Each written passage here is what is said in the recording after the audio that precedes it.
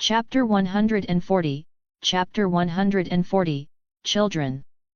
When Shinji Hirako looked down, he sucked in a sharp breath. Masatsuki Aozaki turned his gaze toward the field, only to be met with a warm, gentle smile, one that carried a faint trace of provocation. Interesting. Masatsuki murmured, his tone laced with meaning. Unlike Shinji, he had no intention of exposing Aizen. First, words alone meant nothing. Yamamoto might not even believe it. Second, he understood Aizen's strength. Aizen wasn't Yamamoto's match, but unless the old man was willing to destroy the world in the process, taking him down wouldn't be easy either. Third, Masatsuki himself was too deeply entangled with Aizen. If certain things came to light, knowing Yamamoto's rigid nature, the old man might decide to clean the house. Aizen could always escape. Masatsuki? Not so much. So, in that regard, he agreed with Shinji. Yamamoto was indeed stubborn. The other captains, unaware of the thoughts running through Masatsuki and Shinji's minds, simply watched the scene unfold with intrigue. Despite Aizen's arrogance, ruthlessness, and his countless murders, not to mention his ambition to overthrow Seireitei's order, most people still saw him as a model Shinigami. Masatsuki could only admit one thing when it came to acting: he had a lot to learn from Aizen. The man could effortlessly charm young Shinigami, turn them against Seireitei, and even after everything, some still worshipped him. If Aizen weren't so obsessed with overcomplicating things, he would have been an undeniable candidate for Captain Commander once Yamamoto stepped down. If you make it to the top, what's left that you can't do? Masatsuki mused, watching Aizen's confident stance. A lone genius unable to tolerate being beneath a group of incompetent fools once your goal is achieved. Taking a deep breath, Masatsuki smirked, as if he had seen right through everything. And now, you're stepping up to become a captain. What changed your mind? Well, I suppose if used correctly, a captain's authority can go a long way. Good luck. Masatsuki knew Aizen had never stayed in the 5th Division as a lieutenant out of duty. It had always been a game. He was simply passing time, waiting to see when Shinji would finally uncover his true nature. Now, though, something new had piqued his interest. After all, he is someone who could shave Shinji Hirako's head bald just for fun.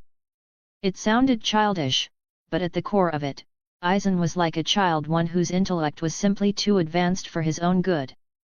His extraordinary abilities set him apart from others, and his superior intelligence allowed him to see far beyond the surface of things. It was as if he stood alone in a world far older than what ordinary souls could perceive, a solitary child crying into the void. His mind was too sharp, too keen, and in the grand illusion he saw, he was always alone. Yet, the very fact that he could feel loneliness proved something important: he was still human. A social creature by nature. People could only grow through connections with others. No matter how far Aizen distanced himself, at his core, he was just a lonely child longing for companionship. Looking back at his actions in another timeline, Masatsuki could see it traces of childish defiance, masked by grandeur. Aizen looked at Masatsuki Aozaki's smiling expression and felt an unprecedented sense of joy. So, you understand me? As expected, we are the same kind of person. Under the watchful eyes of the crowd, Aizen let out a slow breath and stepped forward to face Kensei Maguruma. Your name is Aizen, right? Shinji Hirako's lieutenant, Kensei suddenly spoke. I heard you're not even 200 years old, yet you've already mastered Bankai. Not bad. For Shinji Hirako's sake, I didn't really want to hurt you. But since the Captain Commander has ordered it, I won't be holding back. His tall, muscular frame exuded raw strength, making him seem overwhelmingly dominant compared to the seemingly frail Aizen. The lieutenants watching from the sidelines swallowed nervously. Kensei stared straight at Aizen, as if expecting some sort of reaction. However, Aizen didn't display the slightest hint of fear, contrary to Kensei's expectations. The young man, his 5th Division armband neatly tied around his arm, simply gazed at him in silence. "I'll take this exam seriously, so please don't hold back, Captain Maguruma." Kensei was momentarily taken aback. There was something unsettling about Aizen's calm demeanor, something that made even him feel a slight sense of pressure. On the high platform, Shinji Hirako narrowed his eyes, carefully observing their every move. If Aizen showed any sign of overstepping his bounds, Shinji would immediately come up with a dozen reasons to prevent him from becoming captain. But the problem was, despite sensing Aizen's dangerous nature, Shinji had no concrete understanding of his true strength. If Kensei managed to defeat him and declared that Aizen had failed the exam, Shinji could use that opportunity to sway the captain commander's judgment. Yamamoto, oblivious to the scheming minds around him, gave Chijiro Sasakaiba a nod. Raising his voice with the aid of Ryutsu, Sasakaiba ensured that everyone in the audience could hear as he announced, "Let the captain's exam begin." Kensei's gaze sharpened. Pulling open his shirt, he revealed the 69 tattoo on his abdomen before unsheathing his Zanpakutō and stepping into a combat stance. His grip tightened around the hilt, feet firmly planted, and with explosive speed, he lunged straight at Aizen. Seeing this, Aizen simply lifted his hand, drawing his Zanpakutō with a smooth motion before swinging in a single, fluid strike. Kensei's eyes widened. There was no way to dodge, it was too fast. His only option was to turn his blade sideways and block the attack head-on. Bang! The moment their blades met, a tremendous force surged through Kensei's sword like a tidal wave, momentarily startling him. He hadn't expected such power from someone with Aizen's slim build, yet the young man was matching him blow for blow without faltering. However, Kensei wasn't so easily shaken. With just a slight tremor, he quickly regained his footing. But Aizen didn't give him a moment to recover. The instant his first strike connected, he followed up with a relentless barrage, more than 10 rapid slashes in the blink of an eye. Kensei barely managed to parry them, putting all his strength into blocking each attack. Just when he thought he'd created an opening for a counterattack, Aizen suddenly raised his other hand. Ryutsu surged in his palm, whipping up violent gusts of wind. Head number 58, Tenran. A massive whirlwind roared forth like a raging beast, slamming into Kensei and kicking up a thick cloud of dust. Not bad. His Ryutsu was definitely at captain level. But I didn't expect him to actually overpower Captain Maguruma. The captains on the platform exchanged glances, impressed by what they had just witnessed. Kensei had been a captain for decades, yet Aizen, as a newly promoted captain, was already managing to suppress him, a remarkable feat. Damn! I'm Shinji Hirako's friend, at least. You really didn't hold back, hey, kid. Despite being at a disadvantage, Kensei still had the energy to joke. Aizen, however, was puzzled. He hadn't had much interaction with Kensei, but based on his research, the man was supposed to be quick-tempered and easily provoked. Yet right now, the tone in Kensei's voice carried a sense of approval, perhaps even satisfaction. Aizen's lips curled into a faint smile. Since Captain Maguruma said to go all out, I wouldn't dare be careless. 40 chapters ahead. Patreon.com/pinksnake. Chapter 141, Chapter 141, The Test Ends. Is it because you just recently learned Bankai and haven't fully mastered your Ryutsu control? Kensei Maguruma grinned widely, thinking it was his duty as a senior to encourage his juniors.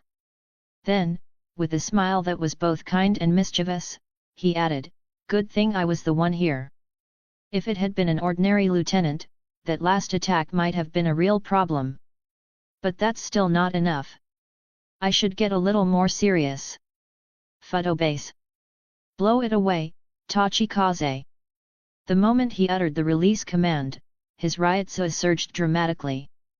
A powerful wave of Ryutsu erupted, forcing many of the watching Shinigami to instinctively take a step back. Wisps of green-blue spiritual wind swirled around Kensei, rising into the air. The katana-shaped Zanpakutō in his hand glowed with a bright green light, slowly shifting into the form of a dagger. As it transformed, gusts of wind spiraled from its blade. When Kensei swung the dagger, the air currents it cut through turned into razor-thin, green-blue wind blades. A shattered piece of earth from the previous battle barely touched one of these wind threads before disintegrating into dust. Even those standing near the battlefield felt a chill at the sight of the threads, an instinctive fear creeping over them, a sensation of death looming just a step too close. Ha! Kaika Suijutsu! Sukaizen let out a slow breath. The tip of his Zanpakutō, Kaika Suijutsu, was pointed downward. Though the blade itself showed no visible change, his Ryutsu suddenly spiked. What's going on? He released his Shikai, but why hasn't his Zanpakutō changed? Some of the Shinigami couldn't help but voice their confusion. There was no visible transformation, nor any discernible ability being displayed. The overwhelming surge of Ryutsu from moments ago now seemed like nothing more than a flashy distraction. After a brief pause, a member of the 5th Division spoke up.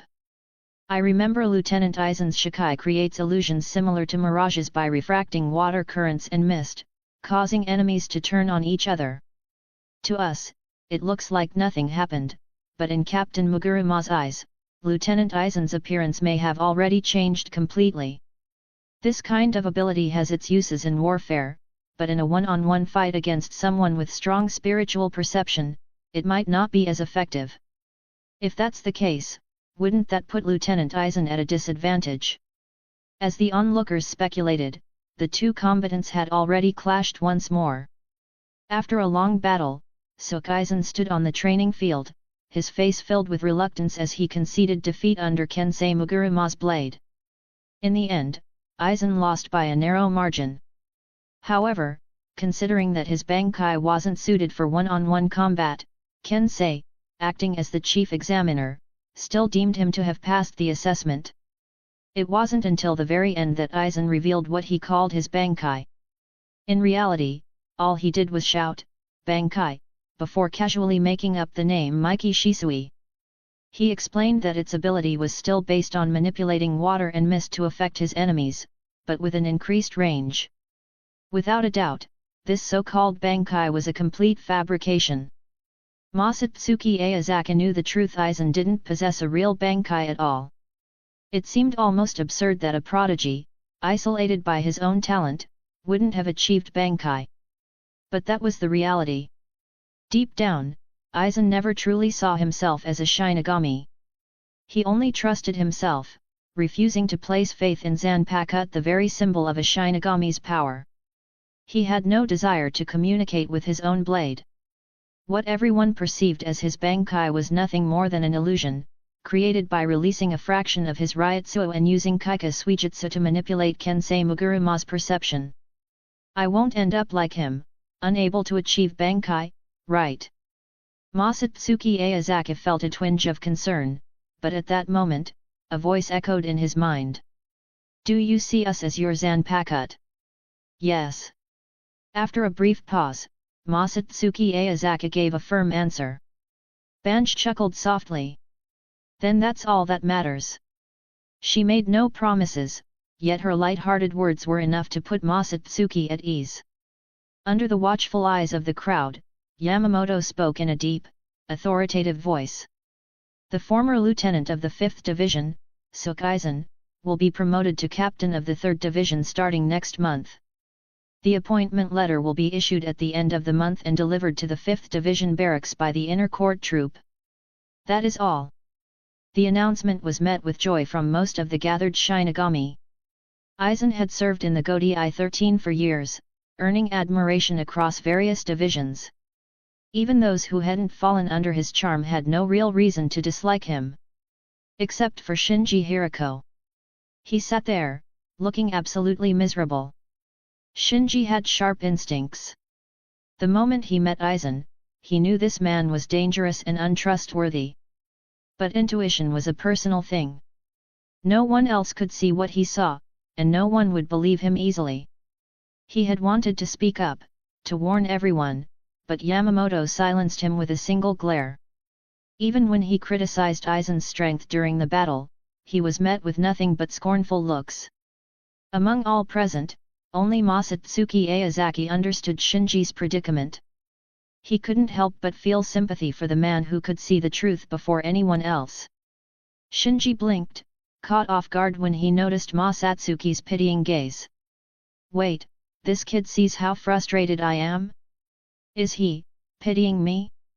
Does this mean he isn't actually some annoying brat, but deep down, he's a kind person? Masatsuki Aozaki simply grinned, waved, and left the first division. When Masatsuki finally snapped out of his amused daze, a small, bronze-skinned beauty suddenly appeared before him. You're grinning like that again, what kind of trouble have you caused this time? Yoryuki Shion teased, her golden eyes sparkling with amusement. I haven't caused any trouble, Masatsuki replied quickly, taking her delicate hand.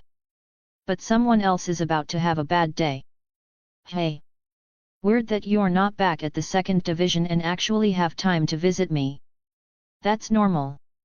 The war's over, and there isn't much work for the Gotei 13 during peacetime.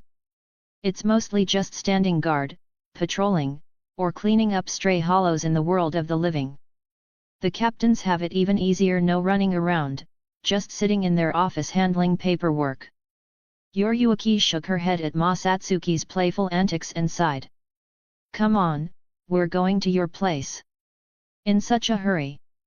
Yoryuki scrunched her nose, her rich, bronze skin making the gesture look particularly mischievous. Where do you think this is going? Don't forget what I promised you. They arrived at the noble district, finding the entire mansion empty. Only the two of them remained. Even the craftsmen responsible for renovating the Aozaki estate were gone. With the Senkaimon complete, there's no reason for them to stay. This is your home, after all. It wouldn't be appropriate for them to linger, Yoryuki said, glancing around the courtyard. A vast area near the mountainside had been transformed into a grand gate-like structure. Massive white stones were meticulously arranged in an orderly pattern, and in front of the entrance stood two towering wooden pillars that seemed to pierce the sky. This Senkaimon is the Shion clan's crowning achievement, combining the functions of a standard Senkaimon and a specialized one, Yoryuki said proudly. It allows travel not only to the world of the living but also to Hueco Mundo. 40 chapters ahead. Patreon.com/Pink Snake. Chapter 142, Chapter 142, Tenshintai. Whoa! So this is a Tenshintai. It's just a prototype, Kisuke Urahara replied, holding an unusual-looking doll in his arms as he answered Masatsuki Aozaki's question. They were in the secret training ground beneath Shihakushō Hill. The doll Urahara had brought was a special spiritual tool called a Tenshintai, an instrument designed to forcibly manifest a Zanpakutō spirit by piercing it with the blade. This prototype can only maintain materialization for about half an hour. I'm planning to develop a completed version that should extend the duration to around 3 days. A Tenshintai can only be used a limited number of times, but there will always be some restrictions. Urahara spoke in a relaxed tone as he carefully placed the Tenshintai on the high platform in front of him. This particular Tenshintai was developed using data from Benihime. I've already tested it once. Now, Masatsuki, let's try manifesting Banch Senran and see if we can actually perceive it. Masatsuki Aozaki nodded and stepped forward. The moment he did, the Tenshintai began to change. Hey! Even Urahara was caught off guard by the reaction. Masatsuki hadn't even unsheathed his Zanpakutō, let alone pierced the Tenshintai with it, yet the Tenshintai was already stirring. Slowly, flesh and skin began forming over the doll's frame, reshaping it into the figure of a human. A moment later, the Tenshintai transformed into a woman dressed in a revealing outfit, her eyes covered by a black leather strap. Hee hee! Ha ha ha! Wow, it's Masatsuki-chan! I've been dying to see you. Did you feel lonely? Hey, were you lonely? Or were you too busy getting all cozy with Yoryuki and just left me behind? Hee hee ha ha ha! Yoryuki, watching the woman whose pale skin peeked through the folds of her all-white kimono, turned to Masatsuki and said. This is my first time seeing Banch Senran, but your inner world is, wow. Honestly, it's too much. A paradise I'd rather not look at. That's not true. My Banch Senran isn't this kind of woman. And there should be two of them. Masatsuki Aozaki frantically shook his head and waved his hands in denial. Banch Senran was supposed to be a pair of stunningly beautiful sisters. This woman was undeniably attractive, but she wasn't them. And if he had to choose between two breathtaking women and just one, well, he already knew his answer. Wait a second. Who are you? And how do you know my name? Masatsuki snapped out of his shock and took a step back, though he already had a feeling what the answer was. At that moment, for some reason, the woman suddenly latched onto Yoriyuki, pressing herself close as she purred. Hee. My name is Urozakuro. This may be our first time meeting, but I already know everything about you. Hee ha ha ha.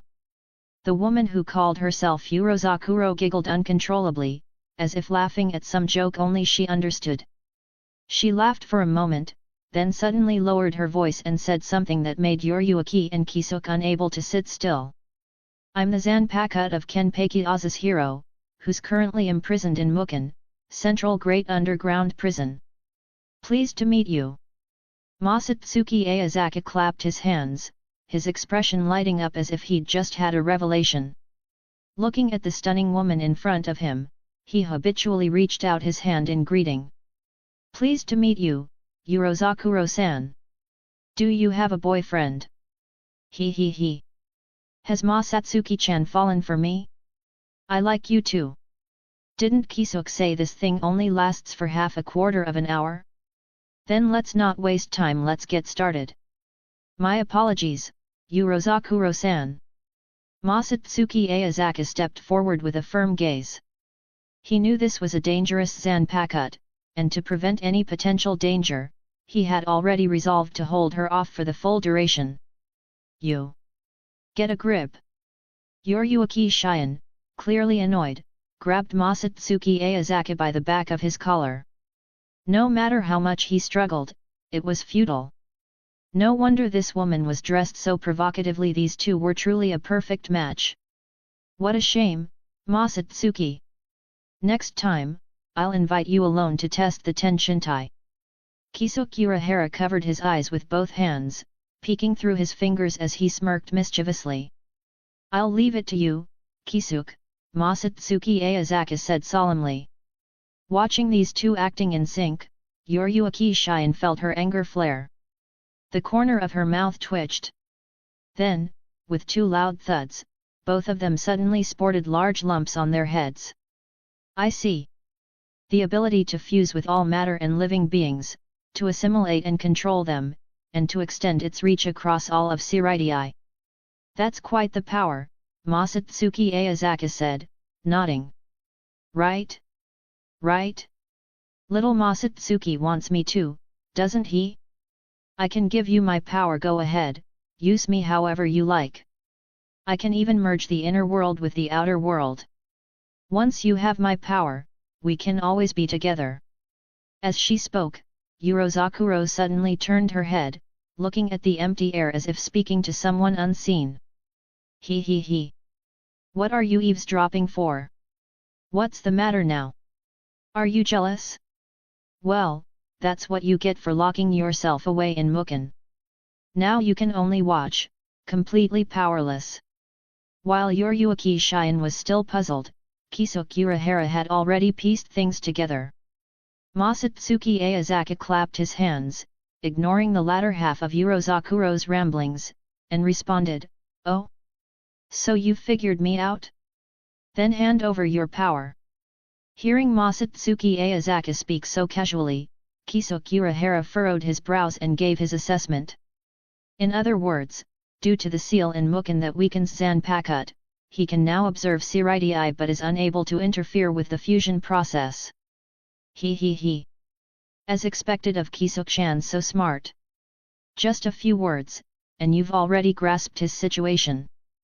Urozakuro giggled, speaking to herself. You really are too much, telling me to get lost. Serves you right for being powerless, forced to just sit there and watch. Isn't this exactly what you hate most, meaningless effort? But, oh well, I forgive you. Because I love meaningless effort the most. Masatsuki Aozaki couldn't see Kenpeki Aozashiro's expression, but he could easily imagine how furious he must be. And honestly, it was understandable. This woman was a real beauty, but she talked way too much, constantly running her mouth about everything. Not to mention, in Kenpeki Aozashiro's eyes, Urozakuro looked exactly like his sister. That alone was enough to kill any charm she might have had. If Masatsuki Aozaki hadn't mentally prepared himself beforehand, and if he weren't exceptionally patient with pretty women, he might have been irritated too. Yoriyuki Shion asked, "So, why are you telling us all this? What's your goal?" Urozakuro licked her lips and grinned. "I want to make that man feel threatened. That's what I enjoy the most." 40 chapters ahead. Patreon.com/Pink Snake.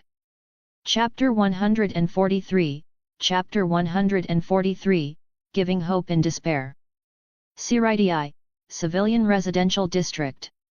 Kagekukaki cut down an enemy, sheathing his Zanpakutō with a sigh. That was the last of the rebel remnants. The war is finally over. His adjutant chuckled.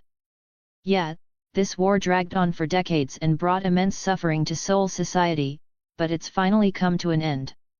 He had noticed how much his captain had changed lately. Ever since befriending the young captain of the 11th Division, he had become noticeably more cheerful.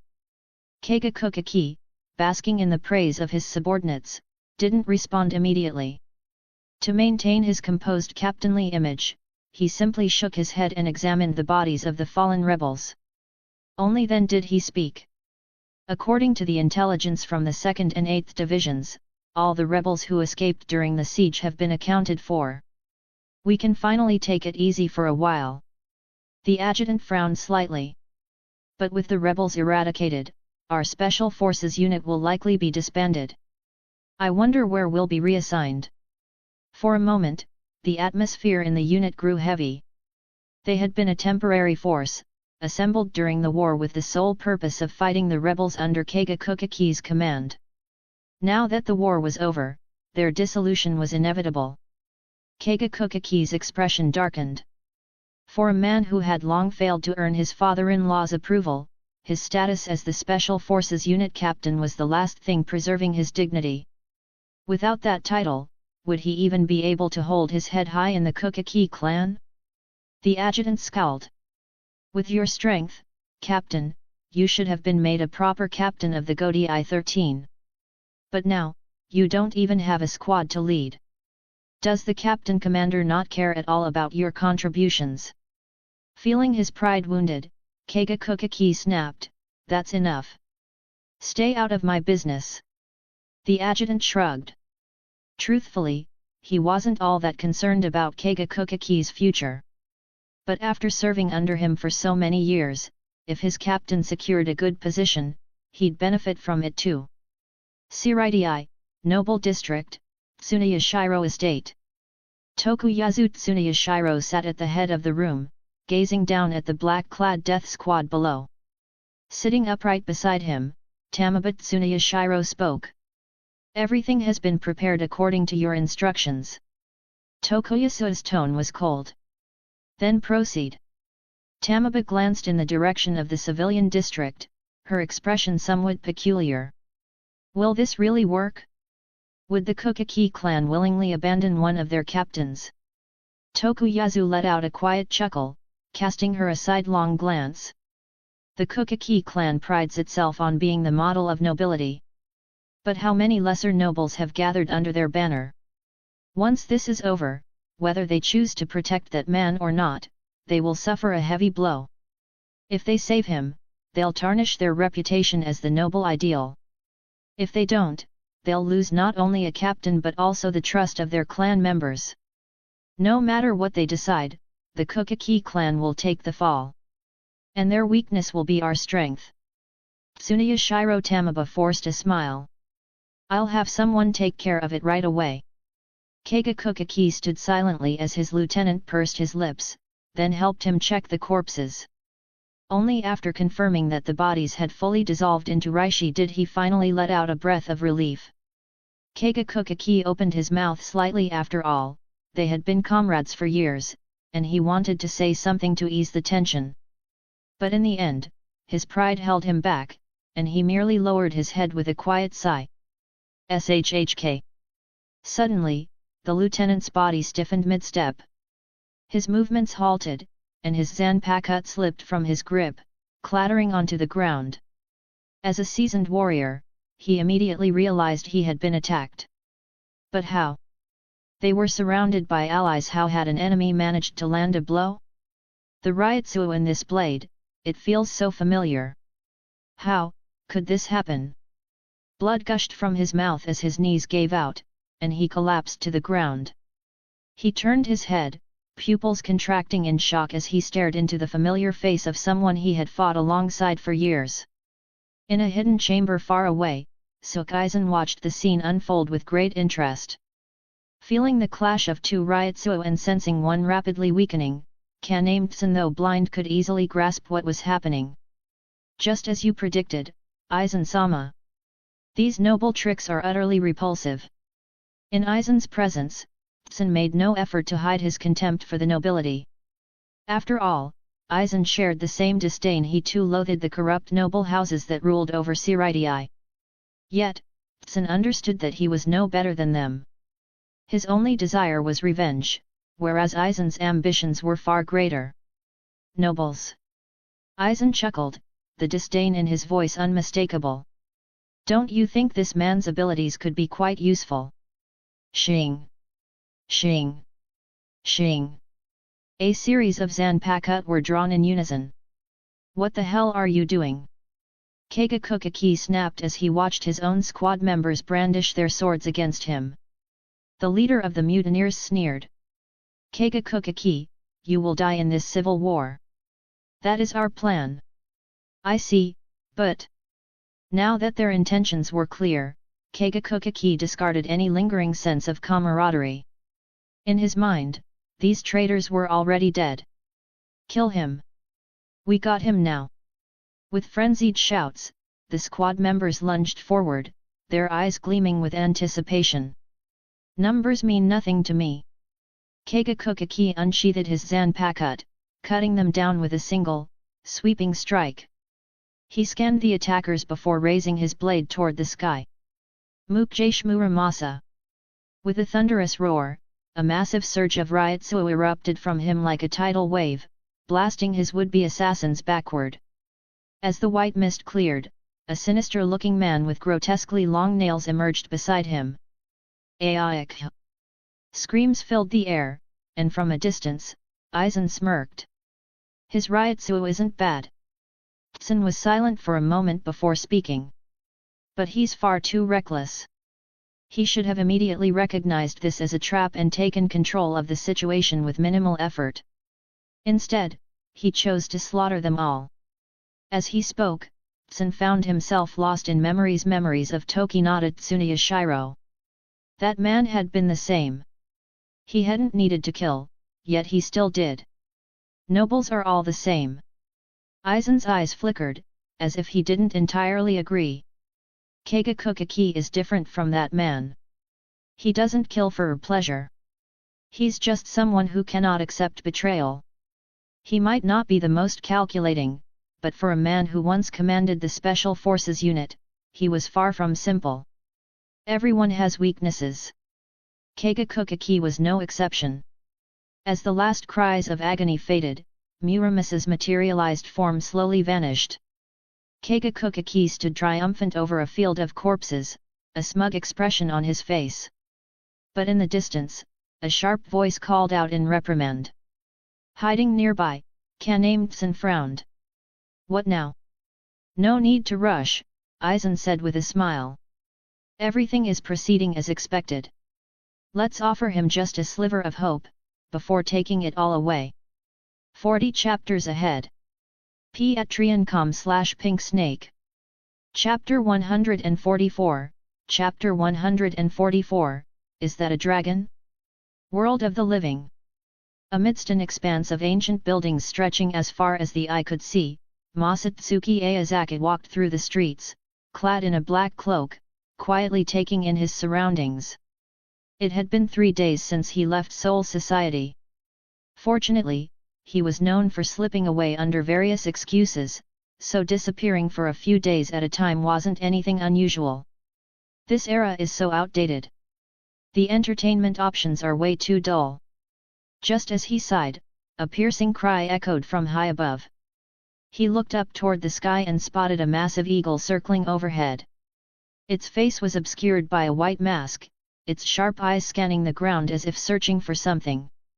It was obvious this was no ordinary bird, but a hollow with considerable ryuryoku. Masatsuki Aozaki smirked. Not bad. It's at least on par with a low-seated officer. The odds of encountering a hollow in the world of the living really are much higher than in Soul Society. Hollows did appear in Soul Society, but it was an extremely rare occurrence. Some were fallen souls who had degenerated into hollows, while others were remnants from past invasions, stragglers left behind when vasto lord-class hollows had once breached Soul Society's defenses. He chuckled but made no further movements, simply standing still, as if waiting for someone. Before long, a figure landed in front of him, dropping to one knee with unwavering reverence. Sephiroth-sama, I've located the hollow's gathering place. You've done well. Masatsuki Aozaki didn't hold back his praise. Keigo. The figure before him was none other than the first substitute Shinigami Keigo Jinjei. Of course, at this point in time, he was still young, and his status as a substitute Shinigami had yet to be recognized by Soul Society. 2 days earlier. After leaving Soul Society, Masatsuki Aozaki returned to this land, one that felt both familiar and foreign to him. His first instinct wasn't to return to his family's estate but to find a Seireitei, a spiritually rich area. The city of Naraki, now beneath his feet, was one such place. There's a fluctuation in Ryotsuo in that direction, Masatsuki Aozaki murmured, gazing into the distance. He strolled casually through the streets, indifferent to his surroundings. Compared to the country's rapidly advancing military, its urban development seemed oddly stagnant, a chaotic blend of old and new structures barely holding together in a fragile equilibrium. Wrapped in his black cloak, he stood atop a large tree, the corners of his mouth curving into a slight smile as he faintly heard the tolling of bells in the distance. The sound reverberated through the night, emanating from a small, Gothic-style wooden church not far away. More than 30 years ago, this country, isolated from the world for centuries, had been forced to open its doors under the overwhelming might of foreign warships and cannons. Western culture and technology had since seeped in, steadily taking root. Among them were churches and cathedrals, symbols of the encroaching foreign influence. Masatsuki Aozaki scanned his surroundings. The church stood beneath the cool glow of the moon, its wooden frame partially collapsed. A hollow, its white mask gleaming ominously, rampaged through the already crumbling structure, tearing apart what little remained. 3 figures stood before it, forming an unlikely trio: a blonde Westerner, a dark-haired young man of Eastern descent, and a middle-aged man clad in a Shihakushō. They faced the monster like warriors standing against a dragon. Is that a dragon? The blonde-haired priest muttered as he gazed at the masked monster before him. Its entire body, apart from its white mask, was a deep green. Its forelimbs were long, while its hind legs were short, and a massive wing membrane stretched between its body and arms, resembling a giant bat. You can actually see that? And where the hell do you get dragon from? That's a hollow, you damn Westerner. The middle-aged man in a Shihakushō stood protectively in front of them, panting heavily. Damn it, why is something this strong showing up here? The fact that you can see us means your ryuryoku is high. Did you draw it here? I don't know. The priest stammered in panic. I have no idea why it's here. I just saw similar creatures back in my homeland. Some people there called them dragons. Don't insult the word dragon with your pathetic winged lizards. The Shinigami grit his teeth, his voice filled with disdain for the Western interpretation of the term. This damn thing has stronger Ryotsu than me. I'll hold it off, you find a way to escape. But the black-haired young man hesitated. What? What could you possibly have to say right now? Do you want to die, kid? The Shinigami's tone was urgent. His Zanpakutō clashed violently against the hollow's razor-sharp claws, producing a metallic screech. He had no time to question why this young man could see him in the first place. The boy clutched the silver cross hanging from his neck and collapsed onto the ground behind the Shinigami. The blonde priest helped him up, attempting to flee only to be run through by a blade.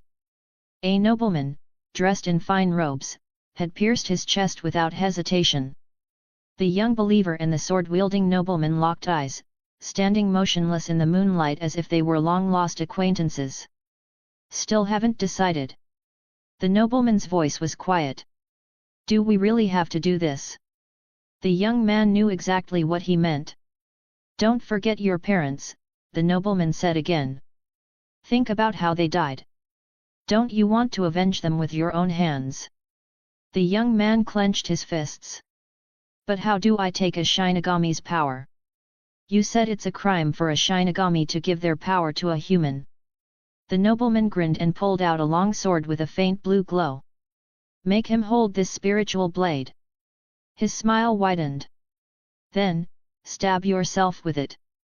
That way, you won't need his permission. While they spoke, the battle raged on.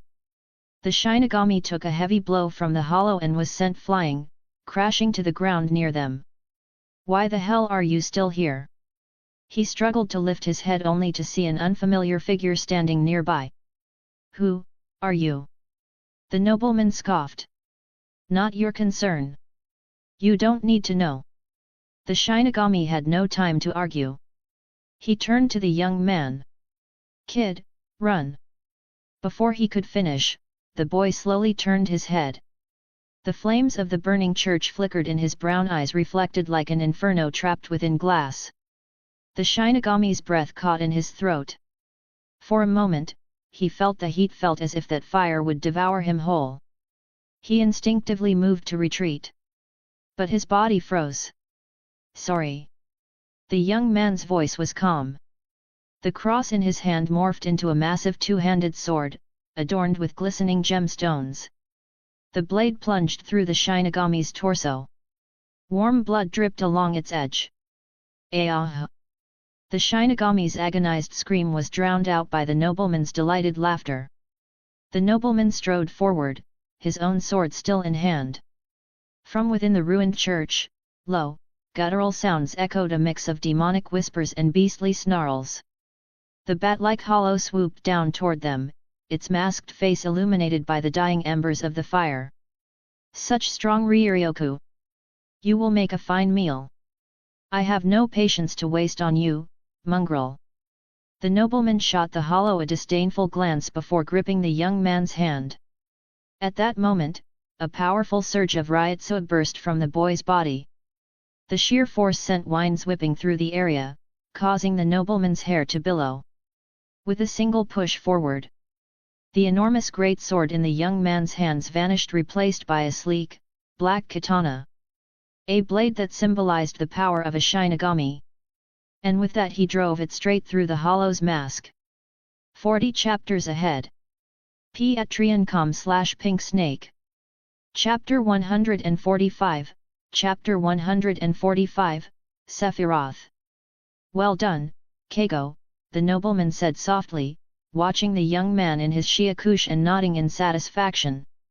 Keigo Jinjai raised the Asachi in his hand, clenched his fist, and felt the power surging through his body.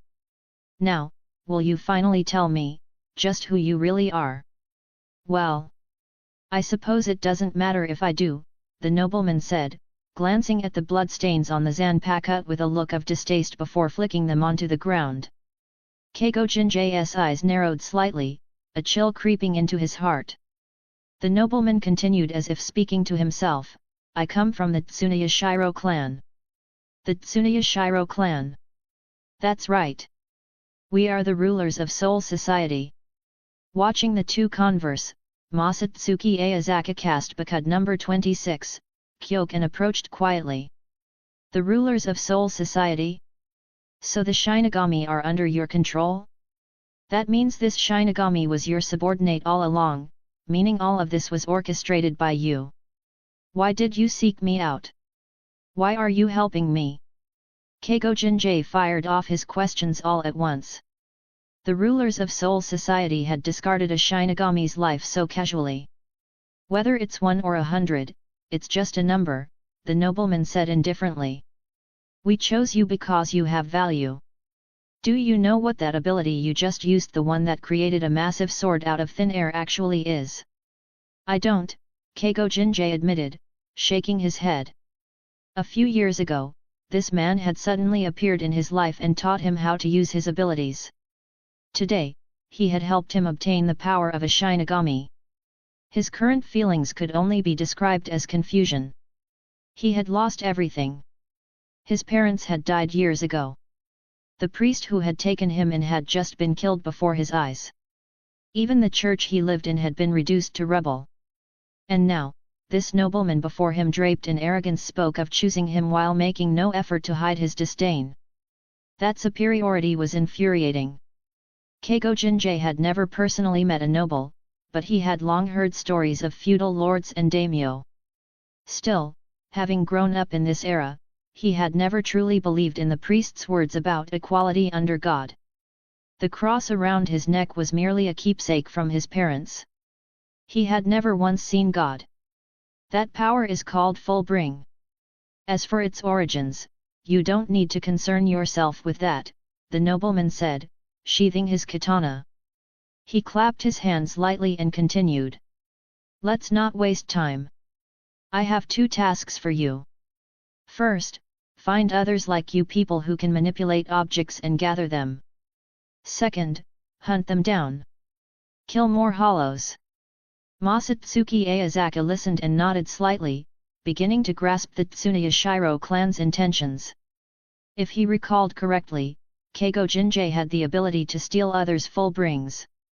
The Tsunoya Shiro clan had likely taken notice of this. And since Soul King fragments could exist anywhere including within hollows, it made sense that they would want to see if Keigo Jinjei could extract them from the creatures. That's all I can tell you. Then, as if to instill fear, the nobleman warned. Don't think for a second you can escape us.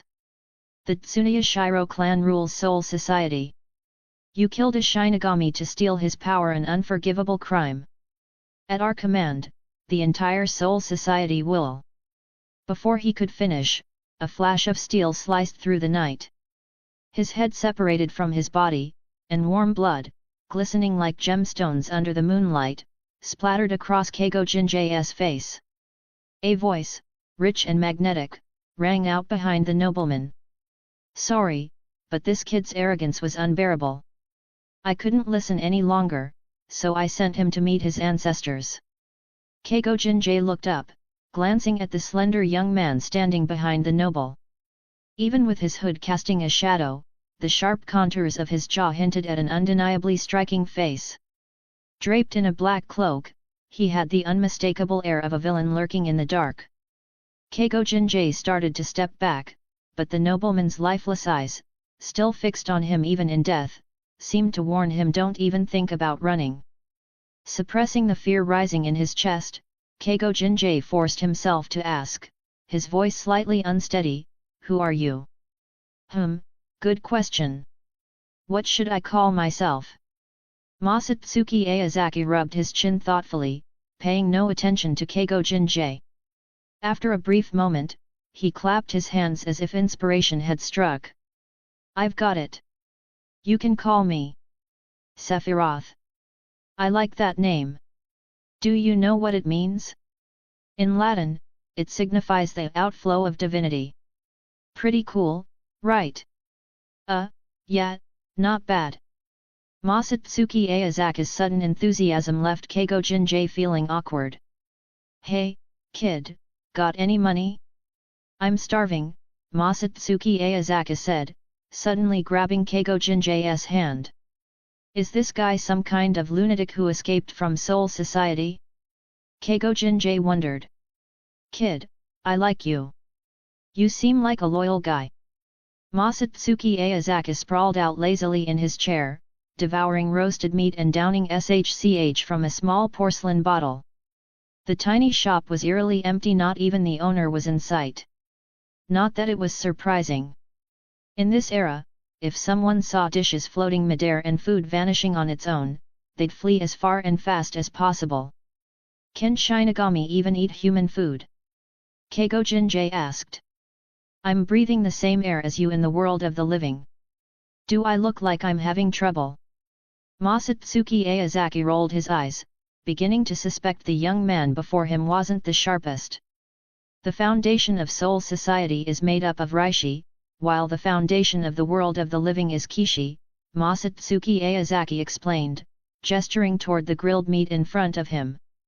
That said, Reishi exists here too, whether in the air, in the food, or even within humans. Keigo Jinjay scratched his head, a little embarrassed. Now that he thought about it, his question was kind of dumb. Deciding to ask something more useful, he pressed on. Why did you kill that man just now? Because I have a grudge against them. But aren't they the rulers of Soul Society? Does that make you a criminal? No. Strictly speaking, I could be considered one of Soul Society's overseers too. Masatsuki Aozaki waved a hand dismissively. That idiot was just spewing nonsense. The Tsunoya Shiro clan has influence, sure, but they don't rule Soul Society. At the end of the day, if you have enough strength, no authority in the world can dictate your fate. Keigo Jinjay fell silent for a moment, then asked the most pressing question on his mind. Why did you bring me here? Are you going to kill me? I'm not going to kill you, Masatsuki Aozaki said with an easy, sunlit smile. Stick with me, kid. 40 chapters ahead. Patreon.com/pinksnake. Chapter 146, Chapter 146, Ajichas. What if I refuse? Keigo Jinjay asked cautiously. The guy in front of him didn't seem reliable at all. Following the Tsunoya Shiro clan was one thing after all, he had spent years dealing with them. But this Sephiroth had barely met him and was already trying to recruit him. Agreeing too easily wouldn't just be humiliating, it would be outright dangerous. I'm not asking you, brat. Masatsuki Aozaki drew his Zanpakutō from his waist and gave it a casual swing. A white, crescent-shaped sword arc slashed past Keigo Jinjay, carving a massive ravine hundreds of meters long into the ground behind him. Cold sweat trickled down Keigo Jinjay's forehead. He swallowed hard, forcing down the terror clawing at his throat. Turning his head stiffly, he saw the destruction behind him, his pupils constricting in shock. A lunatic. This guy is a complete lunatic. He couldn't sense any Ryutsu, so how was he this powerful? Thank God they were in the outskirts. If this had been the city center, how many people would have died from a single swing of that blade? Don't worry, even if there were people around, it wouldn't matter. When someone dies, their soul goes to Soul Society. Life continues as usual, and in a few decades, they'll completely forget about the world of the living. Masatsuki Aozaki suddenly paused, a flicker of realization crossing his face. He had spent a good amount of time in Soul Society, but he had never seen anyone actually lose their memories. Oh well, not important. Snapping back to the present, he fixed his gaze on the young man in front of him. So, what's your answer? I've got things to do here, and I don't have time to waste on you. Or, do you want my next swing to take your head off? Sephiroth-sama. Keigo Jinjay's voice pulled Masatsuki Aozaki from his thoughts and back to the present. The hollow gathering site is just up ahead. They've even used special methods to block Ryutsu detection. Looks like these guys aren't ordinary. Masatsuki Aozaki spread his hands in mock surprise. Well, that's interesting. Then, without hesitation, he stepped forward. Damalo-sama. The Hawkwing Hollow landed steadily inside a chamber enclosed by towering black walls, bowing respectfully to the massive figure looming before it. The being was over 10 meters tall, its pale body resembling that of a gigantic ape. The surrounding hollows bowed in unison, making it clear this hollow, Damalo, was their leader. Damalo nodded slightly, and the dark walls of the chamber began to tremble. A deep rumbling echoed from the ground. The black structure surrounding the hollows wasn't just a fortress, it was made of Jillian, the lowest class of Minos. The Jillians all had identical features: long-nosed white masks reminiscent of clowns, and enormous, cloak-like bodies towering nearly 50 meters tall. From a distance, they looked like a range of ominous black mountains. "Have you found enough Hyryoko souls?" Damalo rumbled, gripping the Hawkwing Hollow in his massive hand. "Not yet, my lord," the Hawkwing Hollow replied carefully. Damalo was not someone it could afford to offend. He was an Aegis class Minos. It was merely a lowly hollow. Forget Damalo himself, even the Jillian under his command could crush it to dust without effort. "Then keep searching. All of you. We need 100 qualified souls. If we fail, we'll all end up on Seireitei-sama's operating table." Damalo roared, slamming a massive fist into the ground, leaving a deep crater. But despite his threatening words, there was no mistaking the fear laced in his voice. Unlike the mindless Jillians, the regular hollows could hear the unease in his tone. They took a deep breath. None of them would mock this powerful Aegis because they felt the same fear.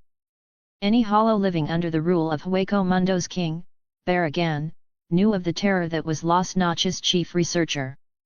Even among hollows, Seireitei's experiments were considered disturbingly cruel, so much so that even their own kind struggled to stomach them. As the hollows brooded over their grim reality, a Jillian suddenly moved. A single careless step crushed a smaller hollow beneath its massive foot. "What's going on? Why are the Jillians getting restless? Someone's invaded our territory. I can sense a Shinigami's Ryotsu." The gathered hollows erupted in a cacophony of noise. "A Shinigami?" Damalo smirked, his tone dripping with mockery. He could sense the Ryotsu of a standard Shinigami, not particularly strong, but strength didn't matter. If they were a Shinigami, it meant they had an exceptional soul. And exceptional souls made exceptional test subjects. Damalo pounded his thick arm against his chest and let out a booming laugh. "Bring him to me alive. Seireitei-sama prefers them that way." "Yes." The hollows responded eagerly. If they could capture this Shinigami, their chances of survival would increase. They still had ambitions. They wanted to evolve.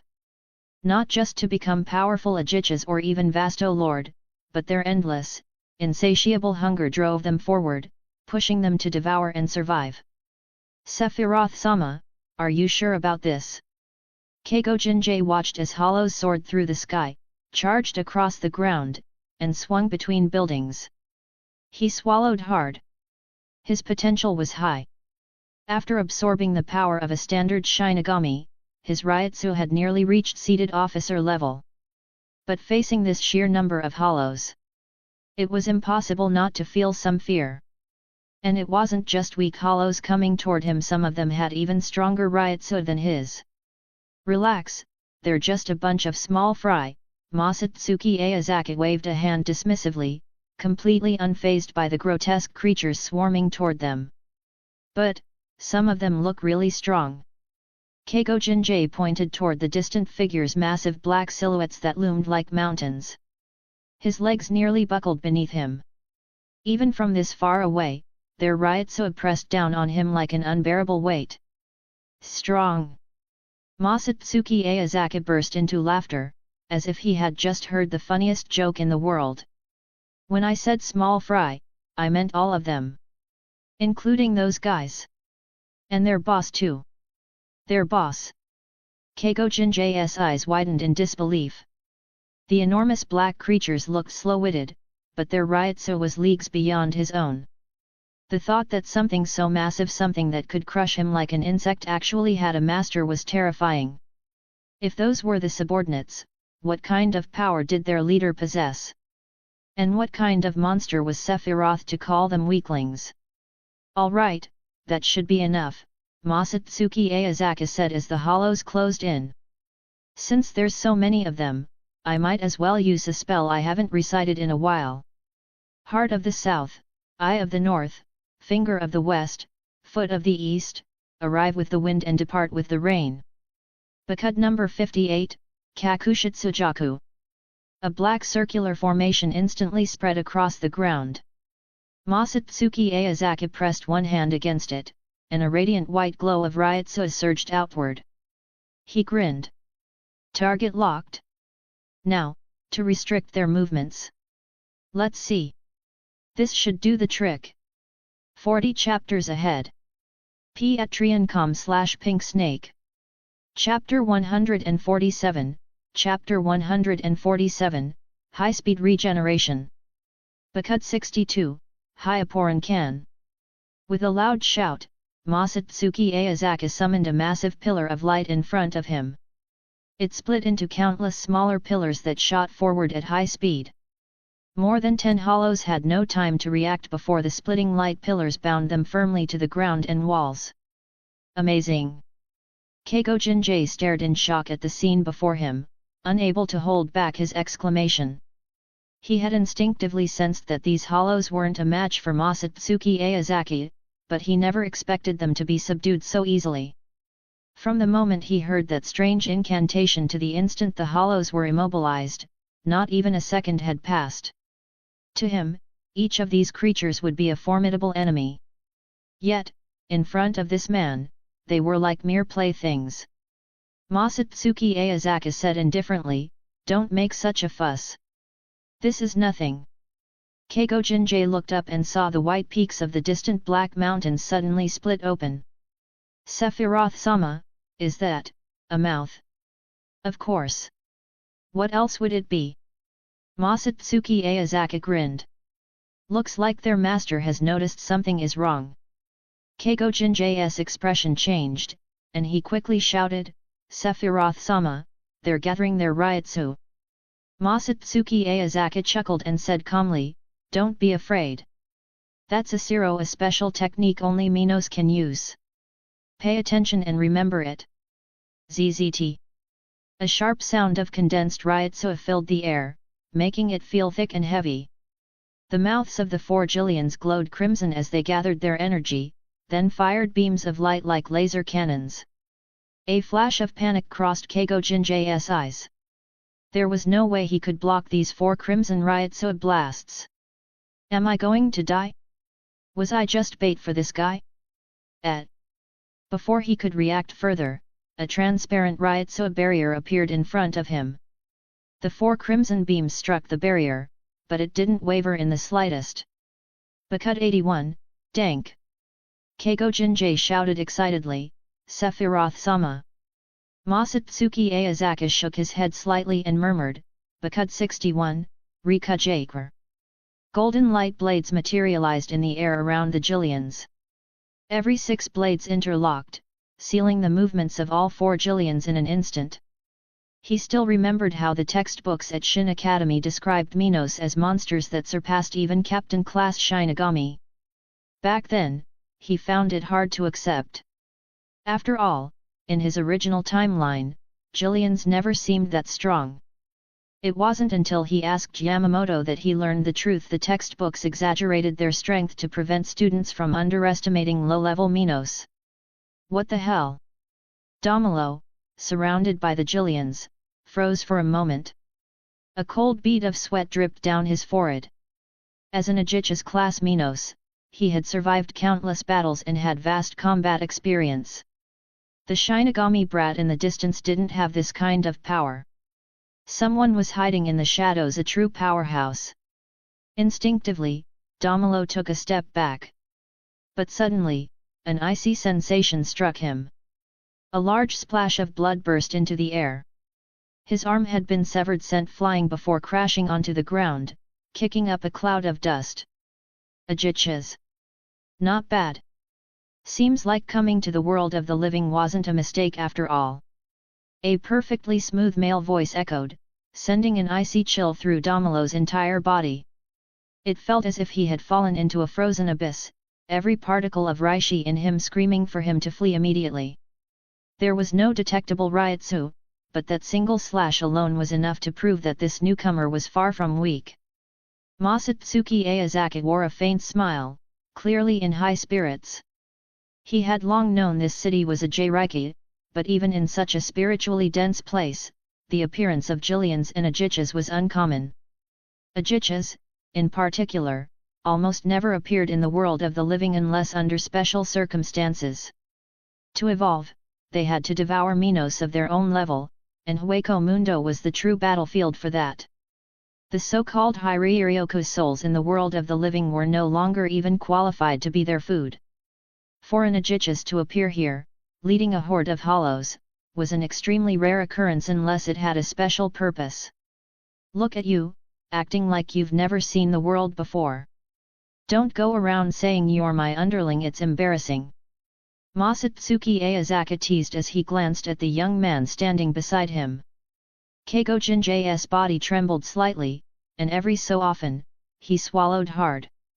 In just 2 days, his understanding of the world had been shattered and rebuilt countless times.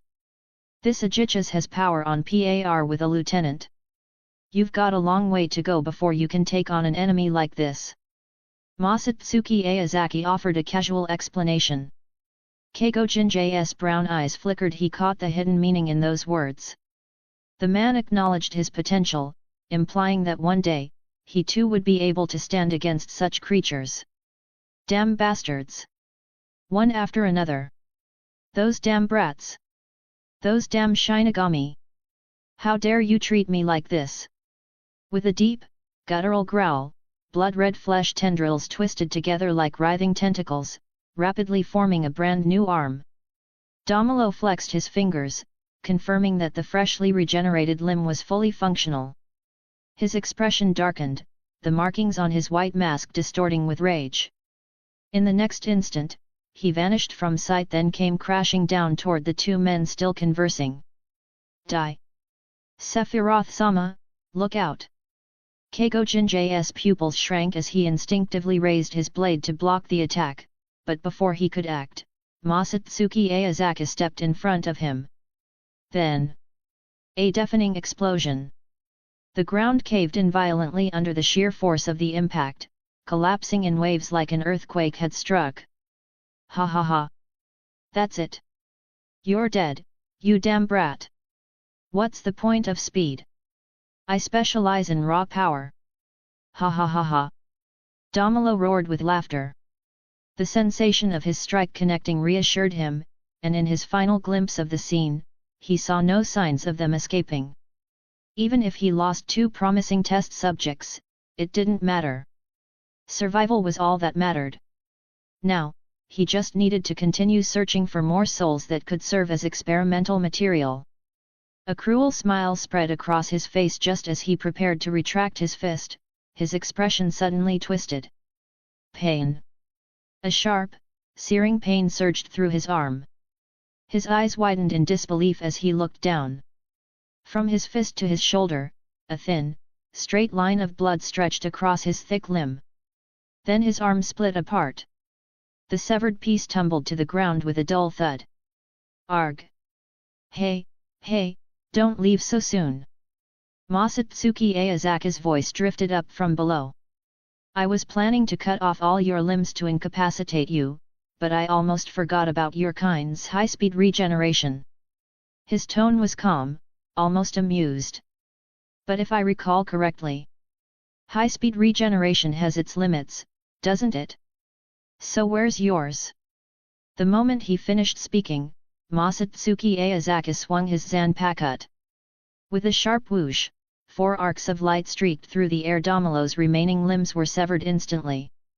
This is impossible. A flicker of sheer terror flashed through Damelo's eyes. As an Ajichas class Minos, he prided himself on his physical strength, his hardened body built for brutal combat. Yet against this man's blade, his supposedly unyielding form was as fragile as paper. "Oh? Looks like your regeneration is slowing down," Masatsuki Aozaki remarked with a grin. Then, without hesitation, he swung his blade once more, slicing Damalo cleanly in half. As Damalo's upper body hit the ground, Masatsuki Aozaki used Shunpo to step on him, extending a hand toward his chest. "Tch. Having to hold back so I don't kill you outright is such a hassle." Regarding Minos and Ryutsu levels, this story follows a structured classification based on the narrative. Jillian, generally classified as 6th level Ryutsu. Ajichas, ranges from 5th to 3rd level Ryutsu. Vasto Lord, ranked between 2nd and 1st level Ryutsu. 40 chapters ahead. Patreon.com/Pink Snake. Chapter 148, Chapter 148, Am I that kind of person? Dare to disrupt our experiment?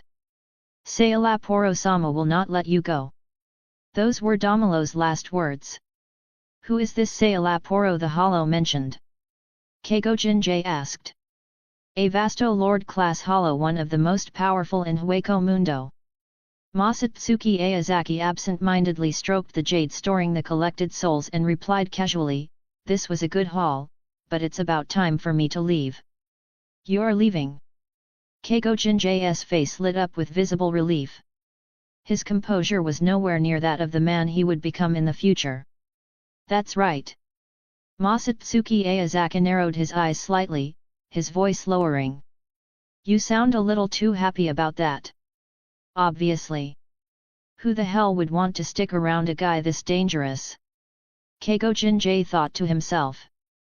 Scratching his head awkwardly, he quickly covered, "No, I'm just surprised you're leaving so soon." Masatsuki Aozaki chuckled. "Oh? So you don't want me to go? Maybe I should stay, then." Keigo Jinjay. Masatsuki Aozaki gazed down the shattered street. The already dilapidated wooden houses had completely collapsed, and as the morning sun began to rise over the city, the land was bathed in an orange glow. He and Keigo Jinjay had spent most of the night here.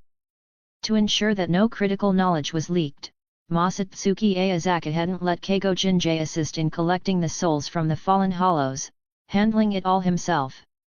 If not for the soul collection, dealing with these small fry wouldn't have taken nearly this long.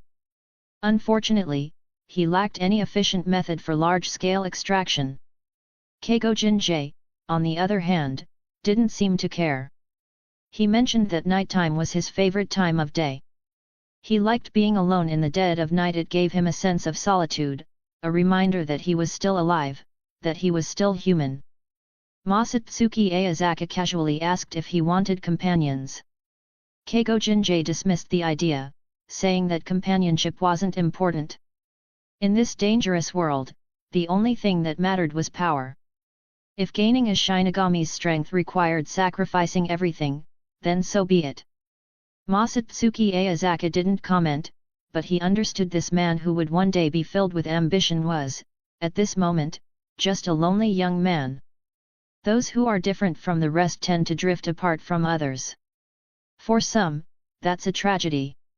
When faced with the death of that priest, the man who claimed that power was everything had clearly been moved. But because he lacked the strength to resist, he had chosen to accept and submit. "Relax, I was just messing with you.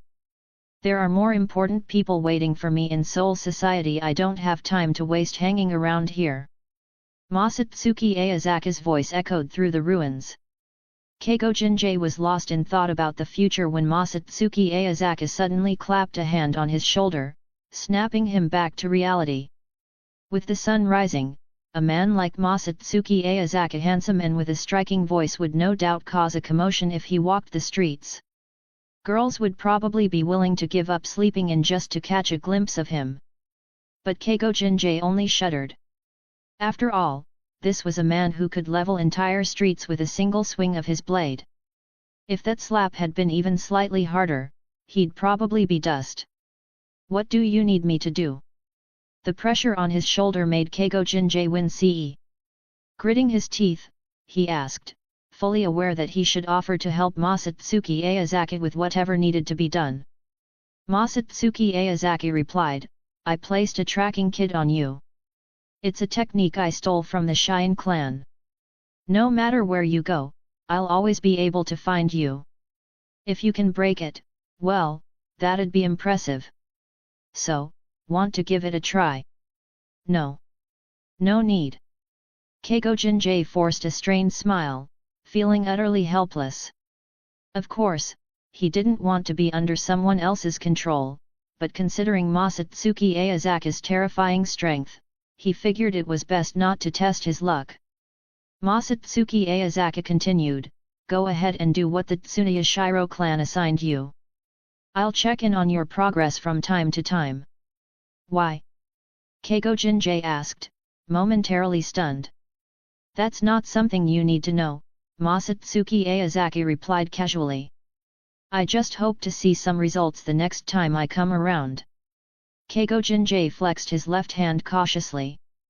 A tingling sensation spread through it, but aside from that, nothing felt particularly strange. When he caught sight of Masatsuki Aozaki's satisfied smile, he felt a wave of relief wash over him. If he had tried to remove the kid just now, this guy probably would have killed him on the spot without hesitation. Oh, right, Masatsuki Aozaki added. I should probably give you a little warning so you don't end up dying without knowing why. What? Keigo Jinjay frowned. The Tsunoya Shiro clan will definitely send more people after you, Masatsuki Aozaki said.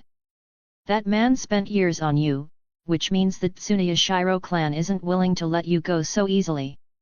Besides, since he came to the world of the living for you, even if the Tsunoya Shiro clan doesn't come looking for you, someone else will come looking for him. Keigo Jinjay felt his heartbeat quicken. So what should I do? He asked hurriedly. Just tell them he was killed by a hollow, Masatsuki Aozaki said offhandedly. That guy was only at the level of a mid-rank seated officer. Against a mindless Jillian, he might have had a chance to escape, but against an Aegis? No way. You don't need to go into too much detail. Just say he ran into a hollow and describe its appearance to them. Those guys aren't all idiots. They should be able to figure out the hollow's level on their own. If they believe you and still want you to work for them, then join them. And if they don't believe me? Keigo Jinjay asked. Then just blame everything on me, Masatsuki Aozaki said confidently. You can't afford to go against the Tsunoya Shiro clan, but I, Sephiroth, have no such concerns. Easy for you to say. But do you dare tell me your real name? Keigo Jinjay kept that thought to himself but felt an odd sense of relief.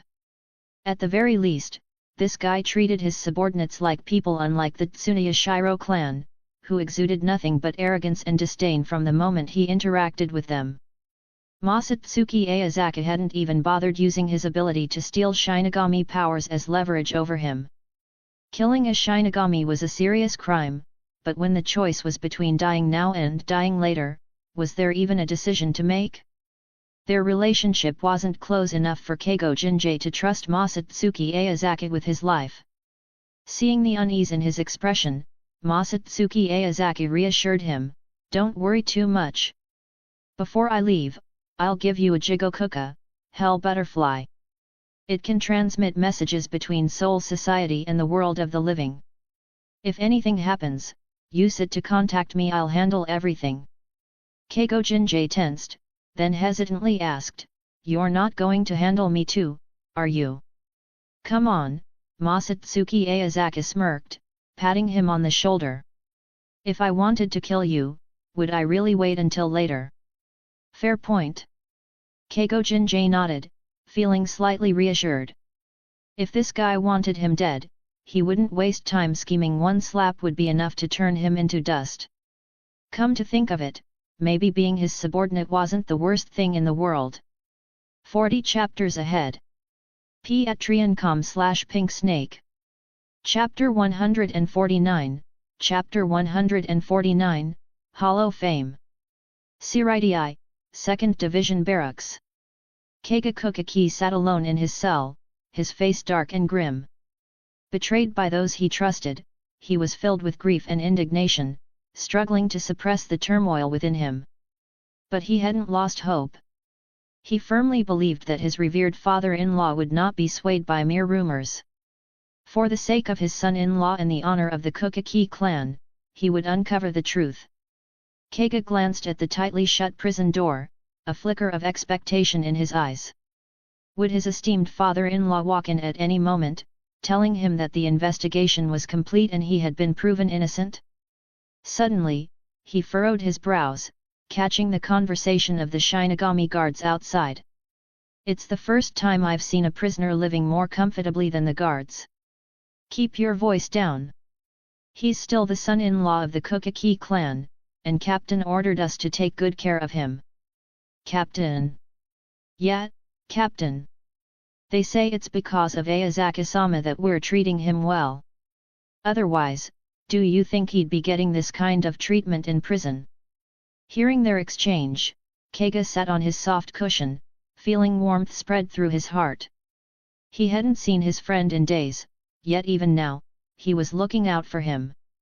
He had truly made the right friend. Kokaki clan estate. Seated in the main hall, Jinrei Kokaki looked exhausted. It wasn't just the investigation into Keiga Kokaki's case that wore him down, it was the pressure from the other noble factions. The Tsunoya Shiro clan and its allies had been relentless, demanding Keiga's expulsion from the Kokaki clan or even his execution. On the other hand, the members of the Kokaki clan and their allied nobles insisted on protecting him. They had spent years by Keiga's side and knew his character well. He could be impulsive at times, but using his comrades' lives as a display of strength? That was simply not something he would do. The claim that Keiga had murdered his teammates felt off to Jinrei. The Tsunoya Shiro clan's sudden involvement was too suspicious. More than that, he knew Keiga's nature. Arrogant? Yes. Conceited? Perhaps. But bloodthirsty? That was utter nonsense. Because of this, Jinrei had no intention of abandoning him. If the other squad members had truly tried to take Keiga's life first, then it wasn't unthinkable that he would have retaliated and killed them all. No matter how you look at it, this was a setup. When will that boy finally learn? Jinrei sighed inwardly. Should I really do as Masatsuki Aozaki suggested and speak with him directly? A lifetime of stubbornness had left him hesitant, but for the first time, his resolve wavered. Allowing Keiga to marry into the Kokaki clan had been his way of acknowledging him. He truly didn't want to see the boy's life destroyed. Clan head, the Tsunoya Shiro clan has gone too far. They dared to frame Keiga-sama this as a direct challenge to the Kokaki clan. We all know Keiga-sama's character. He would never do something like this. Exactly. This is clearly a scheme by the Tsunoya Shiro clan. We cannot let them get away with it. For decades, we've tolerated their arrogance. Are we supposed to keep backing down? We are the model of nobility, yet we allow the Tsunoya Shiro clan to recklessly disrupt the order of Seireitei. If we continue to turn a blind eye, isn't that a betrayal of the Soul King? In the Kokaki clan's meeting hall, the normally composed nobles who always maintained aristocratic decorum were uncharacteristically agitated and vocal. Jinrei Kokaki, seated at the head of the gathering, remained as poised and dignified as ever. His expression was just as serious as usual, his presence alone commanding authority. With a simple wave of his hand, the heated discussion ceased immediately. He understood his clan members. The Kokaki clan prided itself on being the epitome of nobility, but at the end of the day, they were still human. The Tsunoya Shiro clan's provocations had gone unchecked for too long, and resentment had been festering beneath the surface. Now, with Keiga Kokaki's imprisonment, that resentment had finally erupted into full-blown outrage. Jinrei cast a glance at Shun Kokaki, who sat beside him, and asked, "What does the Captain Commander say?" Shun sighed and shook his head. "The Captain Commander has ordered the 2nd, 8th and 10th Divisions to investigate, but so far, there's no progress. Jinrei closed his eyes and thought. Anyone with a keen eye could see what was really going on, but seeing the truth and proving it were two very different things. This was precisely why the Central 46 existed, and why, despite centuries of political maneuvering, Seireitei's order had yet to collapse.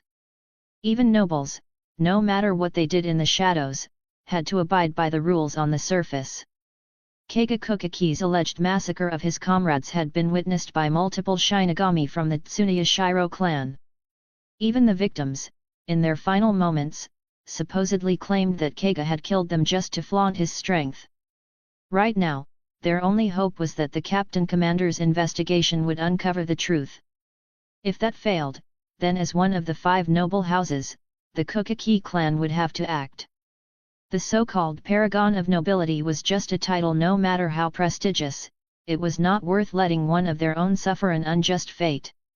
Looking at his impassioned clan members, Jinrei let out a silent sigh. It seemed he had already made up his mind. 1st Division Captain's Office. While the Kukaki clan convened their council meeting, Yamamoto, Yoryuki Shion, Shunsui Kirikou, and Isshin Shiba gathered in the Captain Commander's office, discussing Keiga Kukaki's alleged crime. Shunsui, usually laid back, wore a rare expression of solemnity. In a low voice, he said, "Based on the evidence we have so far, it appears that Keiga Kukaki killed members of the Special Forces unit to show off his strength." Isshin let out a heavy sigh. "That just doesn't sit right. I've been on missions with Keiga. I can't imagine him doing something like that." Yoryuki, after summarizing the findings of the Onmitsuka-des investigation, added, "The Tsunoya Shiro clan has been holding secret meetings lately, and every discussion revolves around Keiga Kukaki. I strongly suspect they orchestrated this themselves." Shunsui instinctively wanted to tease her about daring to criticize the 5 noble houses, but then he remembered the weight of the name Shion and wisely kept his mouth shut. Among the 5 great noble houses, speaking ill of another family wouldn't get you executed, but it certainly wasn't a casual matter either. Yamamoto's deep voice broke the silence. "Do you have any evidence?" "No, but they have a clear motive," Yoryuki replied seriously. "During the war, the rebels lost 5 captain-level combatants." Yamamoto understood immediately. This was a classic case of eliminating a rising power to gain an advantage. Keiga Kukaki was a captain-level Shinigami from the Kukaki clan. His growing influence had naturally put him on the Tsunoya Shiro clan's radar. If the Kukaki clan lost a captain-level fighter, their strength would diminish. Conversely, their rival, the Tsunoya Shiro clan, would benefit from their downfall. The Central 46 is convening tonight. Be prepared. Yamamoto exhaled slowly, his voice carrying the weight of the coming storm. 40 chapters ahead. Patreon.com/Pink Snake. Chapter 150, Chapter 150, Yus Bankai. With the permission of the wise men and judges, Yoryuki Shion, Shunsui Kirikou, and Isshin Shiba soon arrived at the Central 46 Compound's council chamber. Faced with the head of the Shion clan and the head of the Shiba branch family, the administrators of Soul Society, for once, refrained from putting on airs. Even when dealing with ordinary upper nobles, they maintained a rare display of patience. The 3 stood apart. 3 sections of the chamber's floor lit up with white light, while the rest remained in darkness, as if one misstep would plunge them into an abyss.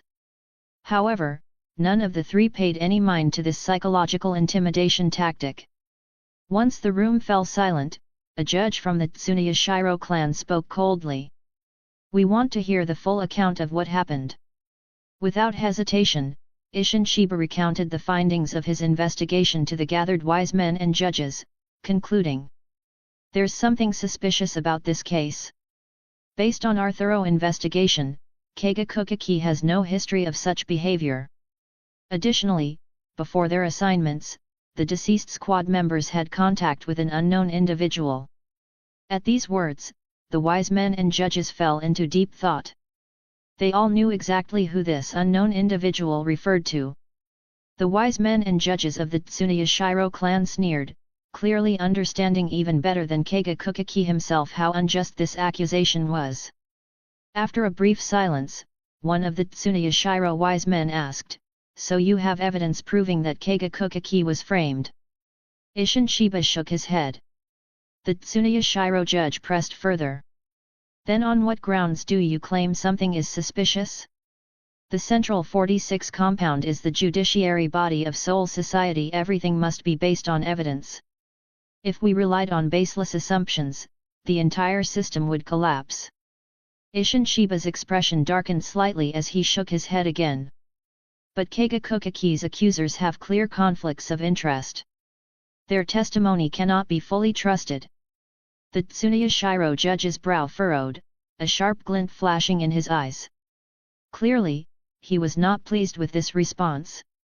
At that moment, a neutral wise man coughed lightly, drawing the attention of everyone in the room before addressing Isshin Shiba. "Is everything you just said the truth?" Isshin nodded firmly. "Of course. All relevant evidence and reports have been submitted to you." A Tsuneyashiro wise man then declared, "In that case, Keiga Kokaki is guilty of murdering fellow Shinigami and should be sentenced to death." At last, a judge from the Kokaki clan spoke. "I disagree. The full circumstances have yet to be investigated. How can we issue a death sentence so recklessly? What more is there to investigate? We don't know if the deceased squad members were deliberately framing him. Nor do we know who they were in contact with before their mission. Does that really matter? How could it not? Are you telling me that an act of framing one's comrade doesn't matter? Do you wise men and judges truly believe that?" The Kokaki judge's challenge brought the chamber to a sudden silence. Of course, it mattered. If accusations of murdering comrades could be thrown around so easily, then who wouldn't be constantly on edge? At that rate, why even hold Central 46 meetings? Just manage everything remotely from sieged Kirin and use KID for communication. Actually, scratch that, better not use KID either. Who knows if someone might claim it was an attack. Finally, the neutral sage spoke up again. "If that's the case, then while it's true that Keiga Kokaki killed his squad members, the witness testimonies are not entirely reliable. In that case, why not follow precedent? Spare his life, place him under house arrest at the Kokaki estate, and seal his Zanpakutō as punishment." The Tsuneyashiro wise men and judges visibly tensed. Follow precedent? Was that a veiled reference to Tokinada Tsuneyashiro? Wasn't this case already decided? Why bring up the past again? Was this never going to end? The judges and wise men of the Shine clan smirked in mockery.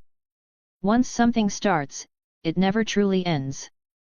Meanwhile, the Kokaki clan's representatives looked equally displeased. On the surface, this seemed like a reprieve, but in reality, it was no different from a death sentence. Anyone could see that Keiga Kokaki had been framed. The so-called neutral faction had clearly sided with the Tsuneyashiro clan. Their goal was obvious: they feared Muramasa's power and wanted Keiga Kokaki's Zanpakutō sealed. The Tsuneyashiro judge responded almost immediately. "I support this verdict. What does everyone else think?" One of the Tsuneyashiro wise men waved a hand. "I agree." One after another, the wise men followed suit. Agreed. 2nd Division Prison. Keiga Kokaki was thrilled when he heard that Central 46 had convened a meeting about his case. In his mind, if the Tsuneyashiro family could get away with murdering a wife, then killing a comrade shouldn't be a big deal, especially when it was self-defense. Creak. The cell door slowly opened. Keiga, who had been waiting inside for a long time, locked his gaze onto the person he had been longing to see, his father-in-law. His green eyes shimmered with anticipation. "Father-in-law, can I leave now?" Keiga asked, gripping the bars of his cell. Behind him, the room was lavishly decorated, a stark contrast to his confinement. "Not yet," Jinrei Kokaki said in a deep voice. "Why? They attacked me first. I was only defending myself. I shouldn't be locked up in here, please, let me out." Keiga looked at Jinrei, desperation laced in his voice. He had had enough of being treated like a criminal. Do you not believe me either? Jinrei sighed, his expression heavy as he looked at the son-in-law he had always regarded as his own. I believe you, he said. But Central 46 has already passed judgment. Your punishment is final 100 years of house arrest. And because Muramasa's abilities are too dangerous, your Zanpakutō will be permanently sealed. Keiga's eyes widened in shock. Without his Zanpakutō, could he even call himself a Shinigami anymore? Would he ever earn Jinrei's approval again? Why? Keiga shouted, his voice raw with frustration. You're too impulsive, Keiga. Jinrei said firmly. The problem isn't you, it's your ability. They're not afraid of you, they're afraid of Muramasa losing control. Keiga lifted his head. What? It's not about me, it's about Muramasa. Jinrei's voice softened, but his words carried weight. Keiga, I've told you before, those with great power must have a strong heart. You rely too much on your Zanpakutō's abilities. Keiga started to protest. But Jinrei cut him off. Why did you use Bankai? I know your strength, and you weren't in a situation that required it, were you? Keiga fell silent. That was the issue. Why had he used Bankai against such weak opponents? Looking back, he had completely lost himself to his anger. 40 chapters ahead. Patreon.com/pinksnake. Chapter 151, Chapter 151, Paying the Price. As he watched Jinrei Kukaki's figure disappear, Keiga Kukaki sat on the floor, his head hanging low in defeat. He couldn't stop himself from sinking into deep thought. After a long silence, he stared blankly at the ground and murmured, "Did I go too far? But, is this really my fault? Why won't Jinrei-sama acknowledge me? If he did, I wouldn't have. You wouldn't have ended up like this, is that what you're trying to say?" A sudden, unfamiliar voice made Keiga freeze. Just then, the prison door creaked open as a Shinigami guard stepped aside, allowing a young man draped in a haori to enter, accompanied by another Shinigami. Sitting in the corner, Keiga kept his hands over his face, seemingly oblivious to their arrival. The young man spoke in a deep, steady tone, a faint smile on his lips. "I know about you, and I know the truth. Do you need help?" Slowly, Keiga rose to his feet, turning his gaze toward the young man. There was something familiar about him, and that white haori made his identity clear. "How do you know? Are you from the Tsuneyashiro clan?" His chest burned with fury. As his anger swelled, a white figure gradually took shape beside him. The young man paused in mild surprise before letting out a chuckle. "What a unique Zanpakutō, but no, we're not from the Tsuneyashiro clan. In fact, to be precise, we're just like you, enemies of the Tsuneyashiro." "Enemies?" Keiga narrowed his eyes. "How can you prove it?" His gaze flicked toward Muramasa, who had now materialized beside him. With a wave of his hand, he scoffed, "Forget it. I'll see for myself." A moment later, his expression shifted in shock. "Muramasa, how is this possible? You were hoping to use your Zanpakutō to read my memories." The young man's voice remained calm and assured. "I'm afraid that won't work." He crossed his arms, his confidence unwavering. "If I've come to you, don't you think I would have already studied your abilities? Now, are you ready to sit down and have a proper conversation?" Keiga let out a long sigh. With a flick of his hand, Muramasa faded from sight. "What do you want to say?" he muttered, resigned.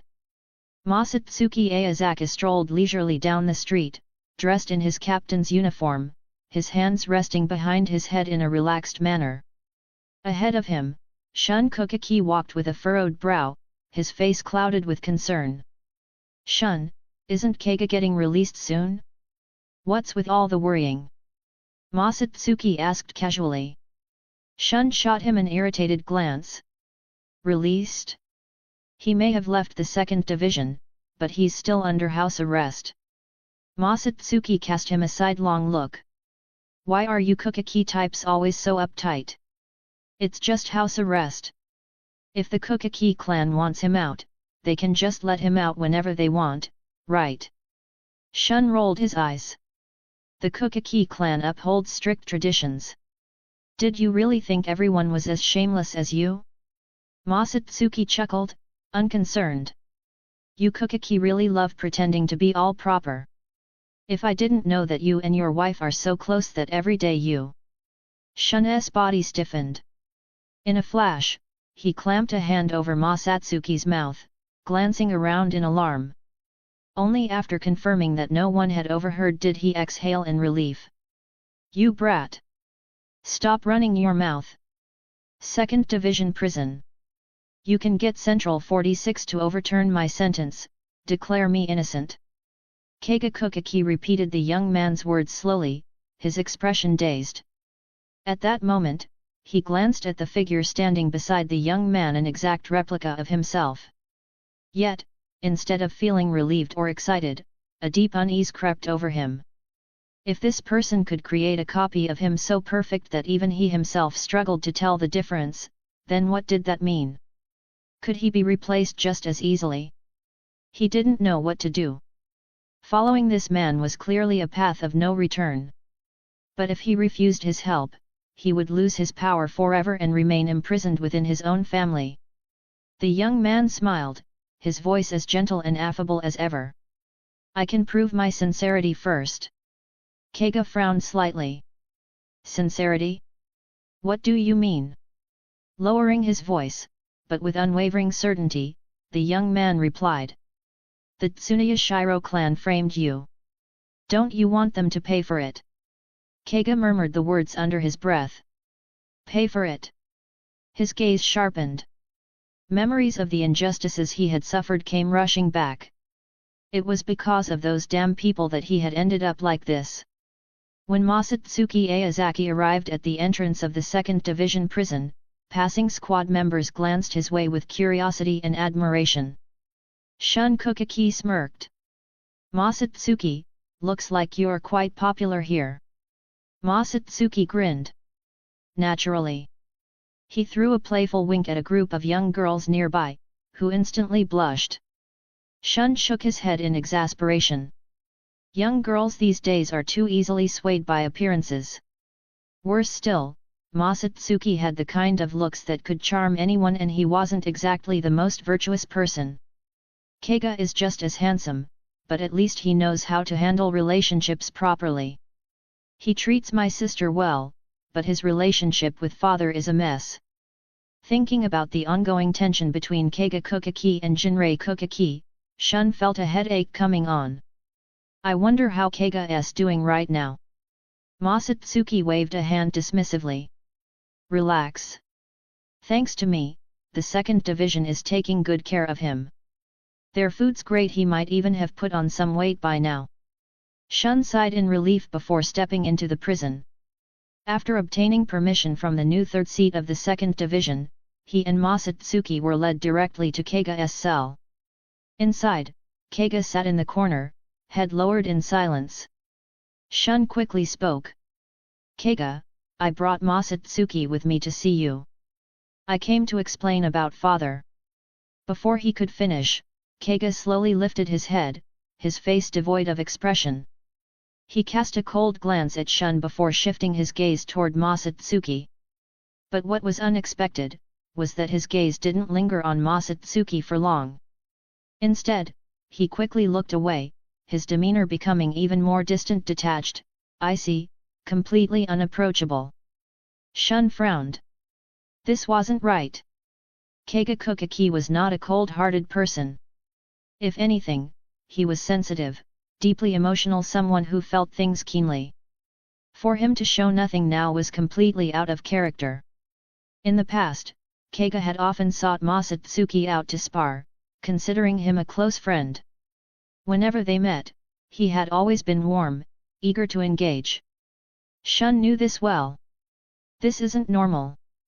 Masatsuki and Shun exchanged a glance, immediately recognizing the same concern in each other's eyes. 40 chapters ahead. Patreon.com/Pink Snake. Chapter 152, Chapter 152, Enemy Attack. Almost simultaneously, Masatsuki Aozaki and Shun Kukaki sensed that something was wrong. Given Keiga Kukaki's personality, if he had suffered such a devastating blow, he would have either lashed out in a fit of rage or fallen into unbearable despair. Yet now, he was disturbingly calm, indifferent to an almost unnatural degree. Shun couldn't help but wonder if Keiga had lost all hope. A deep sense of guilt welled up inside him. He should have stepped in sooner, done something to ease the strained relationship between his father and Keiga. As a former instructor at Shin Academy, Shun had long been aware of the tension between them. But Jinrei Kukaki was a stubborn man, and Shun's subtle attempts at mediation had been completely ineffective. Now, with things at this point, he regretted not addressing the issue more directly when he had the chance. Masatsuki, on the other hand, seemed deep in thought, mumbling to himself. This feeling, it's familiar. Kaika Suijutsu, can you take a look for me? Without hesitation, he grasped the hilt of Banch Senran, silently reciting the release incantation. Leave it to me. A stunning woman, clad in an elegant kimono, floated gracefully in midair. Her robe was adorned with delicate floral embroidery, exuding an air of refined nobility. A single lens monocle perched on her face, adding an enigmatic touch to her presence. Her silky, jet black hair was neatly tied up with an intricate floral hairpiece, enhancing her regal, almost untouchable aura. And yet, Keiga and Shun did not react in the slightest, as if they couldn't see her at all. So only I can see this? Masatsuki mused. Would you like to share this beautiful sight with others? The woman teased, gently hooking a finger under his chin. Not a chance, Masatsuki responded in his mind, without hesitation. The woman chuckled softly. Such a selfish man, but that kind of selfishness is rather attractive. Masatsuki kept his gaze locked on Keiga, who now seemed like a complete stranger. So it really is an illusion created by Kaika Suijutsu. He knew this ability all too well. Shun, still focused on Keiga, spoke softly. Actually, father. Keiga raised a hand, cutting him off. There's no need, Keiga said, his tone emotionless. Jinrei-sama has already spoken to me. I know everything. Go back. I want to be alone. Shun turned toward Masatsuki, as if seeking his opinion. After a brief moment of contemplation, Masatsuki nodded. All right, let's leave for now. Maybe giving him space to think things through will help him come to terms with everything. Shun hesitated, then nodded silently. He said nothing more. The two turned and left, leaving Keiga alone with his thoughts. After parting ways with Shun, Masatsuki didn't linger in the streets. Instead, he headed straight home. Seeing through Kaika Suijutsu's illusion in the prison only confirmed one thing: Sukaisen had already gotten to Keiga Kukaki. Masatsuki had a general idea of what Aizen was after.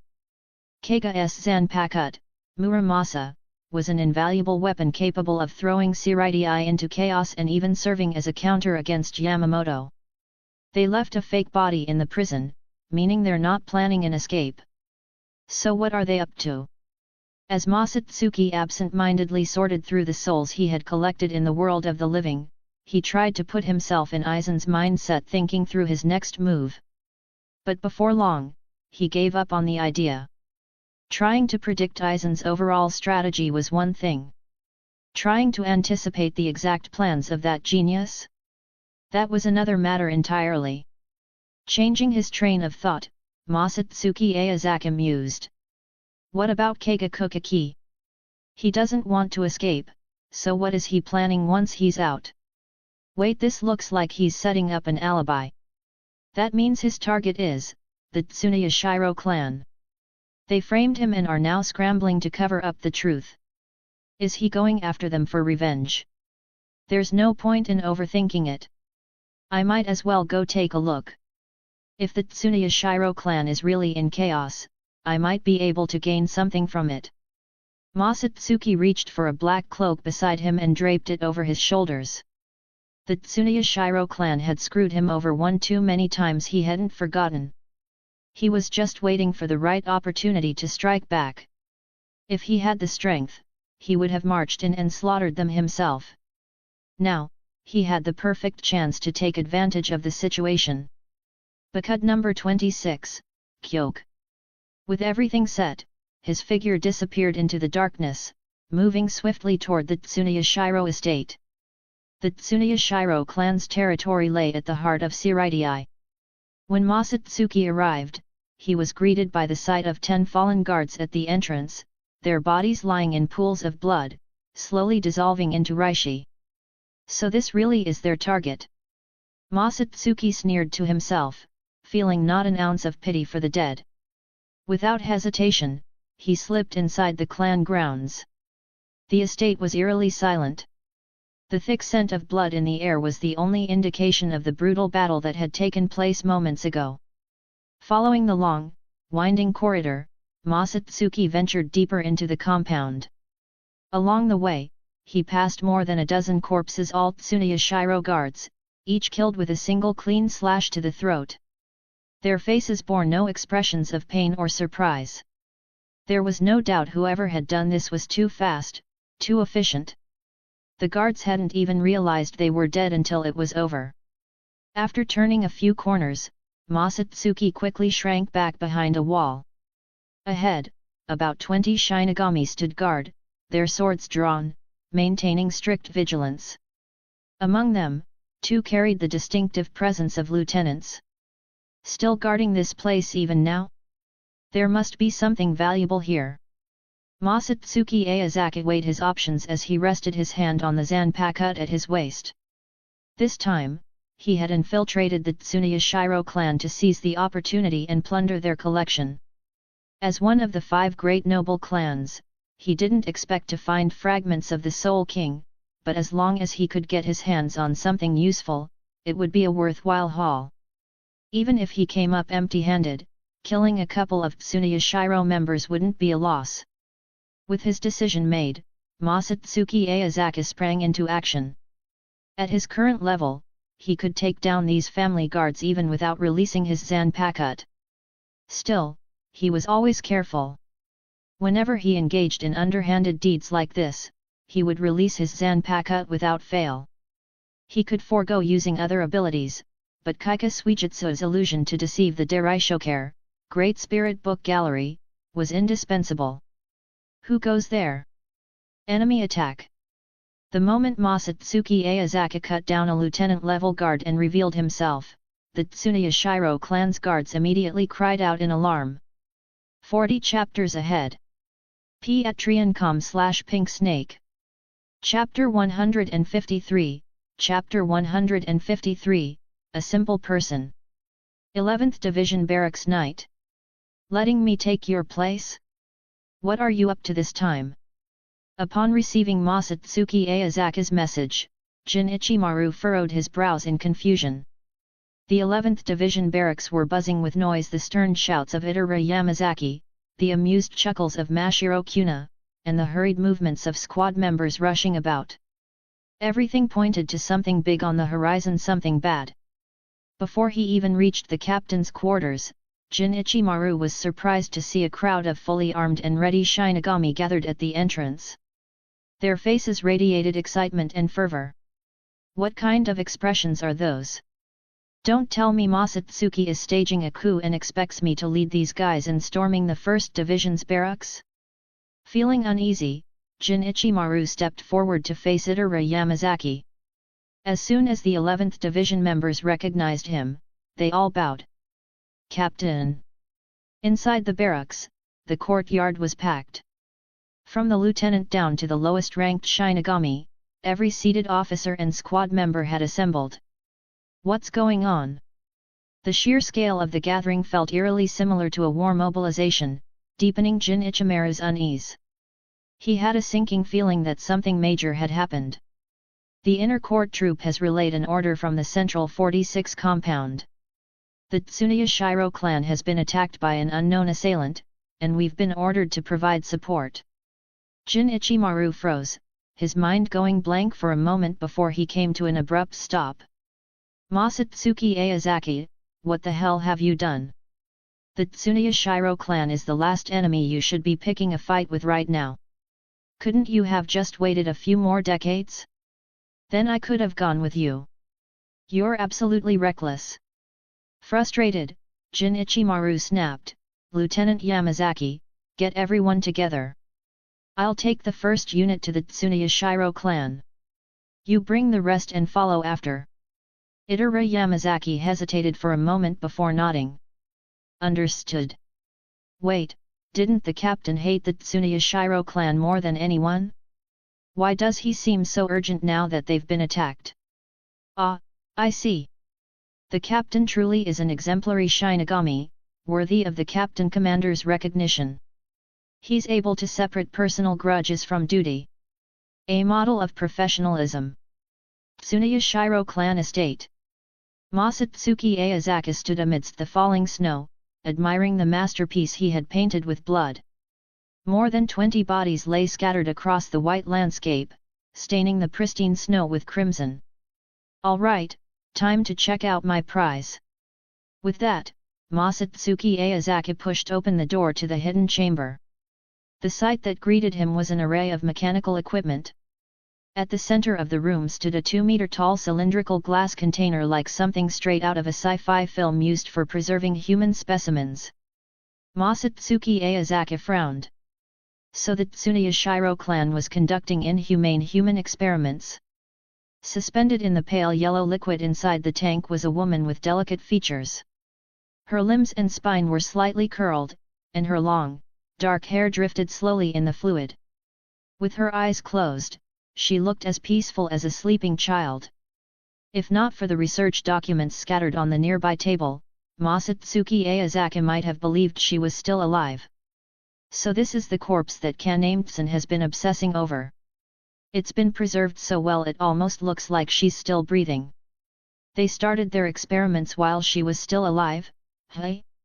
The Tsuneyashiro clan really are monsters. Flipping through the documents, Masatsuki Aozaki clicked his tongue, though he wasn't particularly moved by the tragedy. After all, his own hands were far from clean. Still, I didn't expect to find Kaki here after all these years. Keeping her body intact for this long. I guess the Tsuneyashiro clan had some worthwhile technology after all. I'll be taking it. Without hesitation, he activated the control panel. The yellowish liquid drained from the glass chamber in an instant. The moment the casing opened, Kaki's body collapsed forward. Masatsuki Aozaki stepped forward, catching her in his arms. He gazed at her lifeless form, pausing briefly before letting out a quiet chuckle. "Tsun, don't hold this against me." Green light flickered in his palm as he thrust his hand into Kaki's chest. Tokinata Tsuneyashiro, a member of the Tsuneyashiro clan's branch family, had married Kaki for one reason, because she carried a fragment of the Soul King within her. After she became his wife, the Tsuneyashiro clan treated her as nothing more than an experiment. In some ways, Kaki and Tokinata were similar. One was pure kindness. The other was pure evil. The Tsuneyashiro clan was on the other side. Blades flashed through the air, tracing silvery arcs as they slashed toward the Tsuneyashiro clan members with astonishing speed. Whoosh! Whoosh! Snowflakes were effortlessly swept up by the sword's wind, drifting down onto the crowd, only to melt in the warmth of their blood. Thick clouds of crimson mist burst into the air as deep wounds split open, spraying blood in every direction. Damn Tsuneyashiro clan! Don't run! Die, all of you! Amid the blood-soaked snow, Kagekukaki stood, his Zanpakutō in hand. He let out a manic laugh, his face twisted in a vicious snarl as he swung his blade with relentless fury, as if he would never tire. Who the hell are you? This is the Tsuneyashiro clan. You bastard, do you even know what you're doing? Angry voices rang out from the distant courtyard, but the guards behind them trembled, swallowing hard as sweat poured down their faces. They were at a loss. Scrambling, they drew their Zanpakutō, forming a defensive line under the furious shouts of their captain. Hurry! Protect Inyukai-sama! Kill the intruder! If Inyukai-sama is harmed in the slightest, I'll hold you all responsible. The guard captain, his Zanpakutō at his waist and an armband emblazoned with the Tsunoya Shiro clan crest on his arm, barked out his orders. For those with common surnames, serving in this role was the highest honor. His face was tense with urgency as he shielded the fat, middle-aged man Inyukai Tsunoya Shiro behind him. But, he's too strong. None of us can match him. Shouldn't we retreat and wait for the Gotei 13's support? A young guard blurted out, his voice laced with hesitation. They were merely private soldiers, not the kind of death warriors willing to throw their lives away for the clan. The moment the words left his mouth, the other guards shot him looks of utter disbelief. Realization struck him instantly: this wasn't just any enemy. He had chased them down from the outer perimeter to this very spot. There was nowhere left to run. There's only one enemy. Call in reinforcements from the other guard posts. We need to buy time for the Gotei 13 to arrive.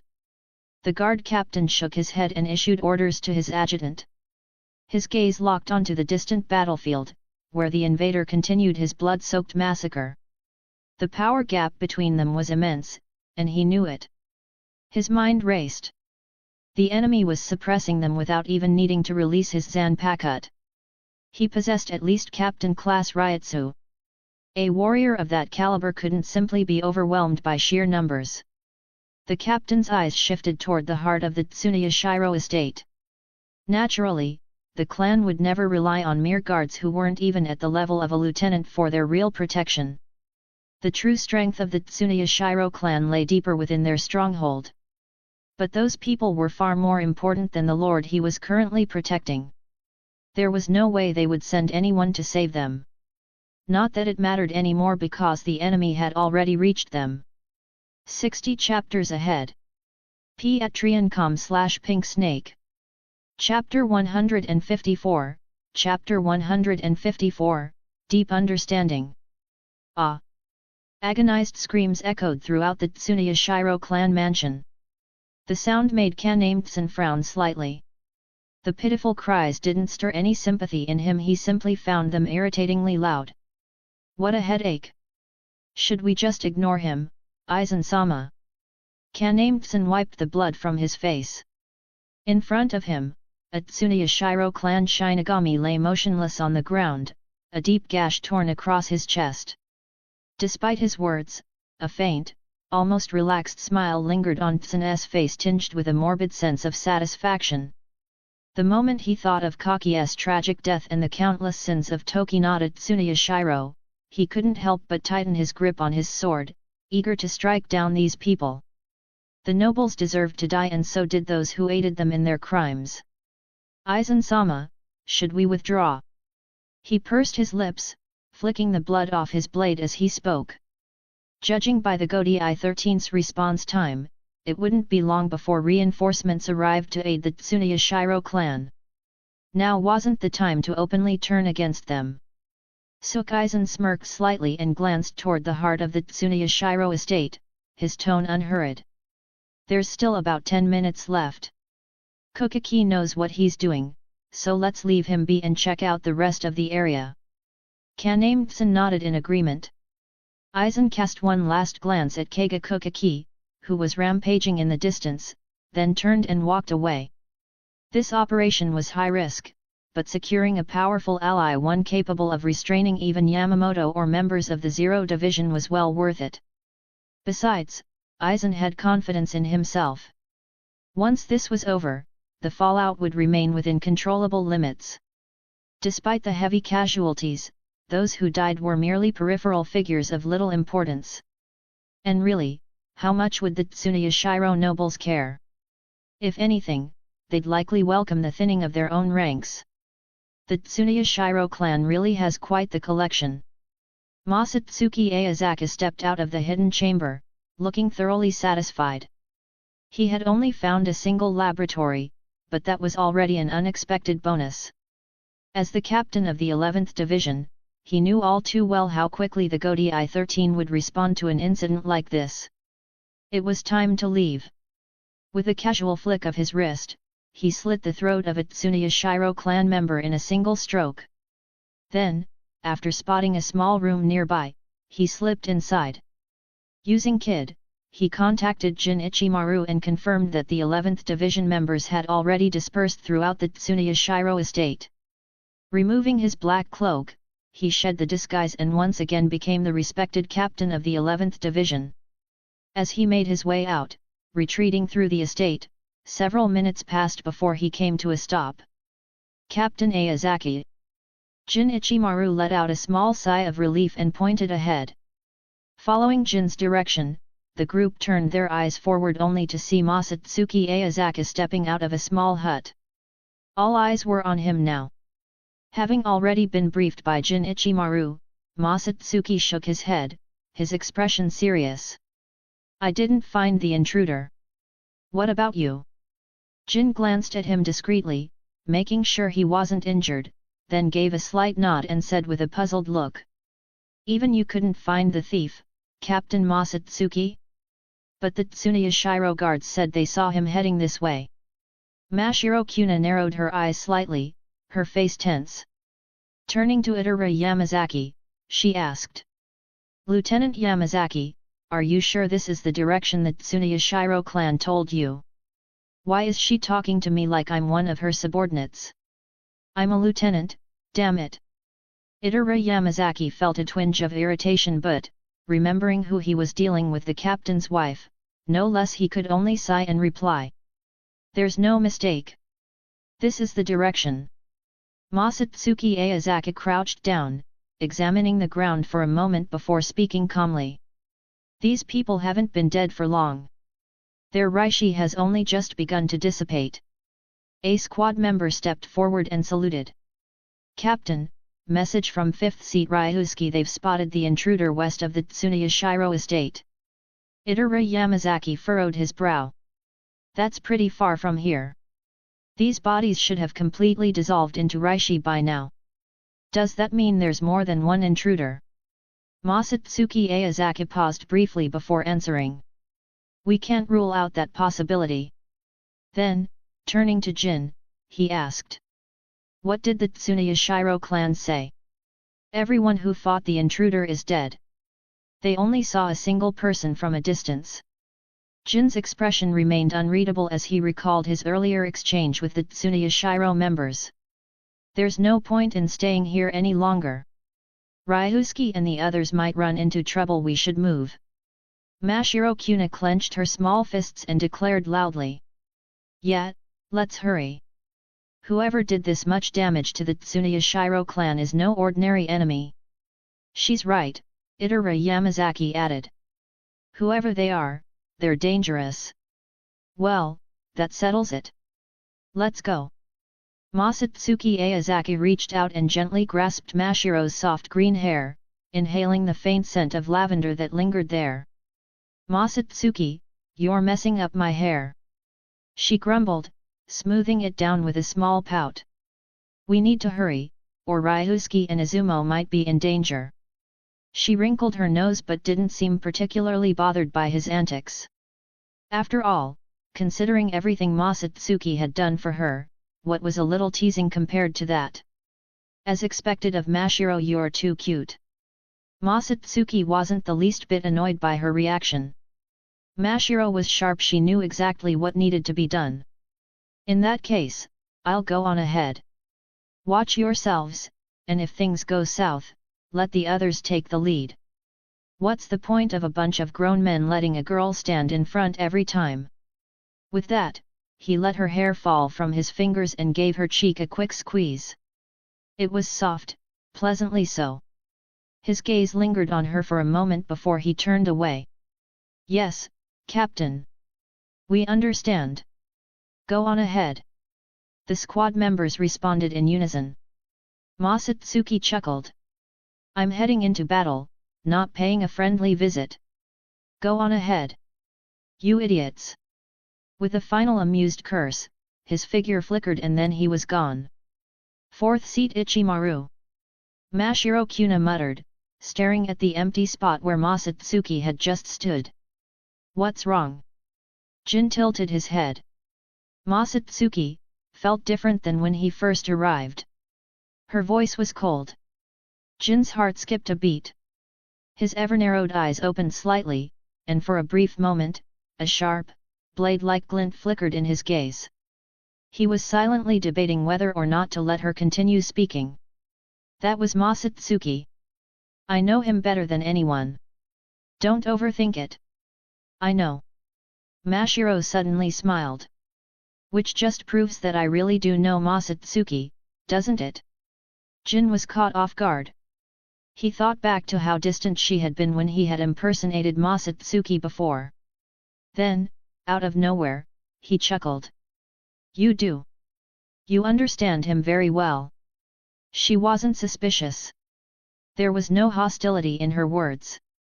At that moment, the two of them seemed closer than before, like comrades in the same trench. 60 chapters ahead. Patreon.com/Pink Snake. Chapter 155, Chapter 155, I've been waiting for you. Boom. Explosions rumbled in the distance, the deafening noise a clear sign of the fierce battle raging on. Masatsuki Aozaki didn't even need to see it to know the 11th Division was fighting hard. As he approached, he was surprised to find that most of the fallen squad members were only incapacitated or unconscious. Not a single one had suffered fatal injuries.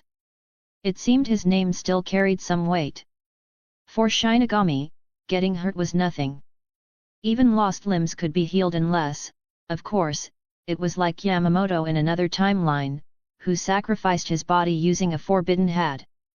In cases like that, not even Retsuo Nohana could do anything. These soldiers, though, were only out of the fight temporarily. A trip to the 4th Division for treatment would have them back on their feet in no time. That was far better than the fate of the Tsuneyashiro clan members, who had been slaughtered outright. Masatsuki Aozaki drew Banch Senran from his waist and casually twirled the blade in a flourish before speaking. The thief who invaded the Tsuneyashiro estate. I appreciate you not killing my subordinates. Almost makes me not want to kill you either. But since no one's stopping you, why haven't you run? A figure, cloaked entirely in black, responded indifferently. I was waiting for you. I wanted to see the so-called greatest genius in Soul Society's history. Beneath that pitch-black robe, his appearance had undoubtedly changed in the eyes of the Gotei 13 soldiers. Masatsuki Aozaki sighed internally. Is now really the time for a jealousy-fueled grudge match? This guy was too stubborn. Masatsuki didn't particularly want to kill him. After all, he had some ties with Keiga Kukaki, the outcast son-in-law of the noble Kukaki clan. But if he insisted on throwing his life away, there wasn't much Masatsuki could do. He had never considered the possibility of losing this fight. Keiga's Zanpakutō, Muramasa, was indeed formidable. But knowing its weakness and preparing accordingly made him far easier to deal with than Kenpei Kigenji. Keiga never spoke of Muramasa's full abilities. But as a transmigrator, Masatsuki Aozaki knew exactly where its flaws lay. Muramasa's power had no effect on those who had closed off their hearts. And because Masatsuki understood how dangerous this Zanpakutō could be, he had long since learned how to do just that. Before Keiga could even release his Zanpakutō, Masatsuki pulled open his shirt slightly and slapped his chest. A dark, circular formation rapidly took shape, pulsing with spiritual energy. At its center, the kanji for seal was etched into the air. The cloaked man hesitated. What is that? A kid formation to seal emotions, Masatsuki answered casually, as if it were nothing. What? Keiga flinched, eyes widening. This was a direct counter to Muramasa's ability. Shocked, he blurted out. You figured out who I am. Masatsuki nodded without hesitation. That's right. Keiga narrowed his eyes. Then how do you know my weakness? Masatsuki clasped his hands behind his back, a knowing smile playing on his lips. I might know you better than you know yourself. His tone carried an air of mystery, like a sage standing above the world, beyond comprehension. Keiga chuckled, a relieved smile spreading across his face. Rather than feeling pressured by the words, he actually found them comforting. He understands me this well? No wonder he's my closest friend. Masatsuki wasn't afraid of Muramasa, not like others who panicked the moment they learned what it could do. Unlike them, he stood his ground, unfazed. Keiga studied him curiously. Are you here to help the Tsuneyashiro clan? The Central 46 ordered the 11th Division to support them, Masatsuki replied with a shrug. But you know how I feel about the Tsuneyashiro. I don't care who you killed, I might even applaud you for it. Then, as if a new idea had struck him, he grinned. But now that I think about it, I've got a better idea. How about we stop fighting and just talk? Keiga shook his head. Masatsuki Aozaki, the truth is, I don't want to see you as an enemy, but losing to you still weighs on me. Memories of their countless sparring matches surfaced in Keiga's mind. Despite never using Bankai, Masatsuki had beaten him every single time. Jinrei Kukaki had always praised Masatsuki, but never spared Keiga a word of recognition. He knew it wasn't Masatsuki's fault. But he just couldn't let it go. If I win, I'll go back to my cell and I won't kill you, but you can't tell anyone about what happened today. But if you win, my life is yours. Whatever you ask of me, I'll do it. This guy is seriously stubborn. Is getting that old man's approval really that important? Masatsuki Aozaki thought to himself. For someone like Masatsuki, who only cared about women's mental well-being, he simply couldn't understand Keiga Kukaki's obsession. What's so special about an old man's recognition? Unless it was someone like Yamamoto, who resorted to violence at the slightest provocation, then maybe he'd pay attention. Suppressing his scattered thoughts, Masatsuki Aozaki clicked his tongue and said, let's change locations. There's no room to fight here. Keiga Kukaki was momentarily stunned but quickly let out a hearty laugh. All right, follow me.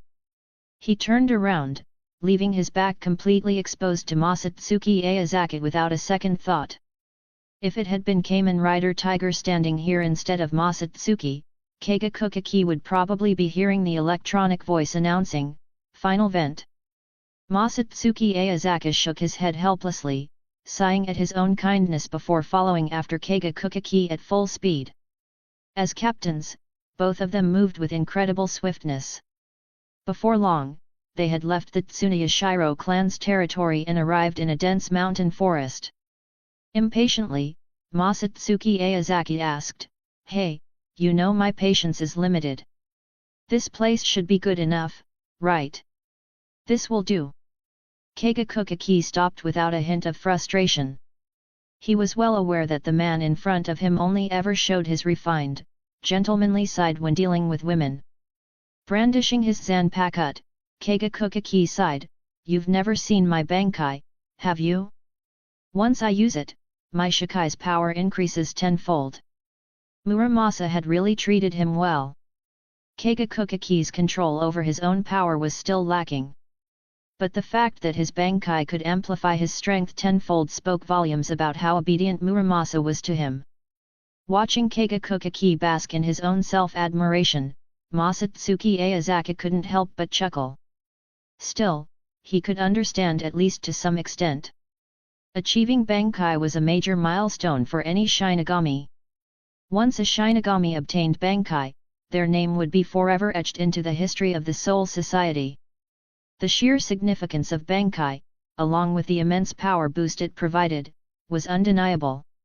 And for someone as young as Keiga Kukaki to have already mastered Bankai, it was only natural that his confidence had swelled.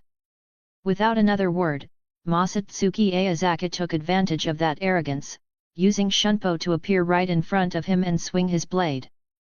Clang! The slash came in an instant, forcing Kagekukaki to hastily raise his Zanpakutō to block.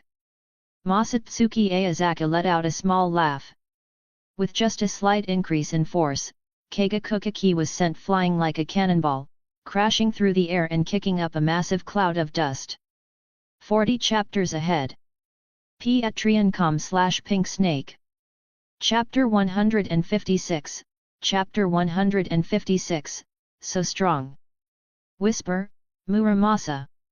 As Kagekukaki chanted the release command, Muramasa's blade emitted a pale purple wave of Ryutsu, spreading outward through the dissipating smoke. You really don't know when to quit, do you? Masatsuki Aozaki sighed, standing motionless as the thin, thread-like ripples of Ryutsu passed through his body. In that instant, he felt his Zanpakutō stir. It wasn't Muramasa's ability taking effect, rather, the mischievous little demon, Bansh, was protesting. You actually sealed off your heart on purpose. I was hoping that after he used Bankai, you'd bring me and my sister out to play with you. All right, we'll have plenty of chances to play. Just hold on for now. Masatsuki Aozaki reassured her. This little demon was truly spoiled. Bansh snorted in displeasure. Whatever, I'm going back to find my sister.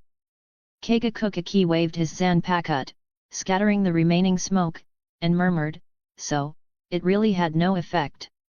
He had known that Masatsuki Aozaki had closed off his heart, but he still wanted to try. For decades, his Zanpakutō's ability had struck fear into enemies across countless battlefields. Yet, now, it was completely useless. Letting out a sigh, Kagekukaki suddenly widened his eyes, unleashing a powerful burst of Ryutsu. In an instant, the surrounding area for several kilometers was swallowed by a vast and oppressive wave of spiritual pressure, rolling outward like an endless tide. Fortunately, Ryutsu perception had its limits, and this remote mountain forest served as the perfect battlefield. Otherwise, his carefully maintained secrecy would have been ruined. Masatsuki Aozaki remained still, quietly observing as the air grew heavier and more suffocating. If this is all you've got, you might as well admit defeat now. In Kagekukaki's current state, Masatsuki Aozaki was confident he could crush him instantly without even letting him activate Bankai. But that wasn't what he wanted. He wanted to defeat Kagekukaki at his strongest. To make him completely acknowledge his superiority. I know full well that Shikai alone won't be enough to defeat someone like you, so... Kagekukaki exhaled slowly, his gaze sharpening under Masatsuki Aozaki's watchful eyes. Bankai. Boom. A massive surge of spiritual pressure erupted from Kagekukaki, shaking the very air around them. Masatsuki Aozaki didn't stand idle. He unleashed his own Ryutsu to counter, the sheer force of their collision rippling through the atmosphere. Yet, there was no doubt Masatsuki Aozaki was at a disadvantage. Their base Ryutsu levels were nearly equal, but with the boost from Bankai, Kagekukaki's pressure instantly surpassed his. Even so, Masatsuki Aozaki remained unfazed. He had fought opponents beyond his level before and he wasn't about to lose confidence now. Mukjaish Muramasa.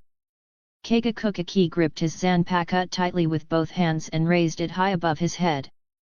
At that moment, a figure clad in a flowing white coat emerged from his blade. Muramasa.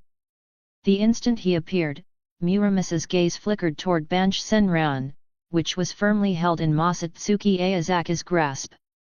However, he made no unnecessary movements. He simply stood there in silence because he knew that no matter what he did, it would be futile. Then, with a slight motion, he raised his right hand. In the blink of an eye, a long, gleaming blade materialized in his palm, radiating a cold, lethal presence. Masatsuki Aozaki chuckled. So, you used Bankai specifically to summon Muramasa, so that his Ryutsu could also reach its Bankai-enhanced state.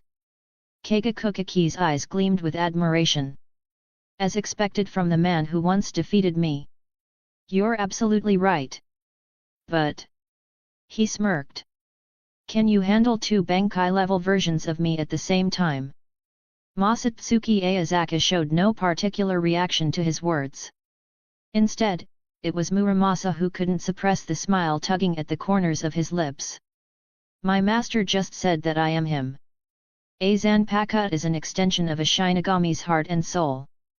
Just as Keiga Kukiki longed for recognition from Jinrei Kukiki, Muramasa, too, craved acknowledgement.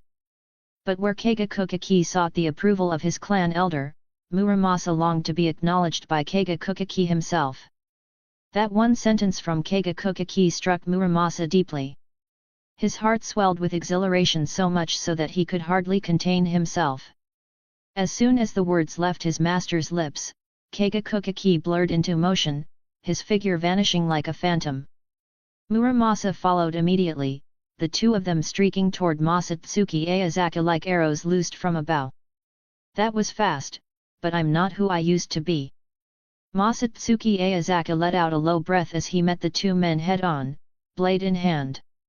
Watching them charge at him, he had a fleeting thought pulling an Aizen and using Kaika Suijutsu's complete hypnosis to make them turn on each other.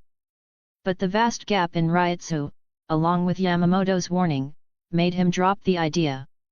Shinigami battles were mostly fought head-on, clashing blades while using Ryutsu to enhance speed, strength, and overall combat ability. Masatsuki Aozaki, however, was in a unique position. His Ryutsu wasn't just reinforcing his already formidable physique, it was also compensating for the power gap caused by the difference in Ryutsu levels. Clang! Clang! Clang! Rijin Jaka, Urozakuro, Kaiten Kaikotsu, Kunch, Gonrimaru, Nijibana. Multiple elemental kid-based Shikai were unleashed at once. For a moment, the sharp clash of blades echoed through the mountains and forests, as if tearing through the sky itself. The sound was deafening, like 1,000 gongs struck in unison, or the battle cry of countless soldiers charging into war, vast, thunderous, and overwhelming. Each collision sent powerful shockwaves through the air, making leaves swirl and dance like butterflies in the wind. Amidst the flurry of flashing blades, 3 figures moved at incredible speed. Their weapons gleamed coldly as they clashed and separated in rapid succession, every strike filled with lethal intent and immense force. This swordsmanship is terrifying. Was he holding back every time we sparred? Beneath his black mask, Keiga Kukiki's eyes darted rapidly, tracking Masatsuki Aozaki's movements. Even with Muramasa's aid, he was struggling to keep up. And it wasn't just the swordplay, the bursts of kid flames, gusting winds, crashing waves, and crackling lightning made his situation even worse. His long sword and Ryutsu-coated body offered little defense against the relentless assault, leaving him with no choice but to dodge in desperation. Damn it! How is he this strong? A storm of disbelief raged in Keiga Kukiki's mind. Ever since mastering Bankai, ordinary Shinigami had been beneath his notice. Even among the captains of the Gotei 13, aside from the captain commander and his father-in-law, he never thought himself weaker than anyone. After wreaking havoc on the Tsuneyashiro clan and slaughtering countless of their Shinigami, he had even begun to believe that he could stand his ground against his father-in-law and perhaps even Yamamoto himself. So while he had always lost to Masatsuki Aozaki when only using Shikai, he had been certain that his Bankai would make this fight an easy victory. Yet now, even at full power, he was struggling just to keep up. Clang! With another fierce clash, the 2 of them recoiled from the impact, parting like they had been jolted by an electric shock. Keiga Kukiki fixed his gaze on Masatsuki Aozaki, his eyes flashing with wariness and caution. 40 chapters ahead. Patreon.com/Pink Snake. Chapter 157, Chapter 157, You're Next. Keiga Kukiki's breathing was uneven, his chest rising and falling sharply as if he had just escaped a life-and-death struggle. The katana in his hand trembled slightly, still carrying the lingering force of the intense clashes. The air was thick with tension, as if time itself had frozen. The wind howled, lifting snowflakes into a swirling dance before they drifted between them, yet no one paid them any mind. Kagekukaki and Muramasa remained locked onto Masatsuki Aozaki, their focus unwavering. Neither dared to let their guard down, knowing that even the slightest mistake could give their opponent an opening. At last, Kagekukaki began to retreat slowly, each step taken with extreme caution, as though he were stepping on landmines. Seeing this, Muramasa followed suit, carefully maintaining his distance. They didn't stop until they had retreated several meters, but their eyes remained locked on Masatsuki Aozaki. By nature, Masatsuki Aozaki would have simply unleashed Rijinjaka and reduced his enemies to ashes. However, Kagekukaki still had value. If Aizen had taken an interest in him, then he couldn't be killed so easily. Glancing at the fresh sword marks on Kagekukaki's clothing, then at his own unscathed form, Masatsuki Aozaki spoke casually. "I'll end this fight soon. You'd better be ready, don't go dying on me." Unlike Masatsuki Aozaki, who was still weighing whether or not to finish him off, Kagekukaki's composure had already begun to crack. The realization that, even after using Bankai, he was still at a disadvantage sent his emotions into turmoil. With a roar, Kagekukaki and Muramasa slashed their swords in unison, releasing beams of red and green light from their blades. Kangbaku. Gaki Rek.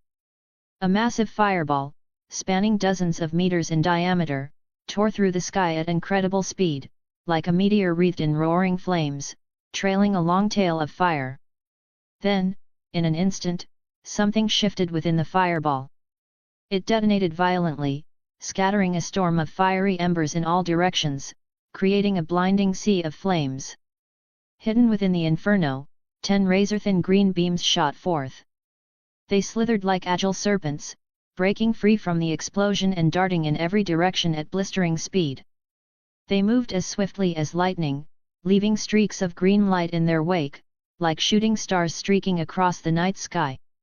Masatsuki Aozaki remained silent, simply using Shunpo to evade the incoming beams. As the fireball came hurtling toward him, he murmured, "Suiten Ishoku. Water and sky as one." A powerful gust erupted around him, swirling violently around his blade, while a torrent of reishi-infused water surged from beneath his feet as if given life. The winds howled, whipping the water into the air, where it rapidly gathered into an enormous, towering wave, a massive wall of water crashing forward with unstoppable force, colliding head-on with the raging fireball. Boom! Flames and torrents of water clashed in a cataclysmic explosion, shaking the very heavens. A violent shockwave rippled outward like an unstoppable tsunami, threatening to tear the world apart. Amid the chaos, a thick veil of mist engulfed the battlefield, completely shrouding the 3 figures within, making it impossible to see what had become of them. Masatsuki. This. Staring at the dense mist filling the sky, Kagekukaki and Muramasa widened their eyes in utter disbelief, their mouths gaping open as if they could swallow an egg whole. Kanbaku and Gaki Rek Muramasa's Zanpakutō abilities were powerful enough to rival had spells above level 90. Yet now, such a terrifying kid attack had been neutralized so effortlessly? How was that even possible? Shockwaves rippled through their minds, making it impossible to regain composure. Is that it? I was just getting started. The moment that chilling voice rang out so cold it seemed to seep into the bones, the blade in Masatsuki Aozaki's hand erupted into a blazing inferno, shining like a second sun in the sky. Teimatsu. Torch. The flames burned so intensely that the very air around them seemed to ignite, creating a powerful surge of heat.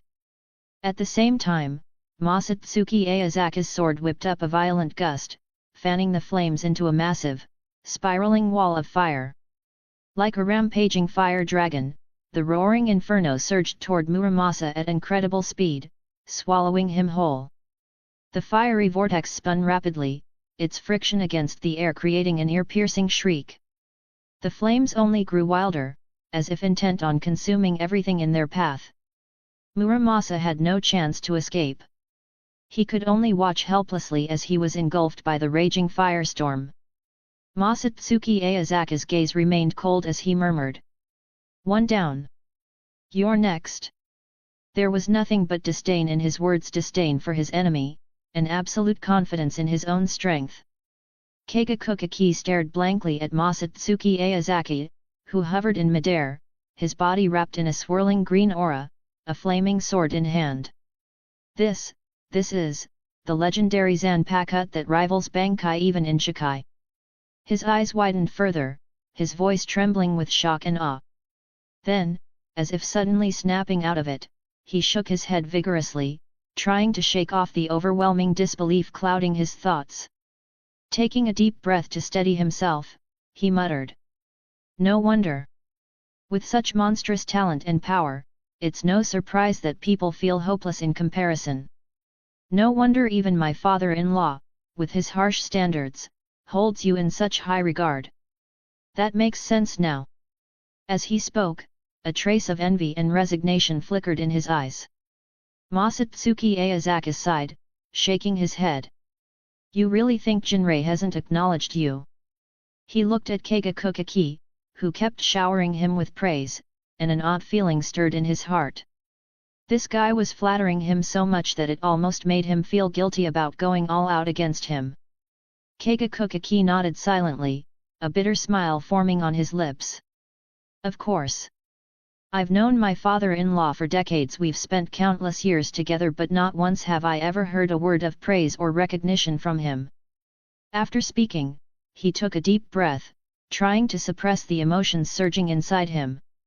On the surface, he seemed composed, but his eyes betrayed the disappointment and loneliness he couldn't hide. He looked like a neglected spouse, burdened with grievances but with no one to turn to. That mixture of sorrow and frustration made him seem both pitiful and somewhat ridiculous. 40 chapters ahead. Patreon.com/Pink Snake. Chapter 158, Chapter 158, The Hardest Mouth. "Then how did you end up as his son-in-law?" Masatsuki Aozaki asked. "What do you mean?" Keiga tilted his head in confusion, his expression blank. Masatsuki Aozaki sighed and shook his head. "This idiot, how can he be so dense? Why can't he think outside the box? The Kukaki clan is one of the 5 noble families of Seoul society, and your wife is the apple of Jinrei's eye, the treasured princess of the Kukaki clan." He continued, "If he weren't satisfied with you, do you really think he would have entrusted his beloved daughter to you so easily? Everything you wear is a symbol of the Kukaki clan's status." Keiga instinctively reached up to touch the kensei atop his head, then lowered his gaze to the bright red windflower scarf around his neck. His eyes widened. Could it be that my father-in-law? At that moment, realization finally struck him. Masatsuki Aozaki watched him finally piece it together and found himself at a loss for words. Not wanting to waste any more time, he casually asked, "Are you ready?" "Ready for what?" Keiga blinked. "To lose to me, of course." Masatsuki Aozaki smiled slightly before vanishing in an instant, his figure disappearing like a ghost. A wave of scorching heat rushed toward Keiga, burning like a flaming meteor. The raging blizzard around them didn't even have time to approach before the sheer intensity of the heat vaporized the snow, leaving nothing but empty air. "Good." A flicker of excitement flashed in Keiga eyes, and a powerful fighting spirit surged within him. He let out a fierce roar. "Masatsuki Aozaki! Today, I'll show you Keiga will not be defeated by you forever." Without hesitation, he unleashed every last ounce of Ryoku within his body, his aura skyrocketing like a war god descending upon the battlefield. He had already pushed himself to the limit. Against an opponent like this, holding back even slightly meant certain death. Just then, a desperate voice echoed in the depths of his mind.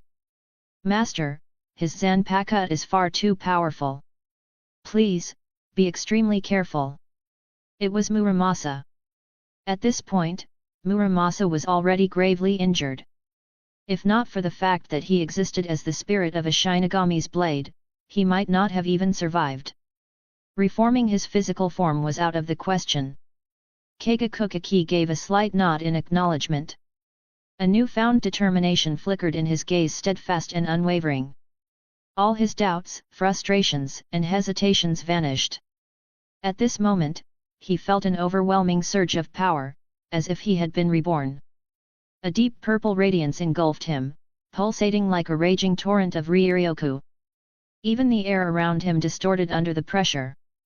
A powerful wave of Ryotsu rippled outward from his Zanpakutō, spreading like ripples on water. Snowflakes caught in its wake reversed course, flying back into the sky. Whoosh! A sharp, piercing sound cut through the air as Keiga swung his Zanpakutō with all his might. A dazzling wave of sword pressure exploded forth. He knew he couldn't afford to let Masatsuki Aozaki get close, so he made his move without hesitation. A massive, lavender-colored blade of energy streaked through the sky like lightning, tearing through the void with unstoppable force. The sheer power of the slash split the air apart, shattering ice and snow into countless shards that scattered in every direction. The overwhelming force of the attack made the sky tremble. Masatsuki Aozaki's gaze sharpened as he swung his blade without hesitation. The Getsuga Tenchi he unleashed burned fiercely, condensed onto his blade and cloaked in brilliant flames. Fueled by the howling wind, the strike shot forward like lightning, swift and unstoppable. Saa. In the midst of the roaring wind, Masatsuki Aozaki's Bansh Senran struck like a bolt of lightning, colliding head-on with Keiga sword pressure. I blocked it. Keiga was ecstatic, and the tension in his body instantly eased. However, at that moment, a sharp crack rang out. Before the victorious smile could fully form on his face, a sinking feeling gripped his chest. And sure enough, the very next second, a chilling sound of shattering echoed from his sword pressure. The once mighty purple energy blade fractured like delicate porcelain, splintering apart. The cracks spread rapidly from the point of impact, branching across the entire sword pressure in the blink of an eye. Realizing the danger, Keiga made a split-second decision. His body flickered as he swiftly retreated. Almost the instant he moved, Masatsuki Aozaki's Getsuga Tenchi erupted with unstoppable force, obliterating his sword pressure completely. The flaming Ryotsu slash surged through the shattered gap like a runaway wildfire, carving a deep, bottomless trench into the ground. Cough, cough. A violent fit of coughing racked Keiga body as he spat out a mouthful of crimson blood. Gasping for breath, he looked up in shock, his gaze locking onto Masatsuki Aozaki. How is this possible? He couldn't believe it. His strongest sword pressure unleashed with everything he had been torn apart so effortlessly. For a brief moment, he even questioned whether this was all just an illusion, a trick of the mind. Perhaps he had never left the prison. Perhaps this was just some intricate deception woven by the new 3rd Division captain who had come to visit him. Yet, high above, Masatsuki Aozaki remained completely unfazed. It was as if that fierce, earth-shaking clash had meant nothing to him. Tilting his head slightly, he cast a glance toward the distant horizon, his thoughts running cold and calculated. I need to wrap this up. Though they were in a secluded forest, the intensity of their battle had caused too much commotion. Masatsuki Aozaki's heightened spiritual perception detected several approaching Ryotsu signatures. Someone was closing in. Seeing him momentarily distracted, Keiga let out a ragged breath, blood still dripping from his lips, and gritted his teeth in frustration. Masatsuki! Where the hell are you looking? I haven't lost yet. What the hell is this supposed to mean? The fight isn't over, and he's already thinking about something else?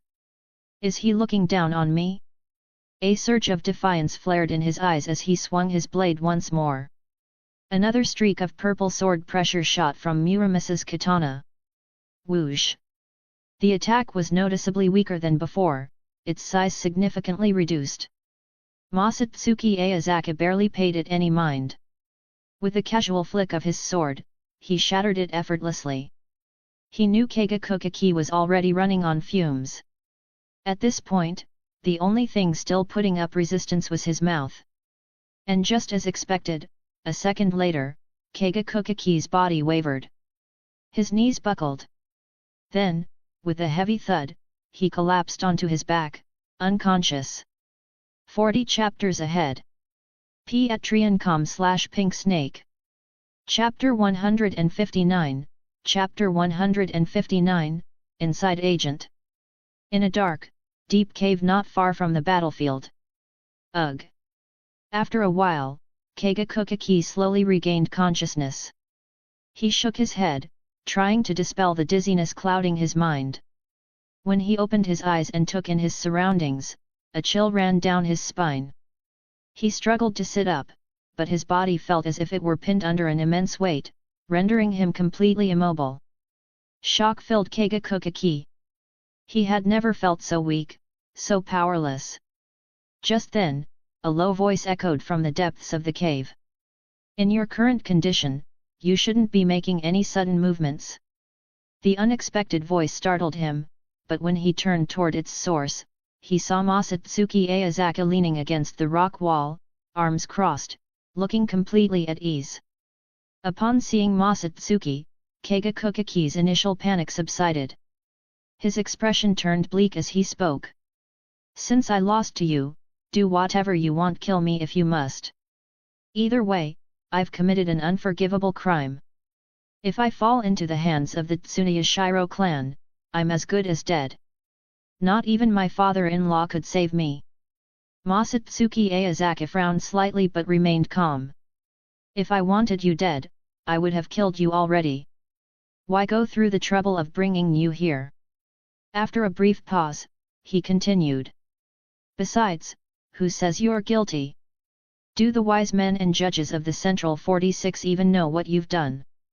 If anything, all you did was eliminate potential threats before they could harm Soul Society, preventing those with sinister intentions from causing greater destruction. From that perspective, you've done a great service. Who knows? The Soul King might even be pleased. After all, it was the Tsuneyashiro clan that led the charge in dismembering the Soul King in the first place. But who could say whether the Soul King even possessed emotions like joy or hatred? Perhaps he was nothing more than a divine being, devoid of all human sentiment. Well. Keiga hesitated, uncertainty flickering in his eyes as he weighed Masatsuki Aozaki's words. You don't have to deceive me. How could the Soul King possibly be pleased after what I've done? What if, in reality, he despises them? Masatsuki Aozaki let out a quiet chuckle, speaking in a soft yet deliberate tone. They tormented the Soul King to such a miserable state, and now he's forced to endure eternal suffering as the foundation of the three worlds. What? Keiga eyes widened in shock, his face filled with disbelief. Don't tell me that even you, the unwanted son-in-law of the Kukaki clan, knew nothing about this. Masatsuki Aozaki posed the question rhetorically before continuing. If that's the case, then let me enlighten you about the truth behind the Soul King and the 5 great noble clans. And with that, he revealed the hidden history of the Soul King. Keiga was left utterly stunned. The Soul King, and the 5 great clans, have such a relationship. He had always believed that the 5 noble families rose to power because they had helped the Soul King create the world. But now, he realized they hadn't aided him. They had betrayed him. For Keiga, a man born into the common people and taken in as a son-in-law by the Kukaki clan, this revelation shattered everything he had ever known. All his life, he had been taught to serve and protect the Soul King and the 5 great clans. Yet in the end, those very clans had been the first to strike against their king. Thinking that his beloved father-in-law might also know the truth, Keiga lowered his head and murmured. Why are you telling me this? Masatsuki Aozaki didn't answer directly. Instead, he posed a question of his own. Do you know what that man is trying to do? That man, you know him? Keiga was startled, recalling the newly appointed 3rd Division captain who had come to see him in prison. He knows the truth as well, and he refuses to accept the twisted rule of the 5 great noble clans over Seireitei. Masatsuki Aozaki spoke as if talking to himself. You should realize by now that you were nothing more than a pawn to him. This time, your blade was pointed at the Tsuneyashiro clan. Next time, it might be the Kukaki clan. Keiga Kukaki's expression darkened. That man wants to use me against the Kukaki clan. Masatsuki Aozaki shook his head. He's not targeting just the Kukaki clan. His enemy is all the nobility. Keiga Kukaki's voice was firm. That won't happen. Jinrei-sama saw my worth when no one else did, and beyond that, he's my father-in-law. No matter what the Kukaki clan may have done millions of years ago, in this generation, there is no one in the Kukaki clan who deserves to die. Memories of his time with the clan surfaced in his mind. Even after learning the truth about the Soul King and the 5 noble clans, he still believed the Kukaki clan had upheld its legacy as a model of nobility. It wasn't just blood ties that bound him to them. Everyone knew the Kukaki clan carried the pride of nobility, but they had never faltered in their duty to protect Seireitei. They were nothing like the filth of the Tsuneyashiro clan. Masatsuki Aozaki was momentarily taken aback. He had assumed Keiga Kukaki was simply devoted to Jinrei Kukaki, with perhaps some lingering attachment to his wife. He hadn't expected such deep loyalty to the entire Kukaki clan. It seemed the Kukaki were indeed an interesting bunch. So what would you do if he tried to harm your family? Naturally, I would. Keiga Kukaki trailed off, realization dawning on him. So that's your true goal? Why are you doing this? Masatsuki Aozaki spoke in an offhand manner. I come from a lower noble family. In some ways, my situation is similar to yours. Keiga Kukaki looked up at the man before him. Something clicked in his mind, and his eyes widened in shock. You and the head of the Shine clan, it's true. Masatsuki Aozaki simply smiled, saying nothing. Keiga Kukaki was stunned. Until now, he had dismissed it as mere rumor. After all, Yoryuki Shine was the head of one of the 5 great noble clans. It wasn't just a matter of Masatsuki being a lower noble. Few among the highest-ranking noble families could even hope to be her equal. He exhaled slowly, taking a long moment to compose himself. I told you I lost. My life is yours now. What do you want from me? Do you want me to go to the Central 46 and testify against him? No. Masatsuki Aozaki shook his head. I want you to join him. Keiga Kukaki was taken aback. What? You want me to join him? What he's planning, it's treason. Masatsuki Aozaki remained unshaken. You know his abilities. Your testimony would be meaningless. Keiga Kukaki frowned, processing the words before his eyes suddenly sharpened with understanding. You want me to be a spy to gather evidence of his crimes? A flicker of amusement crossed Masatsuki Aozaki's face. Exactly, he replied smoothly, lying without hesitation. In truth, he had simply realized that Aizen no longer trusted him as much as before. He needed someone else to take his place in getting close to him. Whether Aizen saw through it or not didn't matter. The man enjoyed toying with his subordinates. Even if he knew, he would likely keep Keiga around just for amusement. Of course, it would be ideal if Aizen remained unaware. As for Aizen's crusade against the noble families, aside from Yoryuki Shine and a select few others close to Masatsuki Aozaki, the rest could die for all he cared. 40 chapters ahead. Patreon.com/pinksnake. Chapter 160, Chapter 160, Little Nanao. Masatsuki Aozaki lowered his head slightly, his voice laced with persuasion. Think carefully. If you keep getting involved with someone like that, how do you think your wife and father-in-law will see you? They'll be deeply disappointed, convinced that you're not someone they can trust. But if you choose to go undercover, that changes everything. Not only will you be blameless, but you'll also have the chance to accomplish something great. You wouldn't want to let down your wife and father-in-law, would you, Keiga? Keiga Kokaki couldn't stop his mind from conjuring an image of Jinrei Kokaki's face, full of disappointment. A sharp pain twisted in his chest. Taking a deep breath, he clenched his teeth and answered. Fine, I promise. Hearing his response, Masatsuki Aozaki let out a silent sigh of relief, his grip on his sword's hilt slowly loosening. Had Keiga given even the slightest indication of refusal, he wouldn't have hesitated to take his head right then and there.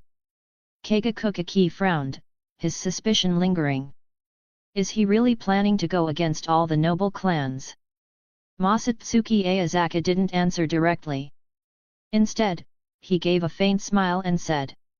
There's no denying he holds grand ambitions. His vision of changing the world might even be in the best interest of most people. But even if his ideals serve the greater good, in the current era, Seoul society isn't ready to accept them. Right now, nobility dominates everything. To overturn a way of thinking that has been deeply ingrained for centuries, someone must stand up and break through the chains of tradition. But that is an incredibly long and difficult path. In truth, it's far harder than simply cutting people down. Keiga Kokaki listened quietly, then nodded in understanding. I see. Masatsuki Aozaki glanced at him, then carefully probed further. What if he swore never to target the Kokaki clan? What would you do then? Keiga Kokaki's expression turned cold. I wouldn't believe a single word from someone as cunning as him. Masatsuki Aozaki pressed on. But what if he actually kept his word? Keiga Kokaki hesitated for a moment before responding. I know what you're worried about. Since I gave you my word, I'll stand by it. As long as you don't betray me, no offer no matter how tempting will sway me. Masatsuki Aozaki remained silent, simply watching him. That condition as long as you don't betray me was telling. At his core, Keiga Kokaki was an extreme egotist. The ones he truly cared about weren't his wife or even his revered father-in-law. It was himself. Keiga Kokaki scoffed. Don't look at me like that. I'm not an idiot. He claims to know everything and uses it to threaten me. That alone proves he's not someone to be trusted. We are not the same. Masatsuki Aozaki nodded before asking. Where is he now? Will he come looking for you? I don't know. They took me to the Tsuneyashiro estate and disappeared, Keiga said, shaking his head. They only told me to return to my cell when the time was right, and they'd take care of everything. Masatsuki Aozaki thought for a moment before speaking. This place isn't safe. Conceal your Ryutsu, recover your strength, and get back to your cell as soon as possible. The cave wasn't far from where Masatsuki and Keiga had fought earlier. If the Gotei 13 failed to track down the intruders, they would undoubtedly use the battlefield as a focal point, expanding their search in all directions. It wouldn't be long before they found this cave. Staying here wasn't an option. Fortunately, the battle between the two had only involved widely known techniques, such as pressure-based sword strikes, or elemental kid attacks. There were no unique traces that could reveal their identities. Although lingering reishi from the clash still remained, the current level of investigative technology in the Gotei 13 wouldn't be able to extract anything useful. Otherwise, Aizen would have never gotten away with framing Shinji Hirako and the others for 100 years in the original timeline. After all, during the holification incident, Aizen and his men had directly taken action. Keiga Kokaki nodded, briefly checking his Ryutsu before standing up and heading toward the cave's exit. On the battlefield, the 8th Division, known for intelligence gathering, was the first to arrive, with the 11th Division having just searched the Tsuneyashiro estate following closely behind. Shadows flickered through the trees, swift figures dashing across the snowy ground, leaving deep imprints behind. Lisa Yudmera spoke in a hushed tone. The ones who fought here reshaped the terrain. Judging by the extent of the destruction, at least one of them had captain-level strength. Shunsui Kiriko furrowed his brow, nodding thoughtfully. According to reports from the 11th Division, Zanpakutō Aozaki pursued the intruder alone. There are also burn marks on the surrounding trees. In that case, he was likely one of the combatants, Lisa analyzed further. Makes sense. Maybe he ran into the target while searching for their whereabouts, and a fight became inevitable. Shunsui stroked his chin as he pieced together the situation, but a deep concern settled on his face.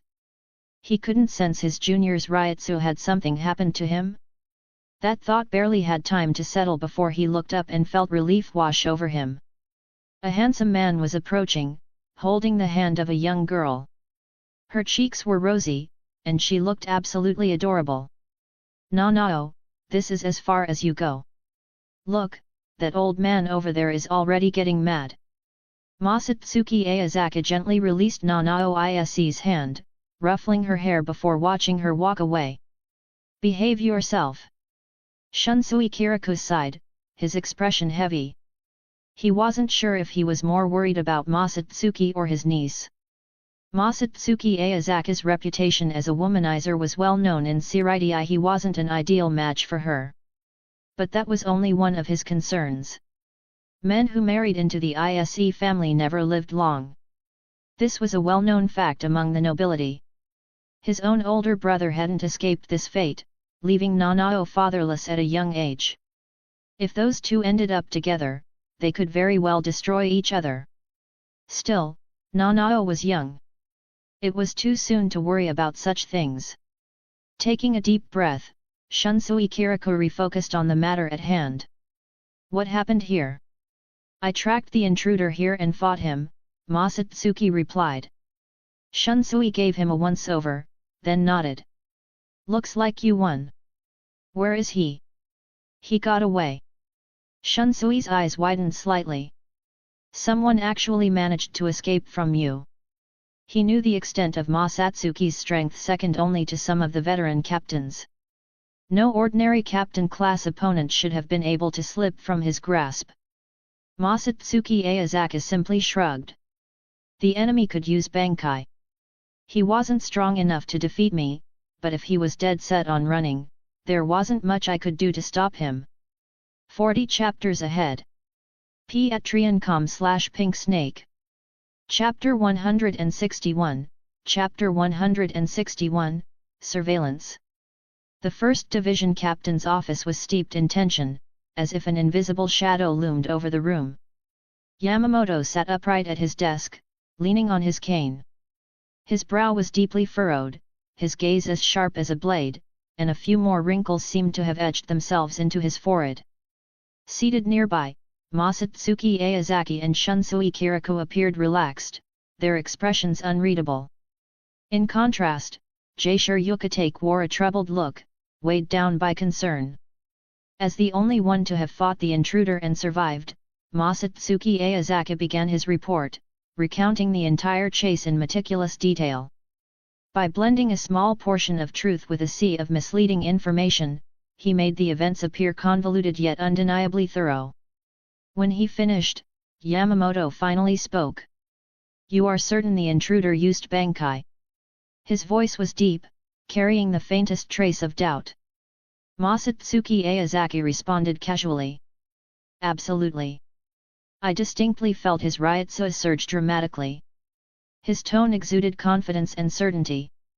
Yamamoto raised his hand slightly, signaling for the inner court troop who had been standing by to withdraw. Once they had left, he spoke again, his voice even heavier than before. "Do you have any idea what kind of abilities his Bankai possesses?" A Shinigami who had achieved Bankai represented a significant leap in power. Compared to those who merely had captain-level Ryutsu, such individuals were far more dangerous. Masatsuki Aozaki shook his head slightly, his response firm. "No. When he used Bankai, I didn't notice any distinct changes to his Zanpakutō. But his Ryutsu undeniably increased to a level characteristic of Bankai. A Bankai without any visible changes to the Zanpakutō." Yamamoto frowned, murmuring under his breath. Masatsuki Aozaki's words instantly brought to mind Sukaizen, the newly appointed 3rd Division captain. That man's Zanpakutō could manipulate mist and water currents, yet its physical form remained unchanged. However, this similarity alone wasn't enough to confirm anything. At best, it indicated that the intruder's Zanpakutō also remained visually unchanged in its Bankai state. As for its exact abilities or the extent of its power, there was still no way to know. Since we have no concrete leads, we'll set aside the Zanpakutō for now, Shihakushō said gravely. His voice was cold and resolute. But there's something even more concerning about this incident. I fear there is an insider within the Gotei 13, or worse, the intruder himself is one of us. This conclusion wasn't difficult to reach. After all, the enemy who infiltrated the Tsuneyashiro clan displayed an unsettling level of familiarity with the Gotei 13's operations. The fact that they began their retreat before the Gotei 13 even arrived meant they had access to privileged intelligence.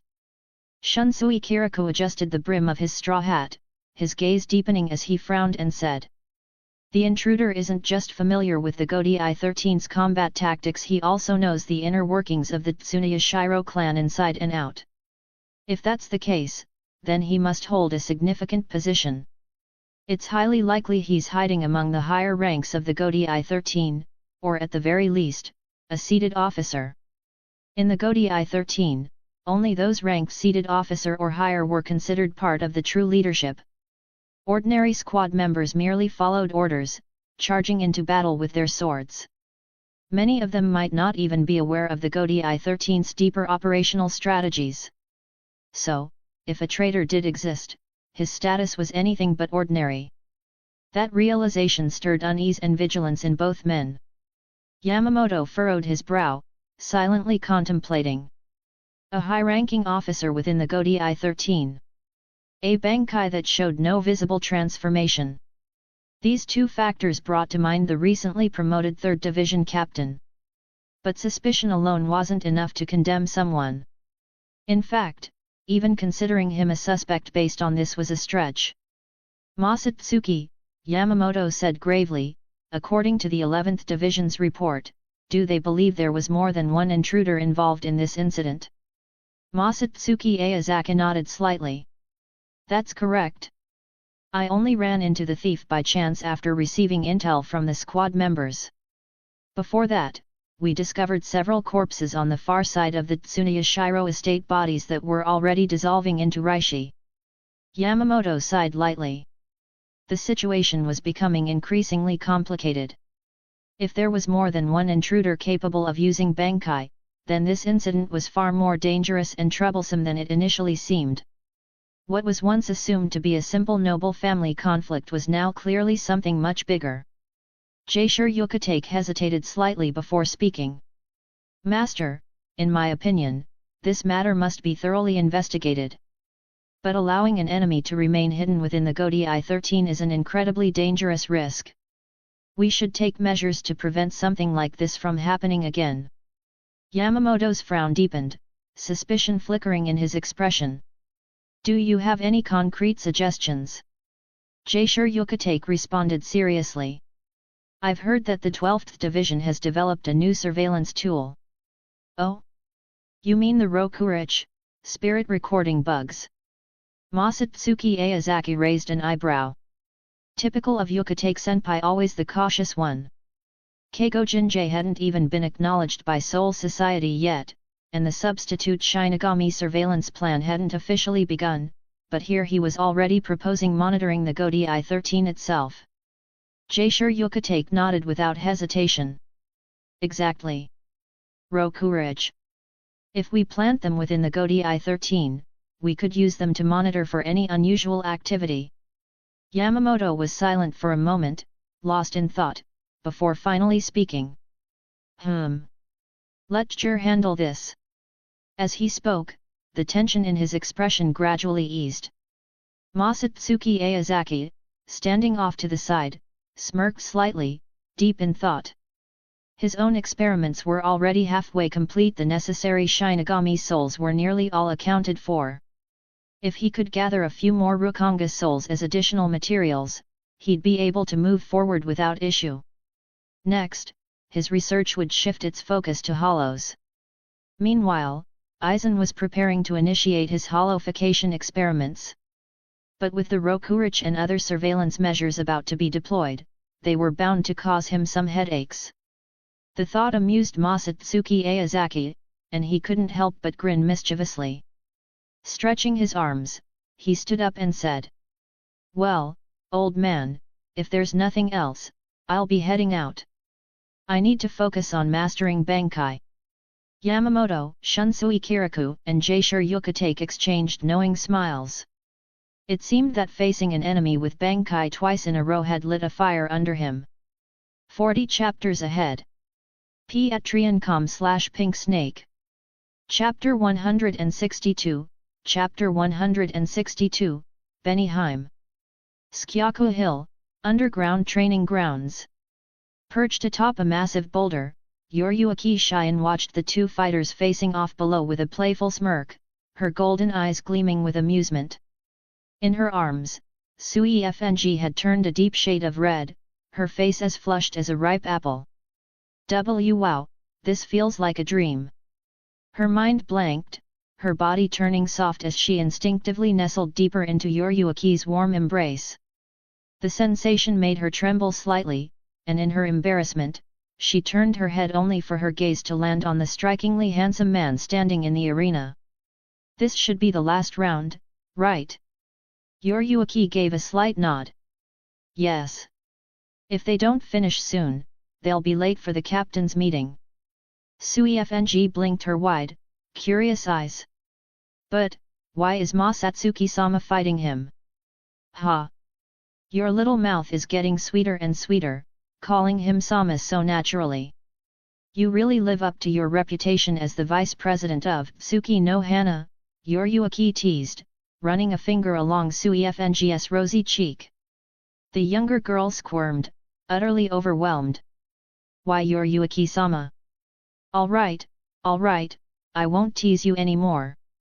He wanted to test Kisuk's Bankai, but... Yoryuki trailed off, deliberately leaving the sentence hanging. "But what?" Sui Fng leaned forward eagerly, her large eyes sparkling with curiosity. Yoryuki chuckled, finding the girl's expression utterly adorable. She scrunched her nose playfully and hummed. "I suspect Masatsuki is just using this as an excuse for revenge." Apparently, the last experiment ended in yet another explosion.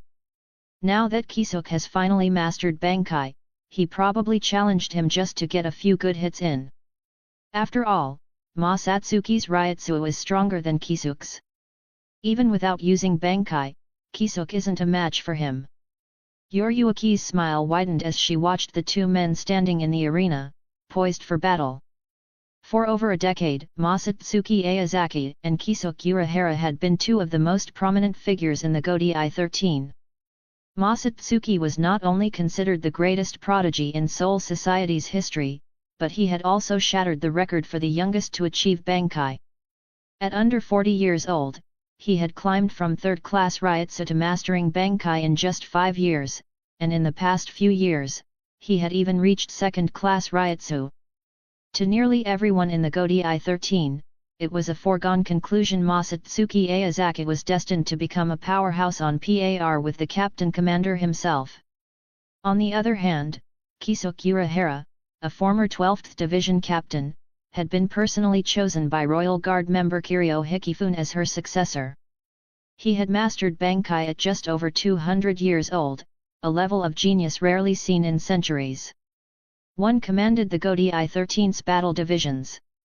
The other was about to take over its scientific research division. That alone explained everything. Masatsuki Aozaki had been trained directly by Captain Commander Yamamoto, excelling in Zanjutsu, Hakuda, Kid, and Ho, with extensive real-world combat experience. By comparison, Kisuk Urahara, while skilled in hand-to-hand combat, was still, at heart, a scientist. The gap between them was immense. That was why both Yoryuki and Sui Fng agreed Masatsuki Aozaki would undoubtedly win this fight. If Kisuk wanted to stand a chance, he'd need to turn into Iron Man on the spot and invent a suit specifically designed to counter Masatsuki Aozaki. As the two onlookers chatted on the sidelines, the two combatants in the arena exploded into motion. Masatsuki, for the sake of our years of friendship, just let me off this once. That last time was a complete accident, I swear I didn't mean it. You're a generous man, aren't you? Just show me some mercy this time, please. Kisuke Urahara pleaded, his face twisting into an exaggerated grimace as he winked and fidgeted. His naturally comical expression was now scrunched up like a dried persimmon, practically radiating desperation. Behind him stood a towering woman with long hair styled in a classical bun, wearing a sleeveless kimono. Her limbs had puppet-like joints Kananbairiki Benihimaratam, Urahara's Bankai. Strangely enough, despite taking the brunt of the explosion in the lab, Masatsuki Aozaki was completely unharmed. The devastating blast comparable in power to a Zero had hit him directly, yet it didn't seem to affect him at all. What the hell kind of monster had this guy turned into? Instead, it was Kisuke's laboratory that had suffered, completely wrecked beyond recognition. After an inspection, it was officially declared a total loss. Masatsuki crossed his arms. You wish. How could someone as smart as you make such a basic mistake? And even if it was an accident, shouldn't you have given me some kind of protective suit before running such a dangerous experiment? Kisuke looked even more aggrieved. Didn't you say you didn't need one? This guy always boasted that his body was tougher than any protective gear, refusing to wear anything during experiments, so why was he blaming him now? Where was the justice in this world? Masatsuki blinked, momentarily caught off guard, before his expression darkened. Clearly knowing he had no ground to stand on, he decided to go on the offensive instead. How dare you, Kisuke Urahara! Such a sharp tongue, and now you have the audacity to argue with me? Accept your punishment. In the blink of an eye, Masatsuki vanished from sight. When he reappeared, he was already right in front of Kisuke. Not the face. Kisuke, well aware of Masatsuki's usual antics, instinctively raised his hands to shield himself. But Masatsuki was faster. Before Kisuke could react, bam! A fist landed squarely on his face. 10 minutes later, Kisuke sat slumped on the ground, rubbing his swollen, bread-like cheeks, silently cursing his misfortune. You satisfied now? He grumbled. Masatsuki shook his head, looking somewhat unimpressed. Barely. Kisuke nearly coughed up blood. Barely. Look at me, I'm the one covered in bruises. My injuries are way worse than yours. Masatsuki patted his chest with a confident smirk. Relax. I was trained by Captain Commander Yamamoto. I know how to control my strength. Your bruises might look bad, but they're just for show, you'll be fine. Kisuke squinted at him skeptically. Right. He wasn't sure whether to believe that or not. But either way, what was done, complaining wouldn't change anything. With a long sigh, he pushed himself to his feet, dusting off his clothes. Since you've vented your frustration already, and it's getting late, let's head to the captain's meeting. Wait. Just as Kisuke turned to leave, Masatsuki suddenly called out. Kisuke glanced back. What? Is there something else? Masatsuki's expression was calm as he made his request. Kisuke, prepare a few tenshintai for me. Kisuke frowned, confused. For who? He couldn't help but feel suspicious. After all, Masatsuki had mastered Bankai without even using a tenshintai, so why would he need one now? 40 chapters ahead. Patreon.com/pinksnake. Chapter 163, Chapter 163, Release. Seireitei, 1st Division Headquarters. A solemn atmosphere filled the air. In the presence of myself, Captain Masatsuki Aozaki, and Captain Yoruyuki Shion, it is hereby confirmed that Kisuke Urahara, former 3rd seat of the 12th Division, has successfully mastered Bankai and has passed the captain's assessment, with Captain Ishin Shiba serving as the examiner. Genrisai Shigakuni Yamamoto slowly stood, his cane striking the ground with a heavy thud. A deep, resonant sound echoed through the room, making the very walls seem to tremble. The meeting hall was thick with tension. Everyone held their breath, not daring to show the slightest sign of carelessness. Masatsuki Aozaki felt an intense gaze upon him. The moment his eyes met those of 3rd Division Captain Tsukaizen, he experienced a strange sensation, an overwhelming pull, as if drawn in by an irresistible force, unable to break free. That gaze, it was invasive, predatory. But unlike before, Masatsuki no longer felt the fear he once had toward Aizen.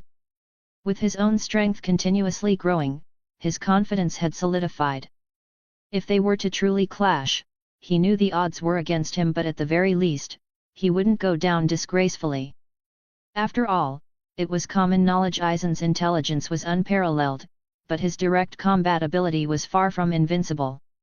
Masatsuki's Ryutsu might not match his, but he wasn't affected by Kaika Suijutsu, and his raw destructive power was on an entirely different level. Right now, if not the entire world, he was certain he could annihilate at least half of Seireitei if he wanted to. Steadying himself, Masatsuki turned his attention back to Yamamoto, who stood before the assembled captains. Only the old man and his cane could bring him a true sense of security. Not even his 2 senior brothers or Anohana could give him that. Yamamoto swept his gaze across the room, his voice steady and commanding. Effective immediately, Kisuke Urahara is appointed as captain of the 12th Division. His official decree will be delivered to the 12th Division barracks. The moment his words fell, the room fell into absolute silence. Then, with his usual finality, Yamamoto added, "That is all." With that, the meeting concluded. One by one, the captains rose from their seats and began making their way out of the hall. Masatsuki Aozaki, however, remained seated. He knew there was still unfinished business waiting for him. And sure enough, once the last of the captains had exited, Yamamoto turned his gaze directly onto him. "Masatsuki Aozaki, stay." His voice was calm, but firm. Masatsuki let out a helpless sigh, but obediently stood and stepped forward. The 2 of them made their way toward the 1st Division training grounds. "Old man, I really can't keep going. Let's take a break," Masatsuki Aozaki said, wiping the sweat from his forehead. "It's only been a few seconds. Have you even learned the technique yet? And you're already thinking about resting." Yamamoto spoke impatiently, his katana charred black as if scorched by flames returning to its normal appearance. "Are you kidding? Do you not realize the difference in our Ryutsu? At this close range, and without my Zanpakutō, I'd be roasted alive in just a few minutes. Besides, you already know my talent. After watching such a simple move so many times, especially with how clearly you explained it, I'll just practice on my own." Masatsuki Aozaki rolled his eyes without hesitation, his tone arrogant. Unsurprisingly, Yamamoto responded by landing a punch right on his head. "This old geezer is seriously underestimating me." The so-called 4 great techniques of Zanka no Tachi were, at their core, nothing more than skillful applications of its abilities. For him, for the Rijinjaka in his heart, this was nothing. A few observations were all he needed to grasp the essence of it. "Hey, old man, let me tell you something." Seeing that Yamamoto had calmed down, Masatsuki Aozaki ran his fingers through his long, silky hair, grinning as he waved his hand. Yamamoto leisurely sipped his tea before replying in a low voice, "Oh? What now?" "Ha, I'm planning to release someone from the nest of maggots and have him join our 12th Division. I already talked it over with Kisuke." A smug grin spread across Masatsuki Aozaki's face. Back when he was the 3rd seat of the 2nd Division, the nest of maggots had been completely destroyed during his battle with Kenpei Kiganjei. But it was just a prison nothing the wealthy nobles couldn't afford to rebuild. At the order of the Central 46 compound, it had been reconstructed in just a month. "Release someone." Yamamoto frowned. That place was full of dangerous criminals. If they were let out carelessly, it could throw Seireitei into chaos. After all, every individual imprisoned there had been deemed a potential threat under Seireitei's existing regulations. Releasing one of them wouldn't be simple, it would require the approval of the Central 46. Yamamoto snorted. What do you mean our 12th division? You make it sound like you're part of it. Masatsuki Aozaki didn't take it to heart. Instead, he responded matter-of-factly. I'm a special advisor to the Shinigami Research and Development Institute. That makes me practically family with the 12th division. Yamamoto furrowed his brows and scoffed, humph. If anything, you're more like family to Kiryu Hikifune. With that, he shut his eyes in irritation. But despite himself, an image surfaced in his mind: Kiryu Hikifune, ascending to the heavens and stepping into the Soul King Palace. It had been exactly 7 days ago, the day of Kiryu Hikifune's ascension to the royal palace. No one could have predicted this fool's actions, yet somehow, he managed to get Kiryu Hikifune to kiss him in front of everyone before leaving, parting with the words, "I'll wait for you at the Soul King Palace." The captains had been thrown into an uproar, acting like a bunch of monkeys on a sugar high, bouncing around, hollering in disbelief. Even Jinrei Kukaki, known for his composure, wasn't spared. He had completely lost his usual dignified demeanor, left wide-eyed and speechless for so long that he couldn't snap out of it. That alone was enough to show how shocking the whole thing had been. That was a Royal Guard member. Everyone had no choice but to acknowledge the sheer audacity of the young captain daring to stir up trouble with the Royal Guard of all people. And it probably wasn't just one of them. Because when Senjumaru Shutara left, she had cast more than a few lingering glances at this so-called clothes rack. Yamamoto had kept his expression indifferent at the time, but internally, his mind was in turmoil. Still, he chose to say nothing. After all, forming a good relationship with the Zero Division wasn't necessarily a bad thing. The Zero Division had only 5 members, including Kiryu Hikifune, but their strength far surpassed the entire Gotei 13. Even he, hailed as the strongest Shinigami in 1,000 years, had to admit that he wasn't a match for the Zero Division's leader, the monk who calls the real name, Ichib Hisub. 40 chapters ahead. Patreon.com/Pink Snake. Chapter 164, Chapter 164, Leave of Absence. Who are you planning to release? Yamamoto asked, his expression unreadable. Masatsuki Aozaki answered without hesitation. Mayuri Kuratsuki, the former 12th Division member who researched the Quincy. A flicker of surprise flashed through Yamamoto's eyes, but he quickly regained his composure. Very well. I'll report it to the Central 46 compound. Masatsuki Aozaki was caught off guard by how readily Yamamoto agreed. He had expected some resistance. After all, Mayuri Kuratsuki's actions had stirred quite a bit of controversy at the time. In truth, Yamamoto had been aware of Mayuri's name since the early days of the Shinigami Research and Development Institute, having learned about him from Kiryu Hikifune. He had even looked into him extensively. To Yamamoto, Mayuri being imprisoned for his Quincy research was not a major issue.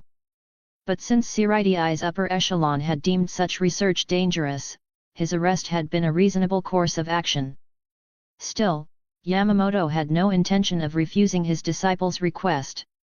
He understood that, as the future captain commander, Masatsuki Aozaki would need his own forces and loyal subordinates.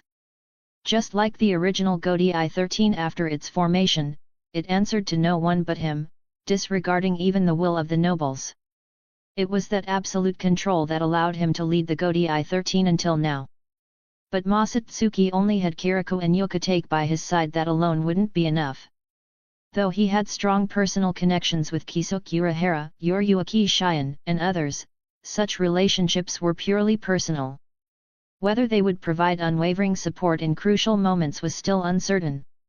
That was why building his own core team was essential. With that thought, Yamamoto nodded slightly to himself. Masatsuki Aozaki's decision to secure a solid and reliable foundation for himself in advance was commendable. It only reaffirmed that Yamamoto had made the right choice in choosing him as his successor. This is perfect. Nimyo Kuratsuke won't be far from me now. Masatsuki Aozaki rejoiced inwardly, already imagining a future filled with endless training sessions. Completely oblivious to how much effort his kind-hearted master had put in for him, he could no longer suppress his excitement. A broad grin spread across his face as he cheerfully said, "Master, actually, I have a small favor to ask. It's about Ranjaku. I was hoping to get some time off for her." At the mention of Ranjaku, Yamamoto's stern face instantly softened, and a rare, warm smile tugged at his lips. Even though this girl shared quite a few similarities with Masatsuki Aozaki, always looking for clever ways to shirk responsibility, never showing proper respect for her elders, frequently frustrating Chur, and even sneaking drinks during work hours. The fact that she still took a liking to this hopeless disciple of his proved that she had a kind and generous heart. Watching the old man's expression shift so drastically, Masatsuki Aozaki immediately understood this old geezer was applying a double standard yet again. No doubt, he was probably disparaging Masatsuki in his mind while showering Ranjaku with endless praise. This was just how the old man was. He doted on Ranjaku endlessly, yet when it came to Masatsuki, all he ever received were punches and kicks. How could anyone be this blatantly biased? Masatsuki Aozaki sighed heavily, his face full of exaggerated grief, shaking his head as if burdened by the weight of the world. He lifted his teacup, drinking as though it were fine sake, hoping to wash away his frustrations. Yamamoto, long accustomed to his disciple's dramatic antics, remained utterly unfazed, his heart as still as a calm sea. He spoke with a calm expression.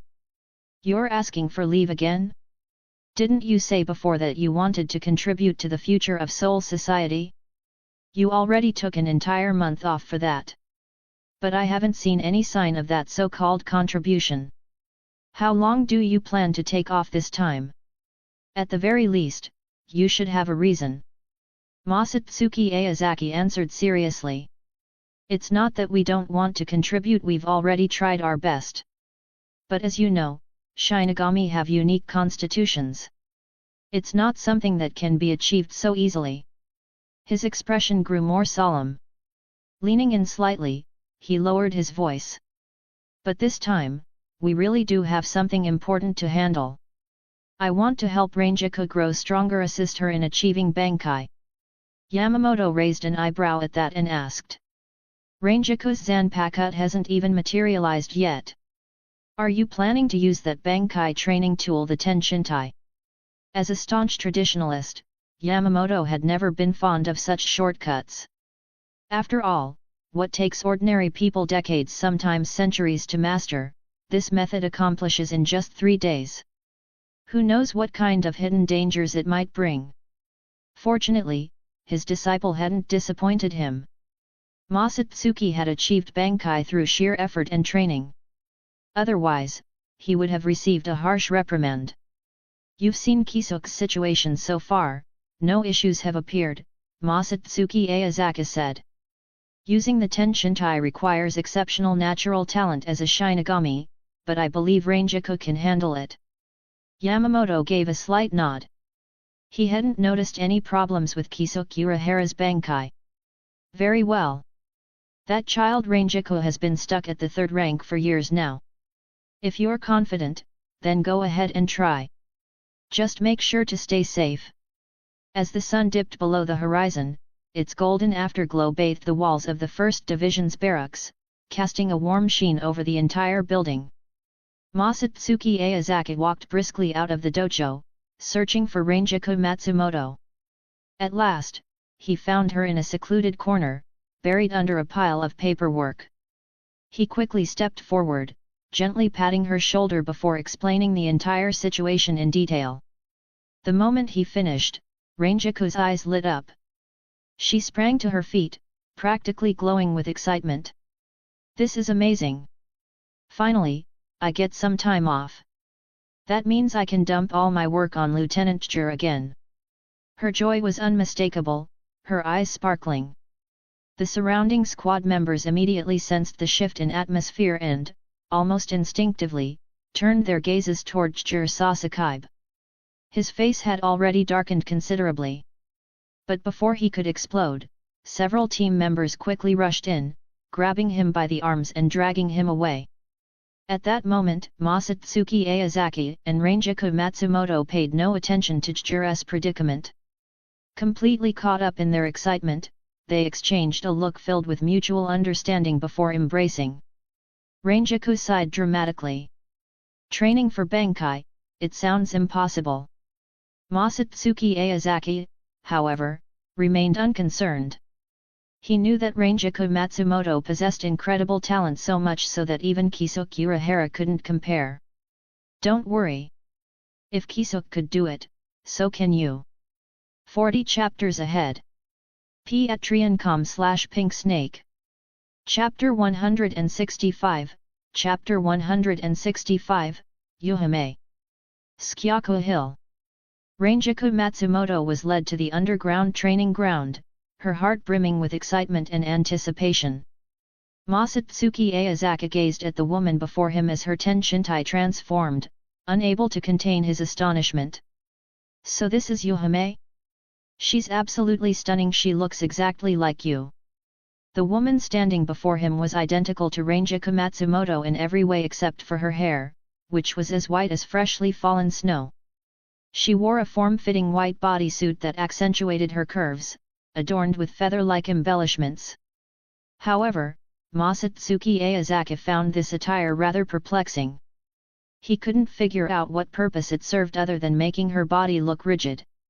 At that moment, Yuhime spoke, her voice dripping with allure and seduction. Masatsuki, my Masatsuki, I've finally met you.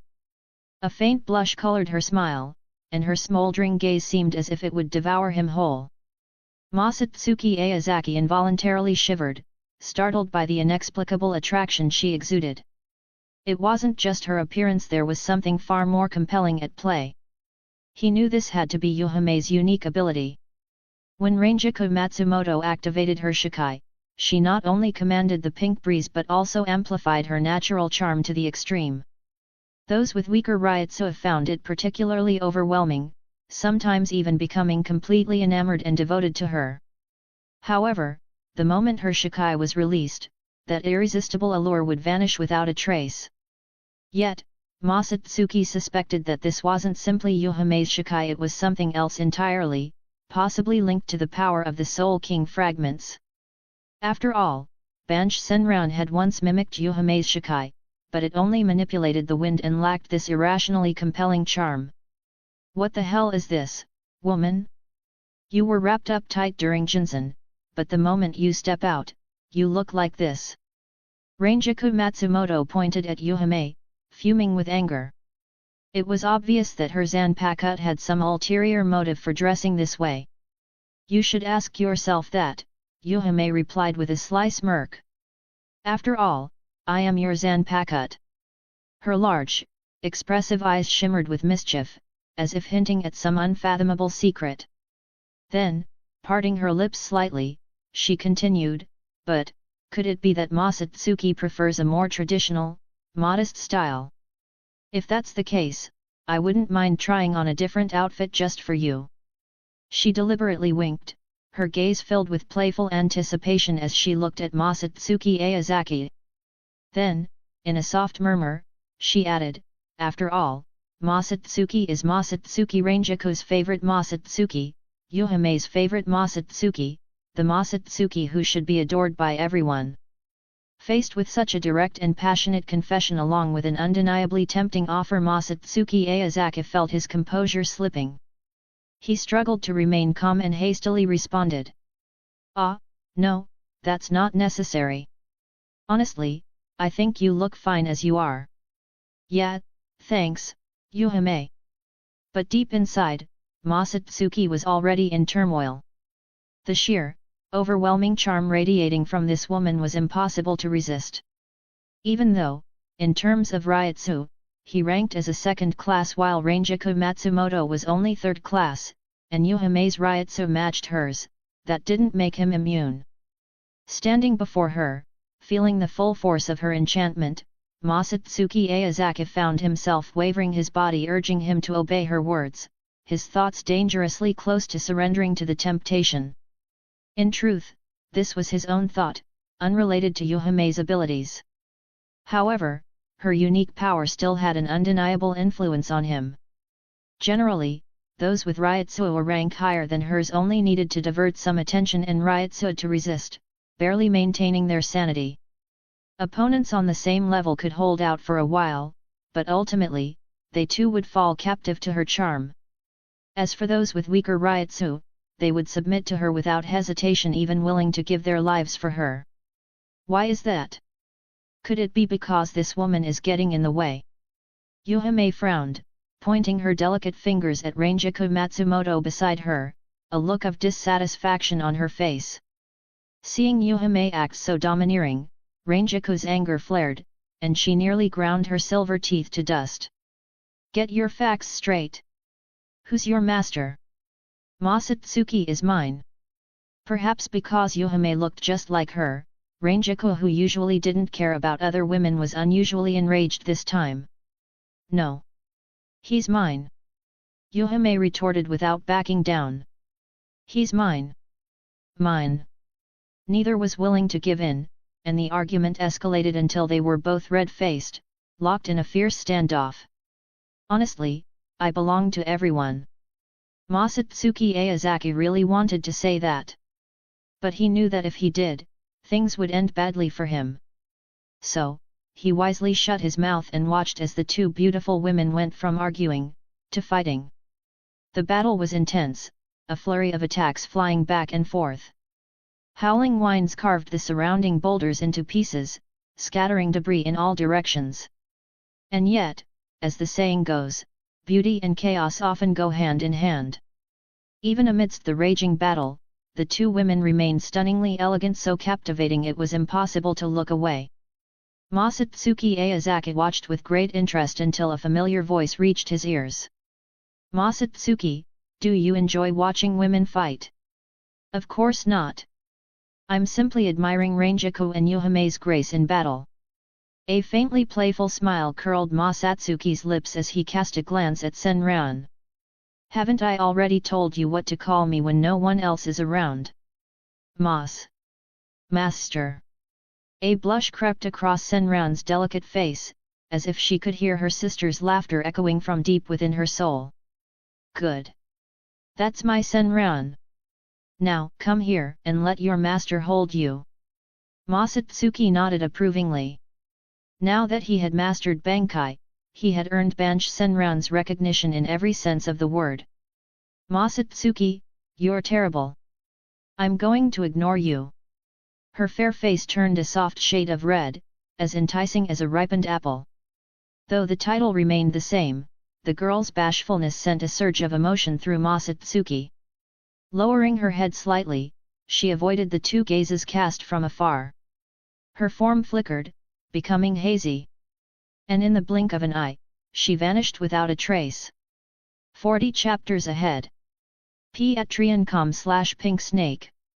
Chapter 166, Chapter 166, Sisters. Masatsuki Aozaki's gaze slowly swept over Ranjaku Matsumoto and Yuhame in the distance. Just as he had expected, the originally beautiful faces of the two women were now puffed up like little buns, their cheeks round and full of anger, as if they could hold two eggs inside. They looked unbelievably cute. It was clear that these two beauties had gotten jealous over something. Are you two going to fight or not? Don't forget why we took the day off. At Masatsuki Aozaki's words, both Ranjaku and Yuhame lightly flicked their silky hair. Ranjaku frowned and asked, what should we do now? Did you come all this way just to fight me? The core of mastering Bankai lies in gaining the Zanpakutō's recognition.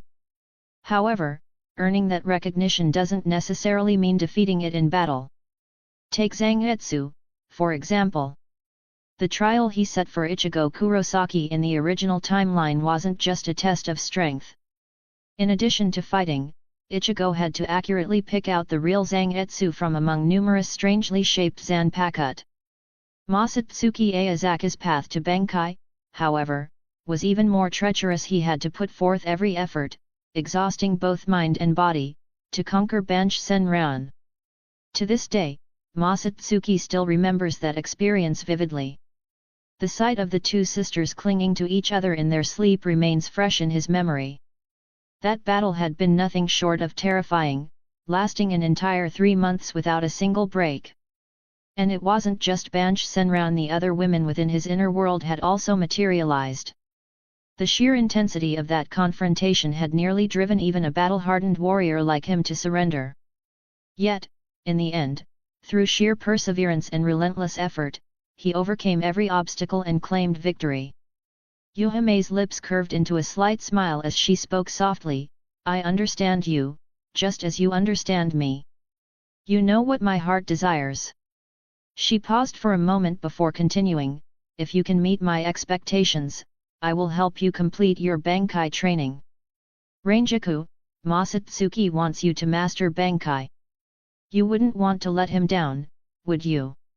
"How can this be?" Ranjaku clenched her fists, the flames of anger in her eyes almost becoming tangible. This feeling was too strange, like she was handing over her lover to someone else.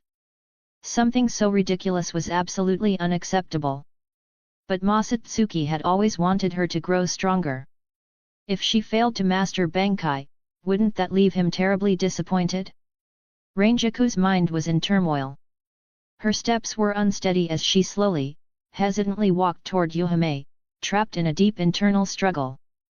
"Haha, I really don't understand why you're so fixated on this. I look exactly like you, can't you just see me as a part of yourself?" Yuhame gazed at Ranjaku Matsumoto and couldn't help but laugh. She couldn't understand it. Ranjaku had always been kind and forgiving toward others, yet she was so strict with her just because they shared the same face? "But the more you forbid me, the more I want to do it. You never care about the other women, so why is it that I'm the only exception?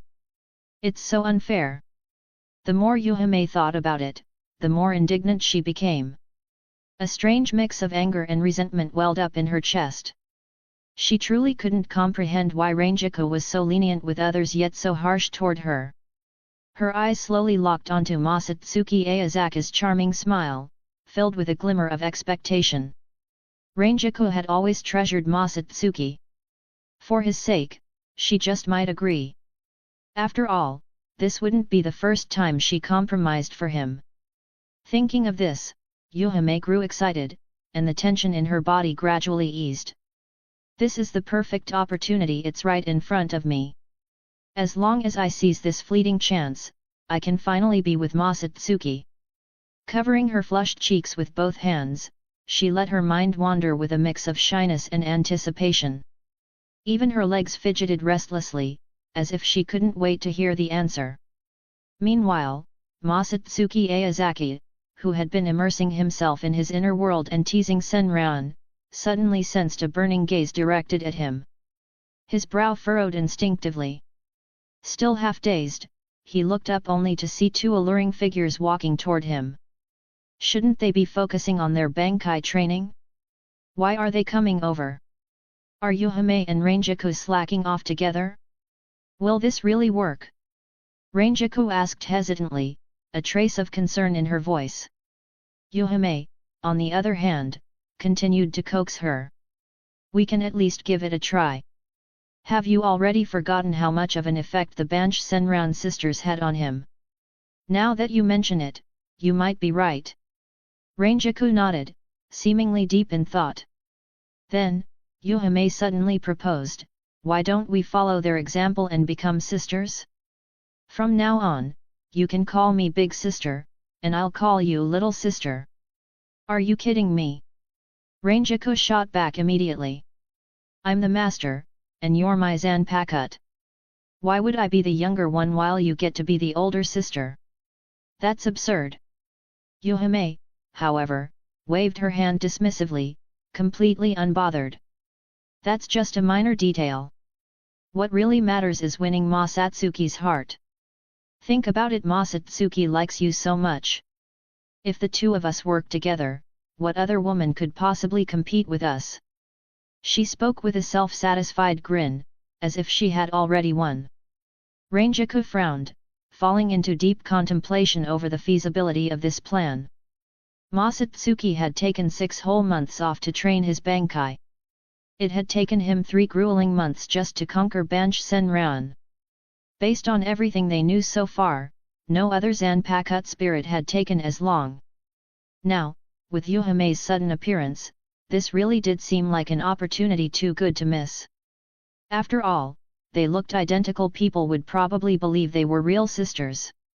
And honestly, a pair of twins with such striking resemblance might just be even more irresistible to Masatsuki Aozaki. Ranjaku hesitated before finally speaking. Maybe, we should give it a try. Ha ha ha. Finally. I've been waiting for you to say that. Yuhame burst into laughter, excitement radiating from her as a powerful gust of wind surrounded her body. Like an arrow released from its bow, she shot toward Masatsuki Aozaki. Hey, wait for me. Seeing this, Ranjaku hurriedly gripped her Zanpakutō and used the wind's momentum to propel herself forward, chasing after Yuhame. Masatsuki Aozaki blinked in confusion. Before he could even process what was happening, his vision suddenly went dark. As if two soft, warm objects had completely blocked his sight. 40 chapters ahead. Patreon.com/pinksnake. Chapter 167, Chapter 167, Artificial Soul. Time passed quickly, and before long, the holiday had quietly come to an end. Masatsuki Aozaki stood fully dressed, gazing at the 3 identical girls playing and splashing in the hot spring before him. Banch Senran hung carefully at his waist. Why were there 3 women who looked exactly alike? The answer lay with the Banch Senran sisters. At this moment, among the 3, aside from Ranjaku Matsumoto, the other 2 could both be called Yuhame. Not only did they share the same face and figure, but even their hair color was identical. Now that I've mastered Ranjaku's Bankai, what's next? Masatsuki tilted his head slightly, the corners of his mouth curling up as he recalled the carefully planned schedule he had mapped out for himself. At the entrance of the 12th Division, Masatsuki Aozaki looked at Mayuri Kuratsuka standing across from him and asked with a grin, "Everything ready?" Mayuri smirked, his lips curling with disdain as he lazily responded, "There's nothing to prepare. There was never anything of value to gain in that damned prison, nor anything worth bringing out. Besides, you lot have been keeping an eye on me the whole time. What else was I supposed to do except amuse myself with those crude devices?" Masatsuki shrugged and spread his hands in a gesture of helplessness. "Come on now, Kiryu and Senjimaru both think you're incredibly dangerous." At the mention of those 2 names, Mayuri clicked his tongue in irritation, his face twisting with disgust. "Those 2 women are nothing but trouble," he spat, his tone growing sharper, as though recalling something particularly unpleasant. "So, you're just letting me walk free now?" A trace of mockery laced his voice. They had promised to release him long ago, yet he had been left waiting for over a decade. Of course. Masatsuki seemed to see right through Mayuri's thoughts and offered a knowing smile. After all, waiting with hope was the most agonizing thing, enough to make time feel like an eternity. Without another word, he reached out and lightly patted Mayuri on the shoulder. "What is this?" Mayuri's eyes narrowed in confusion. A surge of overwhelming force erupted from Masatsuki like a tidal wave, instantly engulfing the entire area. The sheer intensity of his Ryutsu was suffocating, as if it could tear the very fabric of space apart. Faced with such terrifying pressure, Mayuri's body trembled involuntarily. He felt like a lone boat caught in a raging storm, ready to be swallowed by the waves at any moment. Even as fear and doubt lingered in his mind, he gritted his teeth and forced himself to endure. "So, is this your trump card?" Masatsuki chuckled softly like a gentle breeze brushing across the ocean's surface. In an instant, the overwhelming Ryotsu vanished without a trace. Tilting his head slightly, he cast a deep, unreadable gaze at Mayuri. A faint smirk played on his lips, tinged with an almost imperceptible amusement. "Sorry, but this is all I've got for now. Does that disappoint you?" The crushing weight that had been bearing down on Mayuri suddenly disappeared, and the tension in his body gradually eased. Yet, he didn't respond. Instead, he let out a cold snort, his dissatisfaction evident. He knew full well that Masatsuki had just unleashed that terrifying display of power as a warning to make sure he understood his place. And it worked. A talent of this magnitude was unheard of in all of Seoul society's history. If nothing unexpected happened, he would be forced to live under Masatsuki's shadow for the rest of his life. Mayuri let out a long sigh of resignation. Seeing this, Masatsuki's grin widened, though he remained silent. Because he knew that the brilliant man standing before him had already understood his message loud and clear. After entering the room, Masatsuki Aozaki finally stopped walking and slowly turned around to face Mayuri Kuratsuki. "From now on, you will serve as the third-seated officer of the 12th Division and concurrently as the Deputy Director of the Shinigami Research and Development Institute. And this place," Masatsuki gestured to the laboratory around them, "has been specially prepared for you." Mayuri raised an eyebrow and asked, "Then who is the director?" His tone carried both reluctance and skepticism. "Naturally, it's Kisuke," Masatsuki replied casually, a flicker of appreciation flashing in his eyes. "Kisuke Urahara? Ha, so it really is him." Mayuri sneered. He didn't have much fondness for that man, but there was no denying his brilliance. If anyone had to be in charge, at least it was someone competent. That was something he could begrudgingly accept. At the very least, he wouldn't have to take orders from some worthless buffoons. Masatsuki smirked faintly and said, "Kisuke made it clear that, within these walls, your authority ranks just below his and mine. Not bad, hey?" Mayuri's brows furrowed deeply, his face twisting in disbelief. He looked as if his intelligence had just been personally insulted. "Why is someone like you ranked above me?" he demanded. To him, Masatsuki was undoubtedly clever, but if they were talking pure intellect, there was no way he should be placed ahead of him. Something shady was going on here. Could it be that Kiryo Hikifune had taken a liking to this pretty-faced man and pulled some strings for him? Masatsuki chuckled, as if he had already anticipated Mayuri's reaction. "The reason is simple, I'm one of this department's founders." His voice carried both pride and amusement, as if he enjoyed seeing Mayuri struggle to accept it. Mayuri clicked his tongue in disdain, but, after weighing Masatsuki's strength and status, he had no choice but to accept the arrangement. Masatsuki's grin widened slightly. "All right, no need to look so bitter. I actually have some good news for you. Interested?" Hearing this, Mayuri lifted his head, his sharp gaze locking onto Masatsuki's as if trying to decipher his intentions.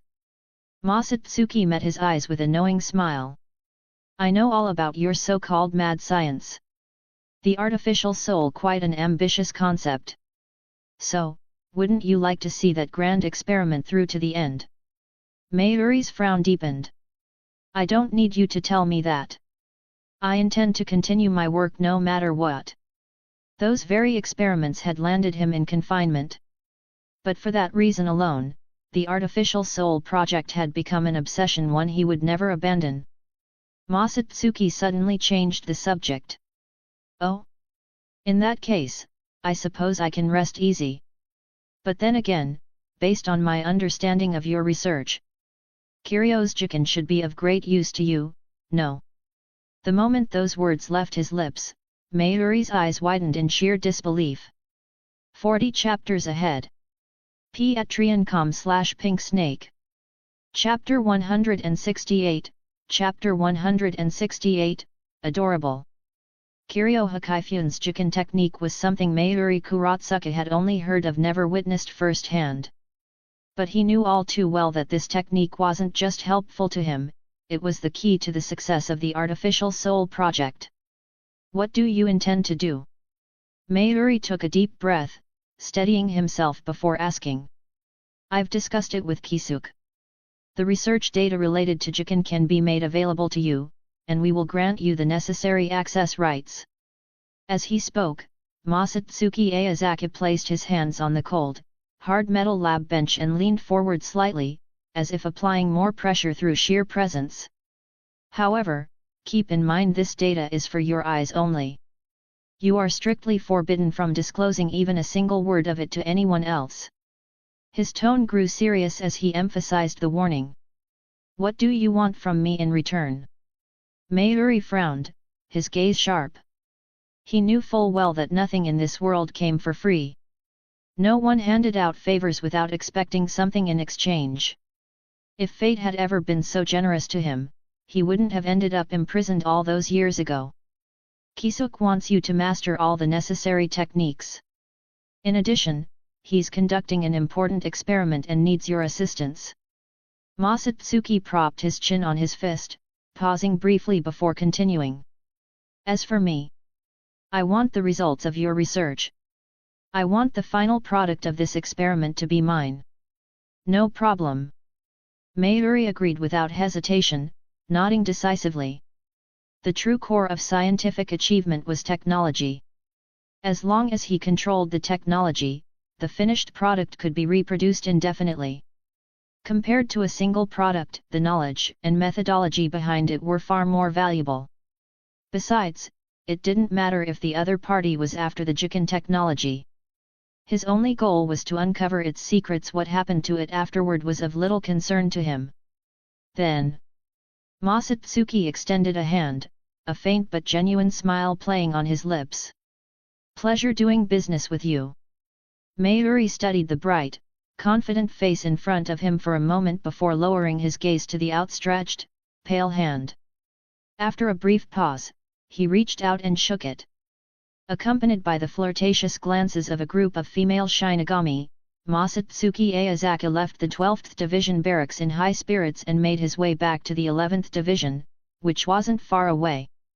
The 11th Division barracks. Under the blazing sun, squad members trained tirelessly, their sweat never ceasing to fall. At this moment, inside the dojo, Mashiro Kuna was facing the greatest challenge of her life. Standing before her was Jin Ichimaru, challenging her for the position of 11th Division Lieutenant. Since both of them held lieutenant-level strength, their battle was bound to be fierce. Third seat Ichimaru defeated Lieutenant Mashiro. I guess we should start calling him Lieutenant Ichimaru now. That means Mashiro got knocked back to third seat. She'll definitely run to Masatsuki-sama for comfort. I feel like she lost on purpose. Damn, I'm jealous. Yeah, but who would have thought we'd go through 3 different lieutenants in just 5 years? 3? Who was Mashiro's predecessor?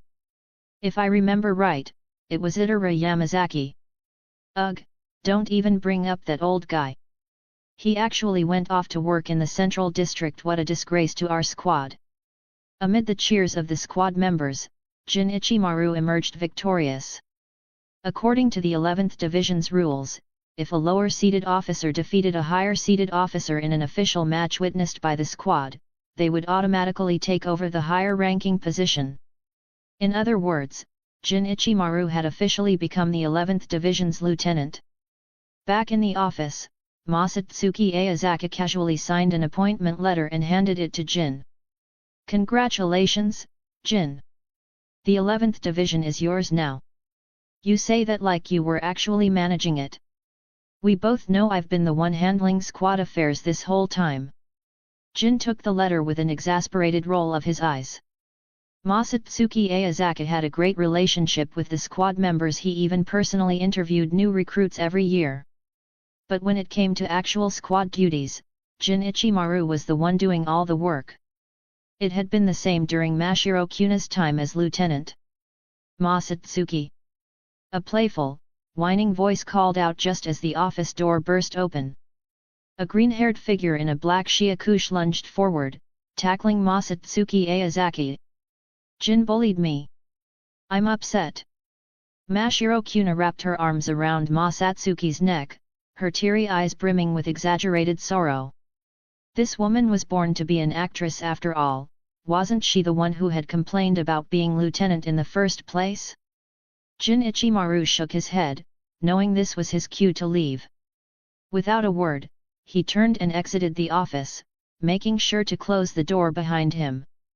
These days, the 1st Division was enforcing strict oversight on all squads, installing surveillance devices throughout the barracks. Fortunately, private areas like the captain's quarters and rest lounges were exempt from monitoring Masatsuki's favorite places to relax. After greeting the 2 female squad members standing guard, Jin headed off toward the lieutenant's office. Inside the captain's office, Masatsuki Aozaki and Mashiro Kuna spent an unforgettable afternoon together. As night fell, Masatsuki Aozaki returned to his quarters. With 2 female squad members attending to him, he enjoyed a comfortable bath. After changing into a fresh yukata, he stepped into the courtyard, stretching lazily. The moonlight was mesmerizing. It would have been perfect to share this view with family. As if sensing his thoughts, a small figure suddenly darted out from the darkness. A black cat, adorned with a delicate collar, approached him. "You're Yuaki, when did you get here? Why didn't you at least say hello? While you were bathing?" The small cat leaped into Masatsuki's arms, rubbing its nose against him. "MMM. You smell like Mashiro. You really never take a break, do you?" Masatsuki thought for a moment. He vaguely recalled seeing her clothes on the bed earlier. At the time, he had assumed they were left behind from a previous visit. After all, his quarters contained quite a collection of clothing from his various wives. Now, it seemed they had been removed only recently. Smirking, he pulled Yuaki closer, rubbing his cheek against her soft fur. She was warm and fluffy, and since she wasn't resisting, he took full advantage of the moment. After playing with her for a while, he let out a satisfied sigh. Then, Yuaki transformed back into her human form, slipping into a yukata as she settled into his lap. "Hey, Masatsuki, what do you think of Ishir?" Masatsuki fell silent for a moment before answering with complete seriousness. "He does look a lot like you, and he's definitely cute. But I have absolutely no interest in men." 40 chapters ahead. Patreon.com/pinksnake. Chapter 169, Chapter 169, Fate. "That's not what I meant. I want to teach him shunk." Yuaki Shion furrowed her brow slightly, then leaned in, rubbing her nose against Masatsuki Aozaki's. "Has he reached 3rd-class spiritual power?" Masatsuki paused for a moment, clearly caught off guard by the question. "Not yet, but he's close," Yuaki replied casually. "He's barely over 100, and he's already about to reach 3rd class? That's ridiculously fast. That's what you call exceptional talent. Having the bloodline of one of the 5 noble clans is truly enviable," Masatsuki mused. After all, reaching the level of a top-tier lieutenant in just over a century was an astonishing feat. Even in the talent-rich Gotei 13, such a prodigy was a once-in-a-century rarity. However, even for those born into the 5 noble clans, reaching the level of a captain required not just their prestigious lineage but also extraordinary talent and relentless effort. "You shouldn't be the one saying things like that, it'll make others feel inferior." As soon as she finished speaking, Yuaki sat up straight and swiftly pressed a soft kiss against Masatsuki's cheek.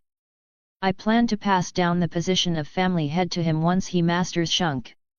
Masatsuki was momentarily stunned as he fully grasped the weight of Yuaki's words. A warm feeling surged in his chest, and he couldn't help but pull her into a tight embrace. That night, Yuaki clung to Masatsuki like a sleepy koala, wrapped around his broad, firm chest without setting foot on the ground.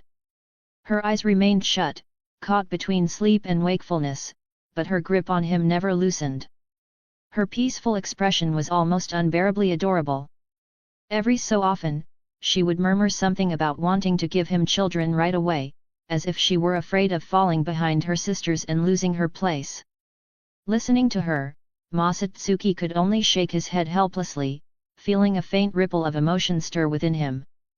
Still, Yoriyuki's sudden desire to have children left him with mixed feelings. The truth was, he wasn't ready for something like that. The world was still filled with countless dangers, and even if he managed to fully merge with the Hagyaku, there was no guarantee of absolute safety. No one could predict what the future would bring. The timing simply wasn't right. Most of the time, when he claimed to be contributing to Soul Society, it was really just an excuse to slack off. As dawn broke and the first light tinged the sky, Masatsuki carefully handed Yoriyuki over to Suifng, who had come looking for her. When Suifng saw Yoriyuki's peaceful, sleeping face, her eyes widened in shock, her mouth even started to water. Masatsuki couldn't resist teasing the flustered and blushing Suifng before heading back to his room. Once inside, he retrieved the unfinished Hagyaku. Compared to a decade ago, the gemstone had finally begun to reveal its true potential, radiating an intense blue-black glow that made its extraordinary nature unmistakable. Without hesitation, Masatsuki grasped the Hagyaku in one hand and Banch Senran in the other, then began his meditation training. Although the Hagyaku was still incomplete and incapable of facilitating evolution, it was more than sufficient as an aid for refining Ryutsu. With its help, he had advanced from third-class spiritual power to second class in just a few years. For others, like Shunsui Kirikou, reaching second class had taken centuries. Even a genius like Aizen had spent 2 to 3 decades reaching that level. But everyone had long accepted that Masatsuki's monstrous talent was an anomaly. His terrifying rate of advancement no longer shocked them, it had become something they had simply grown numb to. After half a day of intense training, the once bright milky white glow on Banch Senran's blade gradually dimmed. Masatsuki was left panting and drenched in sweat, but after sensing the changes in his own Ryutsu, he finally exhaled in relief. After taking a moment to steady his breathing, he smiled in satisfaction. This training session had further refined his Ryutsu. Though the increase wasn't massive, every bit of progress counted at his level.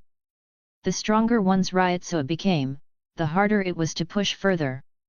Many who barely managed to reach second class found themselves stagnating, unable to advance a single step beyond that point. If I keep training like this, it won't be long before I hit the limit of second class. And once I do, the next step is first-class spiritual power. The old man always said my talent far surpassed his.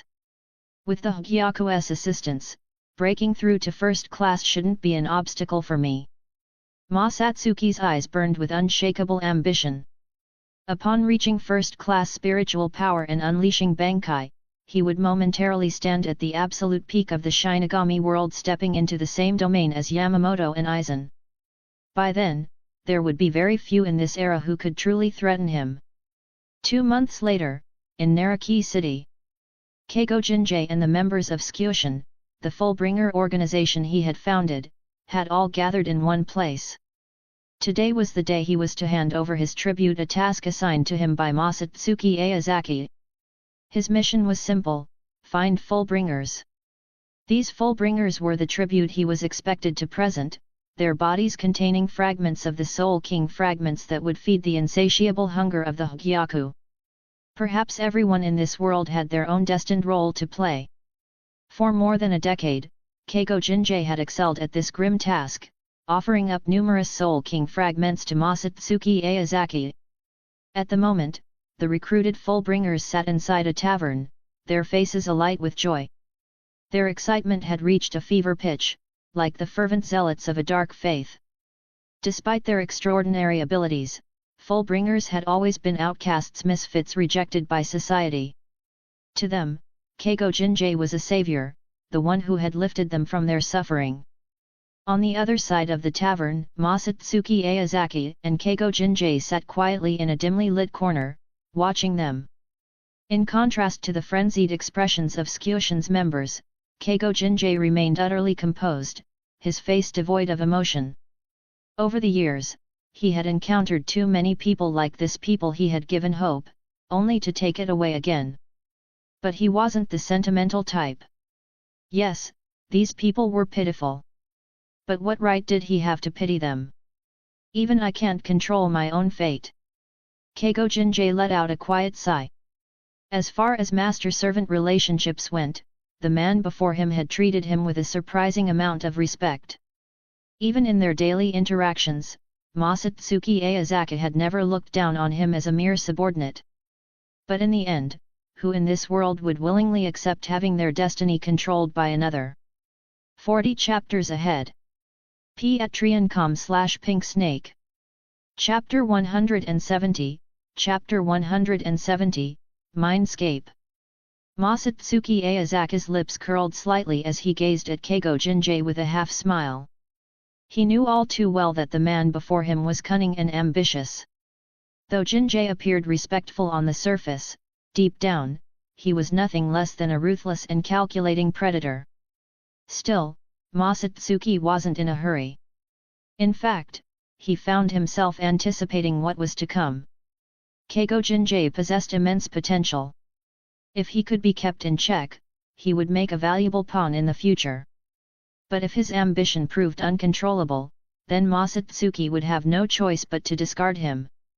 As he thought about Jinjei's ability to steal Fullbrings and the Soul King fragment slowly growing within him nurtured through the hunting of hollows, Masatsuki couldn't help but feel a tinge of regret. If Jinjei couldn't be made useful, then when the time was right, Masatsuki would simply take that precious Soul King fragment for himself. He took a sip of his drink and chuckled. "What's this? Are you feeling sorry for them?" Jinjei took a sip of his own, replying with mock sincerity.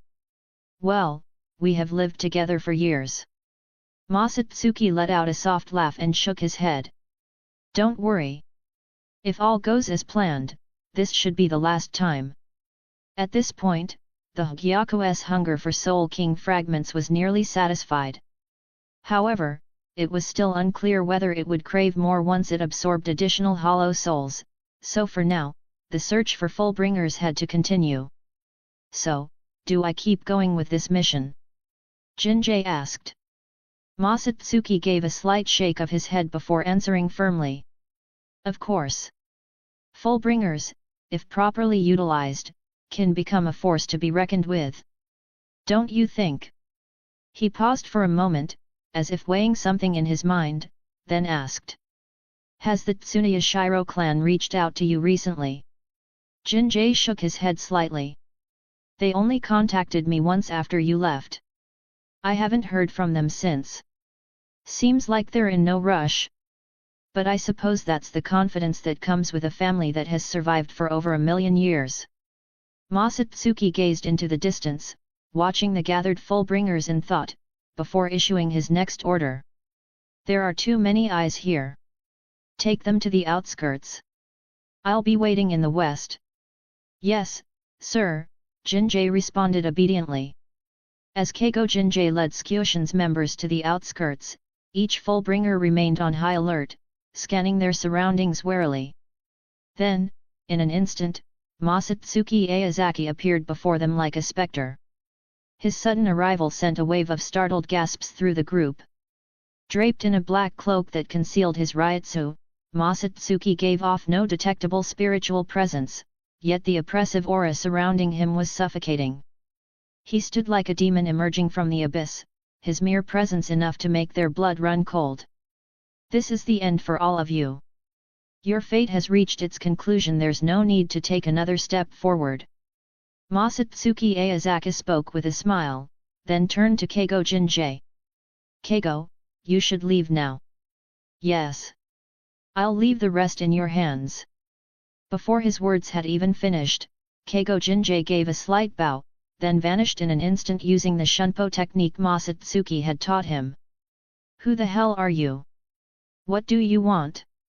Where did Keigo Jinjei-sama go?" A mix of anger and fear rippled through the group. Some yelled in defiance, while others turned and bolted. One person's straw sandals transformed into boots, allowing them to sprint at incredible speed. Another's belt morphed into a whip, latching onto a nearby tree as they swung away. But it was already too late. Bakud number 4, Hainawa. Masatsuki's quiet incantation sent a chill down everyone's spine. Without giving them a chance to resist, he raised his hand, releasing a surge of energy that instantly took the form of glowing yellow ropes. Like serpents, they coiled around each Fullbringer, binding them in place. "Watch out! What the hell is this?" Shrieks echoed through the desolate outskirts, the faces of the captured Fullbringers twisted in terror. The gap in strength between the two sides was simply too vast. Despite possessing Soul King fragments and Ryoryoku far beyond that of ordinary humans, these Fullbringers lacked proper training. At best, they were slightly stronger than regular people. Against a captain-level foe like Masatsuki Aozaki who wielded the power of second-class spiritual power, they didn't stand a chance. In fact, even against standard Shinigami squad members, they would struggle to hold their own. "See Souls moi!" A sharp, feminine voice rang out. A girl suddenly opened her mouth wide, and a massive torrent of spiritual energy erupted from within, surging forward like a tidal wave. Masatsuki's eyes flickered with mild surprise. This ability seemed somewhat similar to Yasutora Sato's Fullbring, both using parts of their own bodies as conduits for power. But if her Fullbring was based on something she deeply cherished, did that mean she had a fixation with her mouth? He dismissed the thought quickly. Whatever the case, he had no intention of letting that wave of water touch him. In the next instant, a breathtakingly elegant woman appeared beside him, dressed in a striking red kimono, her back adorned with blazing wings of fire. With a graceful flick of her delicate fingers, she drew a gleaming katana and swung it down. A blazing inferno erupted from the blade like a fiery dragon, colliding with the incoming water wave, instantly evaporating it into nothingness. With her task complete, the woman drifted toward Masatsuki. She leaned in, pressing a soft kiss against his lips. Her form gradually faded, turning transparent before dissolving into scattered reishi that vanished into the air. Masatsuki licked his lips thoughtfully, his gaze sweeping over the startled onlookers.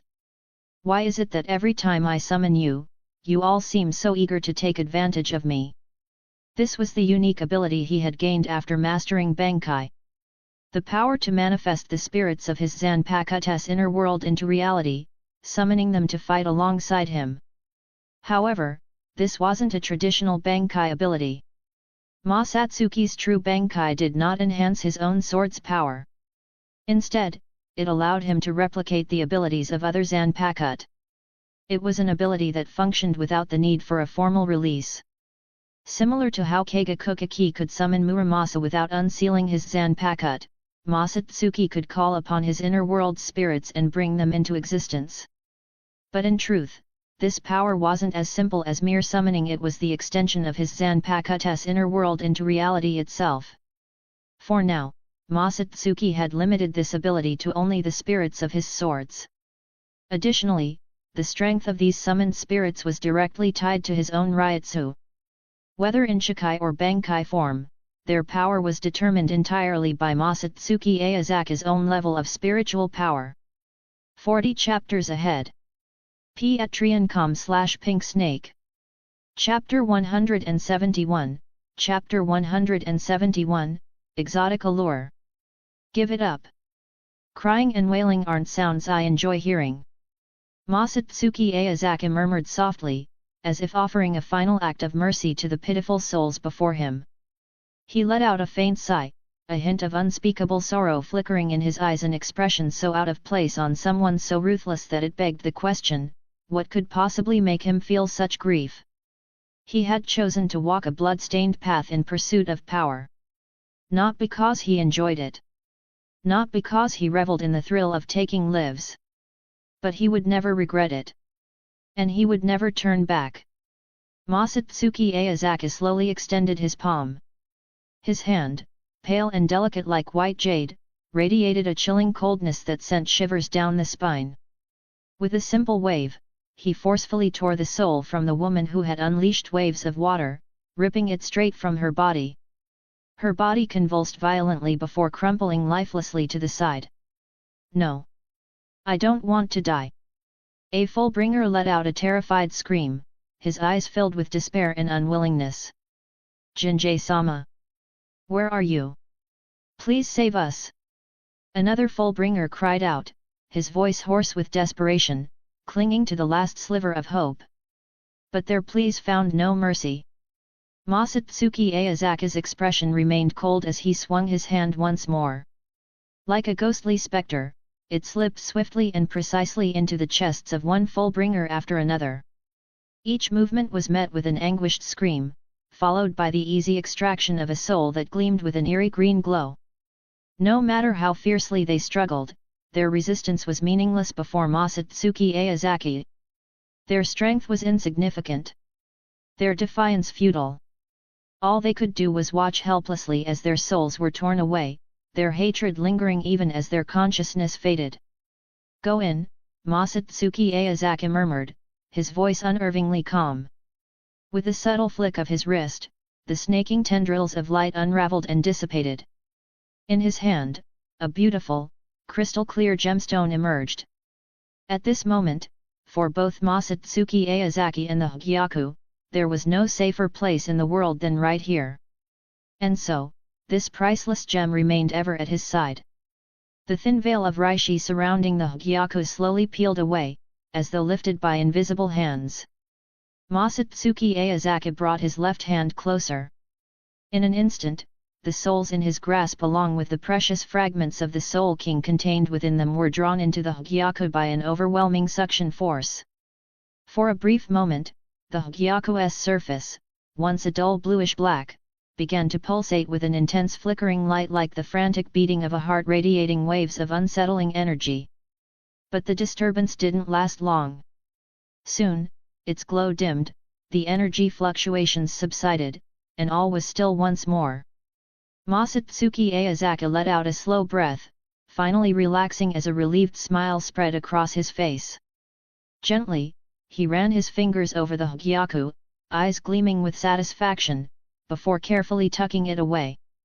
The Soul King fragment has finally satisfied the Hagyaku, Masatsuki Aozaki murmured, his voice carrying a hint of barely restrained excitement. Next, I'll need the souls of hollows. At that thought, his brows furrowed slightly. Testing the Hagyaku's abilities could not be delayed, yet the Gotei 13th's oversight on various affairs had only grown stricter. Conducting hollowification experiments now would be too risky. For the time being, he had no choice but to put that plan on hold. In that case, I'll start with the Arankar experiment. This way, I can collect souls at the same time. Tightly clutching the Hagyaku in his arms, Masatsuki Aozaki's gaze hardened with unwavering determination. He had waited far too long for this day now, at last, his goal was within reach. A surge of exhilaration coursed through him as he took in his surroundings. The trees and grass swayed in the wind, their rustling sounds resembling a chorus of celebration, as if the world itself was rejoicing alongside him. At this moment, an overwhelming sense of ease washed over him, filling him with boundless energy and confidence. However, there was one thing that dampened the moment: this wasn't the right place. He had no outlet to vent the burning emotions raging within him like a volcanic eruption. Frustrated, he could only pat Banj Senran at his waist, eliciting two soft hums in response. Sharpening his Ryotsu perception, Masatsuki Aozaki quickly noticed a lone figure standing in the distance, a black-haired youth, completely still. Disappointment flickered across his face. This kid is way too composed. No wonder he'll become the kind of person who doesn't hesitate to do whatever it takes, Masatsuki Aozaki muttered, shaking his head. His stance toward Keigo Jinjai was entirely different from how he treated Jin Ichimaru. Jin was someone he considered a lifelong comrade, someone he could entrust with his life without a second thought. But Keigo Jinjai? That was impossible. If he ever placed his life in Keigo's hands, there was no doubt that the man would kill him without hesitation. Of course, that didn't mean Masatsuki Aozaki couldn't consider Keigo a friend. But if they were ever to form a genuine bond, it would take a long time. Right now, Keigo Jinjai still had some semblance of humanity. In the original timeline, his betrayal of Soul Society was driven by the Tsunoya Shiro clan's actions murdering his fellow Fullbringers to obtain fragments of the Soul King. On top of that, when he discovered that the substitute Shinigami badge granted by Jaishur Yukatake was being used to monitor him, he mistakenly believed it was the Gotei 13's doing. Feeling completely betrayed, he turned against them. That alone proved one thing: at this point in time, Keigo Jinjai still valued his comrades. Sephiroth-sama! A voice called out. Upon seeing the black-clad figure who had suddenly appeared, Keigo Jinjai merely nodded, unfazed.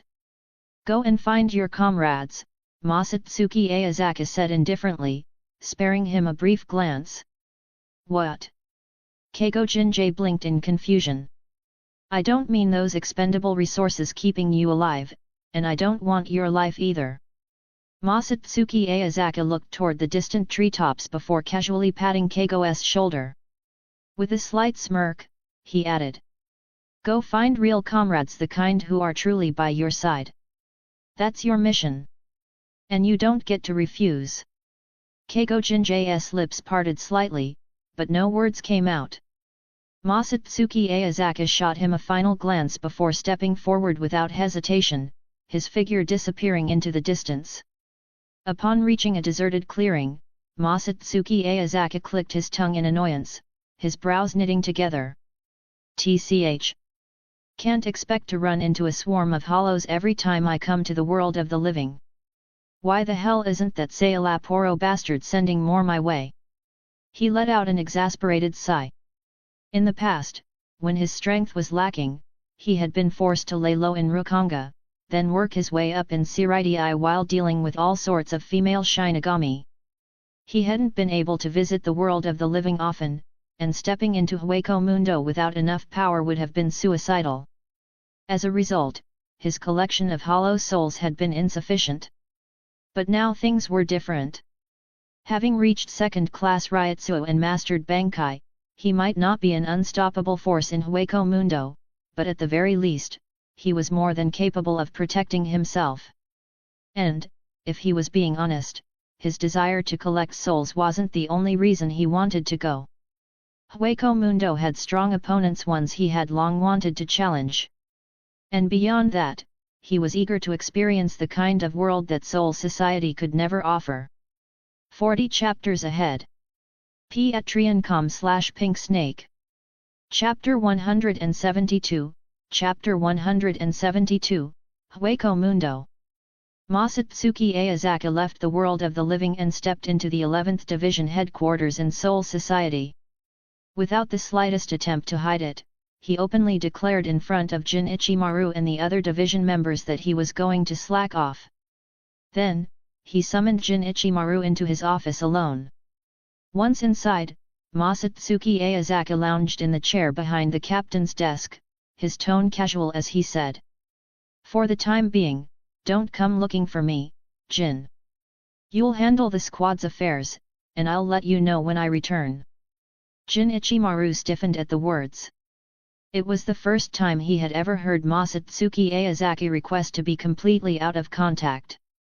He straightened his back, his expression turning unusually serious. Where are you going? Is it dangerous? Hueco Mundo, Masatsuki Aozaki replied indifferently.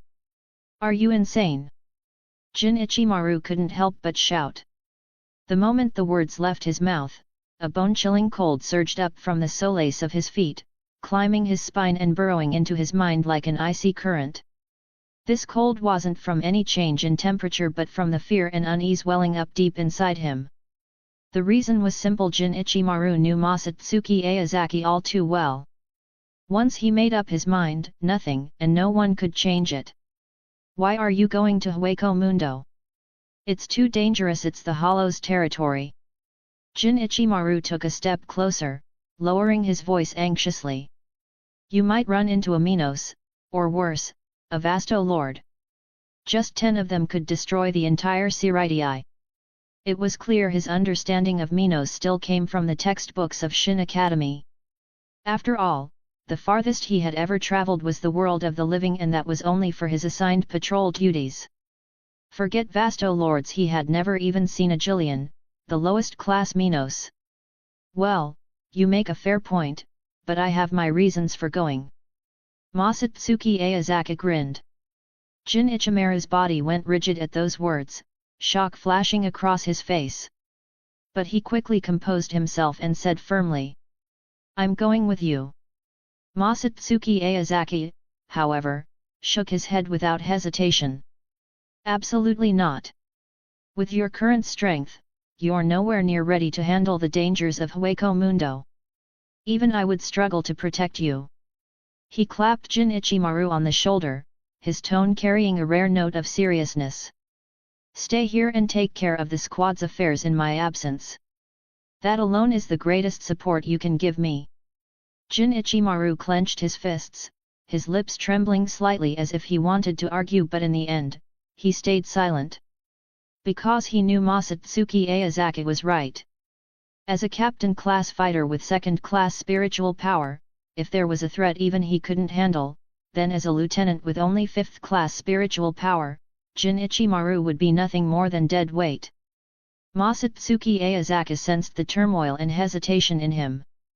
He patted his shoulder again, smiling reassuringly. "Don't stress yourself too much." Then, after a brief pause, a glimmer of confidence and pride flickered across his face. "Don't forget I'm the Captain Commander's prized disciple. Compared to you, I know far more about Minos." Finally, he met Jin Ichimaru's gaze, his voice steady and resolute. "With my current strength, keeping myself safe won't be a problem. There's no need to worry." With that, he turned and walked away. Jin Ichimaru watched his figure disappear into the distance, his brows furrowed in deep concern. 3 days later. Night shrouded the land, and a bright moon hung in the sky, though its glow was hazy, veiled by a layer of grey mist. This eerie and desolate realm was the dwelling place of the Hollow's Hueco Mundo. Everywhere one looked, shades of grey and white stretched endlessly, resembling an infinite desert of pale sand. The ground beneath was dry and rigid, devoid of any signs of life.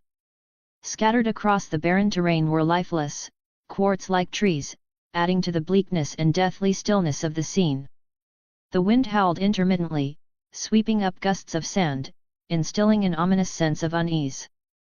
Suddenly, several streaks of dazzling light shot across the night sky like meteors, leaving behind long crimson trails as they raced toward 4 masked figures fleeing at high speed. Judging by their ryutsu, the 4 were all-powerful Minos. Their pursuers, 3 Aegis-class Minos, took on the forms of a stag, a python, and a lion. Leading the charge at the front, however, was a Minos wielding a massive bone sword. Its humanoid form bore an uncanny resemblance to that of a human. Though its entire body was encased in dense, white bone armor, leaving only its eyes and long golden hair exposed, the enormous, heart-like organs on its chest made one thing clear: this was a female Vasto Lord class Minos. A deafening series of explosions erupted. Boom! Boom! Boom! Fine, snow-white sand blasted into the air around the 4 fleeing female Minos, surging into the sky like a raging sandstorm. In the next instant, fireballs of deep crimson ignited above, bursting into violent plumes of smoke that billowed like mushroom clouds, staining the sky a furious shade of red. "Horrible! Stop running! I swear I'll catch you today!" Not far behind, a dozen Minos gave chase. One among them, also humanoid, roared furiously, swinging its massive arms like a windmill as it hurled boulders with reckless force. "Oswell again! Does this bastard ever stop? He's been after us for 3 days and nights. Why won't these idiots just leave Horrible-sama alone? Don't they ever get tired?" The frustrated voice came from the deer-like Aegis running beside the humanoid Minos Horrible. "I'm sorry, Apasai. I've dragged you all into this," came a cool yet faintly apologetic voice from behind Horrible's mask. At those words, the deer-like Aegis, Emilio Apasai, visibly tensed, her expression shifting into one of alarm. Her eyes flickered with panic, as if she had just spoken out of turn. "And no, Haribal-sama. That's not what I meant." Apasai hurriedly tried to explain. "I wasn't blaming you. It's just those damn subordinates of Baragan are completely out of line." 40 chapters ahead. Patreon.com/Pink Snake. Chapter 173, Chapter 173, Night. "Haribal-sama, Oswell is closing in fast." At the sound of the urgent cry, the lion-like hollow, Francesca Mila rose, looked even more anxious. Her already fierce expression was now filled with worry as she kept a tense watch on their pursuers, issuing a warning to Haribal at her side. Haribal, however, showed no sign of surprise or panic upon hearing the news. But the snake-like hollow, Sung-sun, standing nearby, couldn't help but blame herself. "It's our fault for holding Haribal-sama back. If not for us, there's no way someone of her strength as a Vasto Lord-class hollow would be caught so easily by those guys." Before she could finish, Haribal shot her a sharp look, a silent warning to drop the subject. Sung-sun immediately realized her mistake, her face flushing as she lowered her head in guilt. Internally, she sighed, "Haribal-sama is always like this. She may seem quiet and reserved, but she's truly kind. Even if we were to give up on ourselves, she would never abandon us." Haribal gently shook her head but didn't reprimand Sung-sun further. She turned toward the distant horizon, where thick clouds of dust and smoke swirled.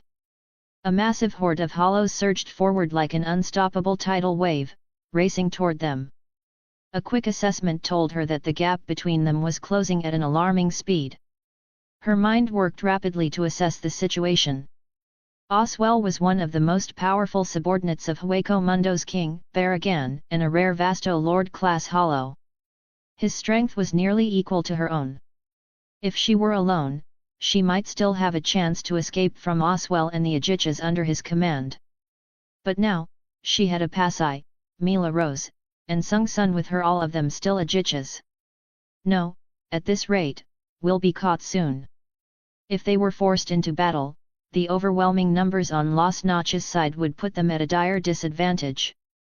If the three of them fought, survival would be near impossible. They could very well die here.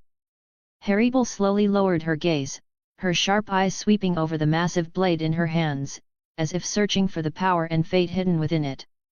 Her once calm eyes now burned with an unshakable determination, filled with an unyielding fighting spirit. She recalled how it had all begun, how she had refused Baragan's demand to become his subordinate, only to be met with endless pursuit and hatred. In the end, it was her decision that had led to this. But Sung-sun and the others, they were simply caught in the crossfire. "Sung-sun, take everyone and go." Haribal gritted her teeth, her voice low but resolute. She clenched her fists before turning sharply, raising her massive sword high, bracing herself for the storm ahead. "Head to the forest of death. If I don't join you within 3 days, don't wait for me." Her words rang with unwavering determination. Right now, the only way forward was to buy enough time to ensure the others could reach safety. With her own strength, she still had a slim chance of breaking through Oswell's forces. If she could hold them off, the others' chances of survival would increase dramatically. A dazzling golden Ryotsu gathered around her greatsword, condensing into a brilliant, spherical mass. In the blink of an eye, the golden light shot forward like a pillar piercing the sky. A deafening roar followed. Boom! The energy beam crashed down like a falling meteor, striking the left flank of the advancing hollows. A massive explosion erupted, sending a shockwave surging outward, tearing through the battlefield.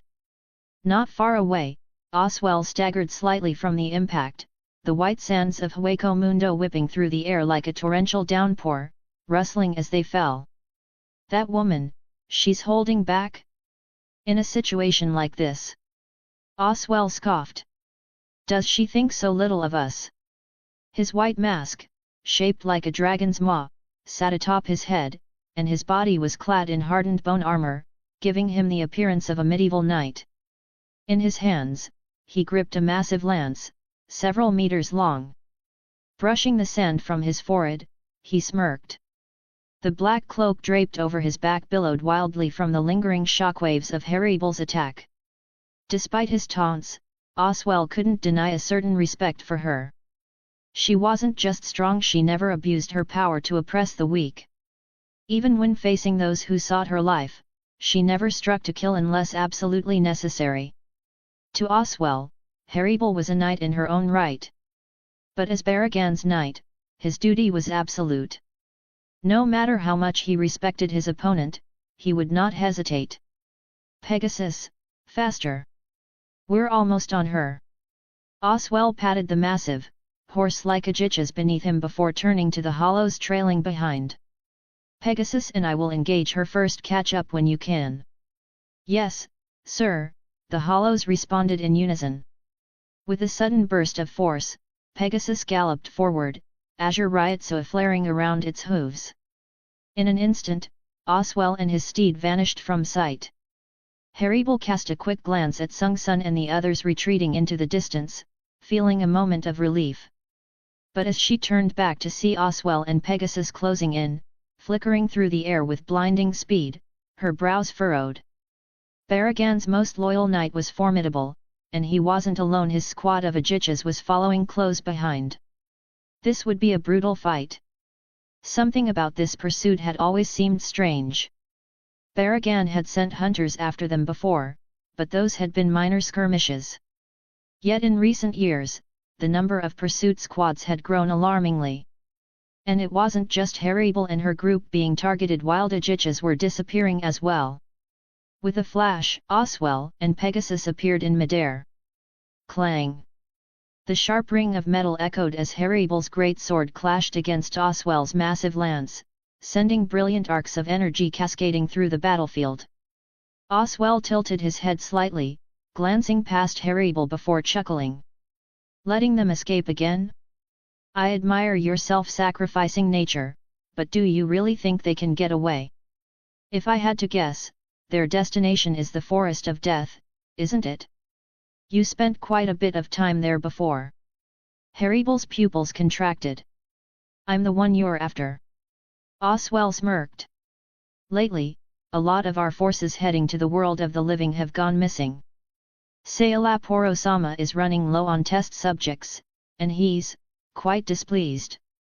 He spoke with a level of formality when referring to Seireitei, respect reserved for the powerful. Haribel's eyes burned with fury. So you've been sending the aegis you've captured straight to his lab. 40 chapters ahead. Patreon.com/Pink Snake. Chapter 174, Chapter 174, Lord. These guys even have reinforcements? At this rate, we're going to be caught. Hearing Apasai's words, Sung Sun frowned, deep in thought. It was true there was a clear hierarchy of strength among the aegis. Their current power level placed them in the middle tier. Not to mention Oswell, who was locked in battle with Haribel. Even among the aegis tasked with pursuing and cutting them off, several were significantly stronger than them. We can't keep running like this. Let's just take them head on. We're all aegis, who's afraid of who? Mila Rose suddenly widened her eyes in fury, stepping forward forcefully. Her Ryotsu surged, radiating without restraint, her presence instantly becoming overwhelming. What do you say, Apasai? She turned to Apasai, whose sharp gaze burned with the same intensity. Not to be outdone, Apasai's Ryotsu flared violently, kicking up a swirling storm of dust and sand. Gritting her teeth, she growled. Yet! Let those bastards know we're not easy prey. Sung Sun cast a calm glance at her two companions before shifting her gaze forward, giving a slight nod of acknowledgement. At this moment, they were caught in a pincer attack. Relentless pursuers closing in from behind, while ahead, the vague outlines of enemies charging toward them became clearer. In this situation, fighting seemed like the only option left. Suddenly, a deafening, thunderous hum erupted from behind. Through the thick smoke that filled the sky, multiple blazing red energy blasts rained down like a torrential storm. The beams intertwined, forming a suffocating barrage that swept toward them with merciless force. Sung Sun! This time, you're not getting away! At that moment, a beast-like roar echoed across the battlefield, shaking the very air. Apasai immediately recognized the voice and spat in frustration. Damn it, it's that bastard Joe again. Beside her, Mila Rose clenched her teeth, eyes locked on the Ajichas charging toward them, a massive saber-toothed tiger like Minos. Without hesitation, she leapt into the air. Her body moved like a bolt of lightning, slicing through the sky. In an instant, she was airborne, ready to meet the oncoming challenge. Crack! Sharp claws suddenly extended from her fingertips, gleaming with a chilling light. Like meteors streaking through the night, they carried devastating power, tearing through the air with an unstoppable force. Clang! Their claws collided, sparks erupting in a dazzling display, like fireworks bursting across the battlefield. In that moment, a long crack split across the once impenetrable bone armor on Mila Rose's right claw. They were both Ajichas, yet even the most oblivious onlooker could now see. The power gap between them was insurmountable. The two figures streaked past each other at incredible speed, kicking up a fierce wind. Then, boom! Two brilliant columns of energy exploded across Joe's body. But as the dust settled, he sneered. And in the next instant, his figure vanished. Boom! A deafening explosion echoed through the sky, as blinding fireballs shot upward, bursting like massive bombs in the gloomy sky. The roaring orange flames painted the entire sky crimson, as if a grand and spectacular fireworks display was unfolding. Just as Oswell was deeply familiar with Haribel and her group, Sung Sun and the others, having clashed with the forces of Los Notches multiple times, knew their enemies inside and out. Mila Rose alone was no match for the saber-toothed tiger, Joe Vega. Even with the combined efforts of the three of them, they could barely hold their ground. So slow! With a disdainful sneer, Joe leapt from the billowing smoke and landed smoothly. But just as he opened his mouth to speak, his expression suddenly changed. Crack! A sharp sound rang out as Joe Vega's powerful forelimb snapped off without warning. His once thick, muscular arms now hung limply, revealing two smooth, cleanly severed cuts. At the same time, the surrounding air began to twist and distort violently, growing thick and oppressive. Joe Vega's face contorted in shock. What is this? Whoosh! A fierce wind howled across the desert like a rampaging beast, kicking up a blinding storm of sand that swallowed the sky. Under the crushing weight of the terrifying Ryotsu, many hollows gasped for breath, their mouths hanging open in shock. Who's there? A startled cry rang out, and tension flooded the battlefield. Moments later, exclamations of shock followed one after another. What incredible Ryotsu! Could it be another Vasto Lord? Joe-sama! Who could have arrived? All eyes turned to their leader, Joe Vega. The battle-hardened and highly respected Hollow commander now looked utterly disheveled. His four limbs were severed, his body weakened, and an undeniable flicker of fear gleamed in his eyes. As the leader of this elite force and a close confidant of His Majesty Baragan, Joe had always been known for his formidable strength. Yet at this moment, even he was at a complete loss, faced with such an unknown and overwhelming Ryotsu. I don't know. Joe's voice trembled. I've never felt this kind of Ryotsu before. It's definitely not from anyone in Los Notches. His words struck the surrounding hollows like a thunderclap, their pupils shrinking to needlepoints. Already on edge, their nerves were now stretched to the breaking point. If this Ryotsu was unfamiliar to Joe, then it could only mean one thing: the intruder was from outside Los Notches. And from the sheer pressure of their presence, they had to be an immensely powerful being. Joe gritted his teeth against the searing pain in his wounds, knowing full well that the arrival was anything but friendly. With a furious roar, he commanded. The intruder is hostile. Prepare for battle. The hollows hesitated for a brief moment before snapping to attention. Without the need for words, they moved into action, their movements swift and precise. Their bodies pulsed with intense ryōku as they scanned their surroundings, bracing themselves for whatever attack might come. Sung-sun, Apasai, and Mila Rose exchanged glances, each seeing the same shock reflected in the other's eyes. 40 chapters ahead. Patreon.com/Pink Snake. Chapter 175, Chapter 175, Good Kid. The Ajicha's class Minos all widened their eyes in horror, their voices trembling with disbelief. Jo-sama. They couldn't believe what they were witnessing. Joe Vega was just as stunned, but before he could process what was happening, a slender yet powerful hand suddenly clamped around his throat. In an instant, his upper body was lifted clean off the ground. The surrounding hollows barely dared to breathe. They turned in panic, their gazes locking onto a small, thin figure standing before them. A fierce wind howled through the battlefield, stirring up a storm of sand that raged like coiling dragons in the sky.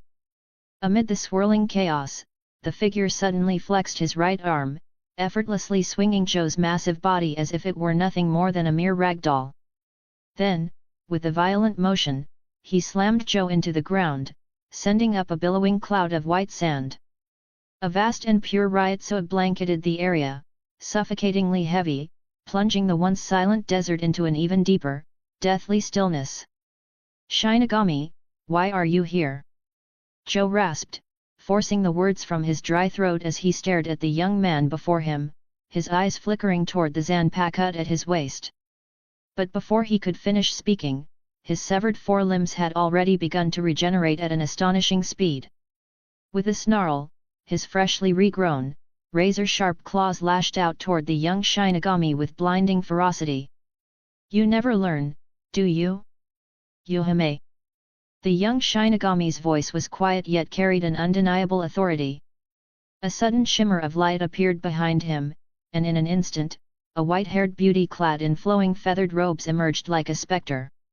Her luminous eyes sparkled, but there was nothing warm in her gaze, only cold, decisive intent. With a mere flick of her delicate hand, two razor-sharp wind blades shot forth. The air itself seemed to be torn asunder in their wake, producing an eerie, piercing whistle. And just as swiftly as she had appeared, the mysterious woman vanished like the wind. Whoosh! The wind blades struck, followed by two muffled thuds. Joe's claws were severed in an instant, blood spraying in all directions. The searing pain forced a guttural, agonized scream from Joe Vega. Masatsuki Aozaki stood motionless, his cold gaze fixed on the now trembling hollow before him. Slowly, he raised his other hand to his lips and blew softly mockingly, as if scoffing at Joe's powerlessness. His once intact black cloak was now in tatters, a torn sleeve fluttering in the wind, exposing an arm as pale as fresh snow. So, that Zero just now, was it you and the ones behind you? Masatsuki Aozaki's voice was calm, devoid of emotion, like the still surface of undisturbed water. I never expected such a warm welcome the moment I arrived in this world.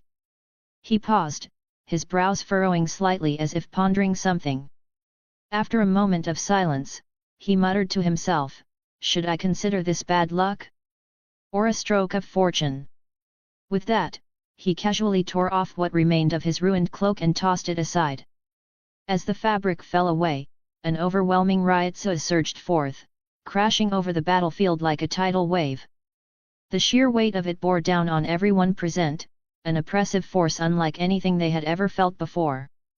Just now, that little kitten called you Sung-sun. Is that your name?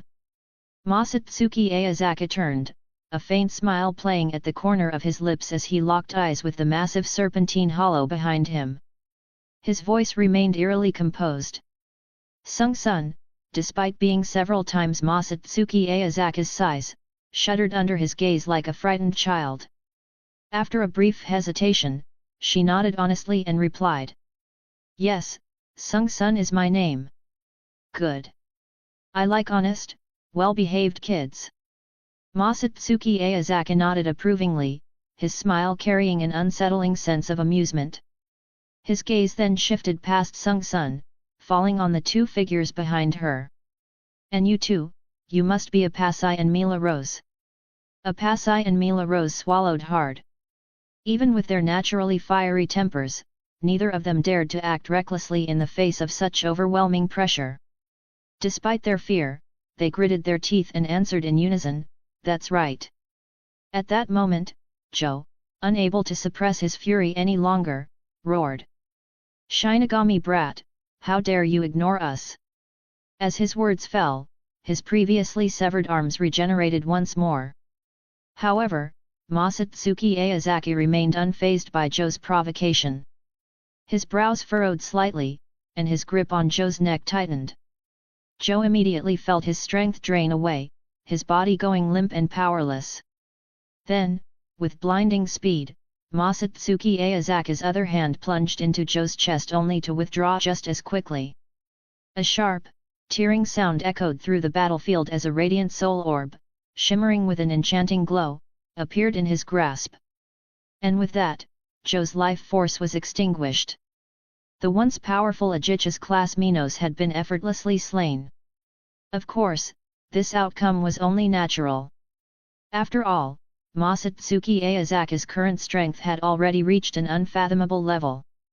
Even if Joe Vega had evolved into an Aaron Carr, he still wouldn't have stood a chance. "Joe-sama!" The surrounding hollows cried out in horror. Quite a few of you."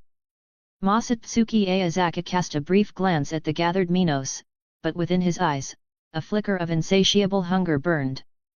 Without hesitation, he began chanting, his voice carrying an eerie calm. "Seeping crest of turbidity. Arrogant vessel of lunacy. Boil forth and deny. Grow numb and flicker. Disrupt sleep. Crawling queen of iron. Eternally self-destructing doll of mud. Unite. Repulse. Fill with soil and know your own powerlessness." Had number 90, Kurohitsuji. Black coffin. The moment his voice ceased, a massive black cube, as dark as ink and exuding an ominous aura, surged from the ground. In an instant, it expanded at an alarming speed, swallowing up all the Minos behind Joe. From its obsidian walls, countless shadowy blades burst forth, glinting coldly as they spread like a relentless tide. The sheer number of these piercing blades formed an overwhelming, inescapable prison of death. The Minos, caught within this horrifying spectacle, had no time to react. Before they could even move, their bodies were assaulted from every direction, pierced, slashed, and torn apart. Agonized screams filled the sky, each one more wretched than the last. Inside the Kurohitsuji, the Aegis were subjected to a torment akin to being shredded by 1,000 blades. The unbearable pain racked their bodies and minds, and their cries were the only way they could release the crushing agony. With a mere wave of his hand, Masatsuki Aozaki dismissed the massive black coffin, which vanished without a trace. As he gazed at the battlefield, now littered with the battered and broken bodies of Aegis, he slowly extended his hands, reaching toward them like a reaper collecting his harvest. 40 chapters ahead. Patreon.com/Pink Snake. Chapter 176, Chapter 176, Vasto Lord. As the Hugyaku merged with the final soul, Masatsuki Aozaki tucked it into his arms. His gaze swept slowly over the three women before him, Sung-sun, Apasai, and Mila Rose. The corner of his mouth curled into an enigmatic smile. "Do you want to live, or would you rather dissolve into Reishi like the others?" His voice was calm and low, yet it carried an invisible weight, sending a chill through the air. The three of them froze in disbelief. A Shinigami encountering hollows, shouldn't he have slaughtered them on sight? Why was this man asking such a question, even offering them the choice between life and death? After a brief moment of shock, Sung-sun was the first to regain her composure. She took a deep breath, forcing herself to stay calm, and raised a hand to stop Apasai and Mila Rose, who looked as if they were about to speak. Lowering her head, she spoke in a tone of utmost humility. "We want to live. Please spare us." Never had she imagined that she would one day beg a Shinigami for mercy. She was not someone who feared death. But right now, there was someone more important to her than her own life. Haribal. Haribal had stayed behind, facing Oswell and his forces alone to protect them. If she recklessly threw away her life out of pride, how could she ever face Haribal's sacrifice? So, even if it meant setting aside her dignity and pleading for survival, Sung Sun did not hesitate. Whoosh! The desert winds roared like raging tides. Haribal's bone armor was already battered and broken under the relentless assault of the surrounding hollows. Through her narrowed pupils, a figure slowly came into focus. Oswell, his long black hair flowing in the wind. From a distance, he grinned at her, his expression chilling to the core. Taking a step forward, Oswell raised his lance high. In an instant, an orb of pure darkness rapidly coalesced at its tip, its dense energy visible to the naked eye. Then, with a powerful swing of his arm, he hurled the sphere forward. The jet-black mass shot through the air like an arrow. First, it compressed. Then, it rapidly expanded, spinning violently as it streaked toward the ground. In less than a second, the energy orb underwent a breathtaking transformation mid-flight. By the time it struck, it had become an immense pillar of black light, piercing the sky. The once still desert erupted into chaos, a massive shockwave rippling outward as if heralding the apocalypse. The explosion's energy fluctuations were beyond imagination, its devastating reach spanning tens of kilometers in every direction. The raging winds carried towering waves of sand, tearing through the restless dunes like a rampaging beast, carving a bottomless crevasse into the earth itself. From afar, one could see the terrifying air currents swirling wildly, twisting the grey clouds above into a vortex so massive it seemed to swallow the sky itself. Like a crumbling white wall collapsing in slow motion, the vortex pressed downward, an oppressive force so overwhelming it was almost suffocating.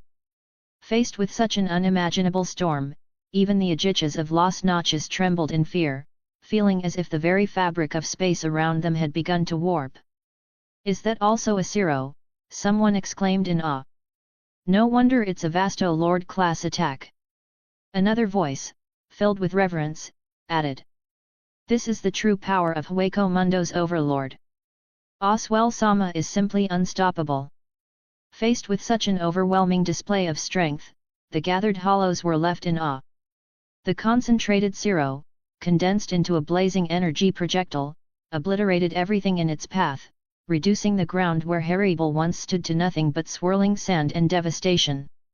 No, even an ordinary Vasto Lord wouldn't be capable of such destruction. At least, not in such a short time.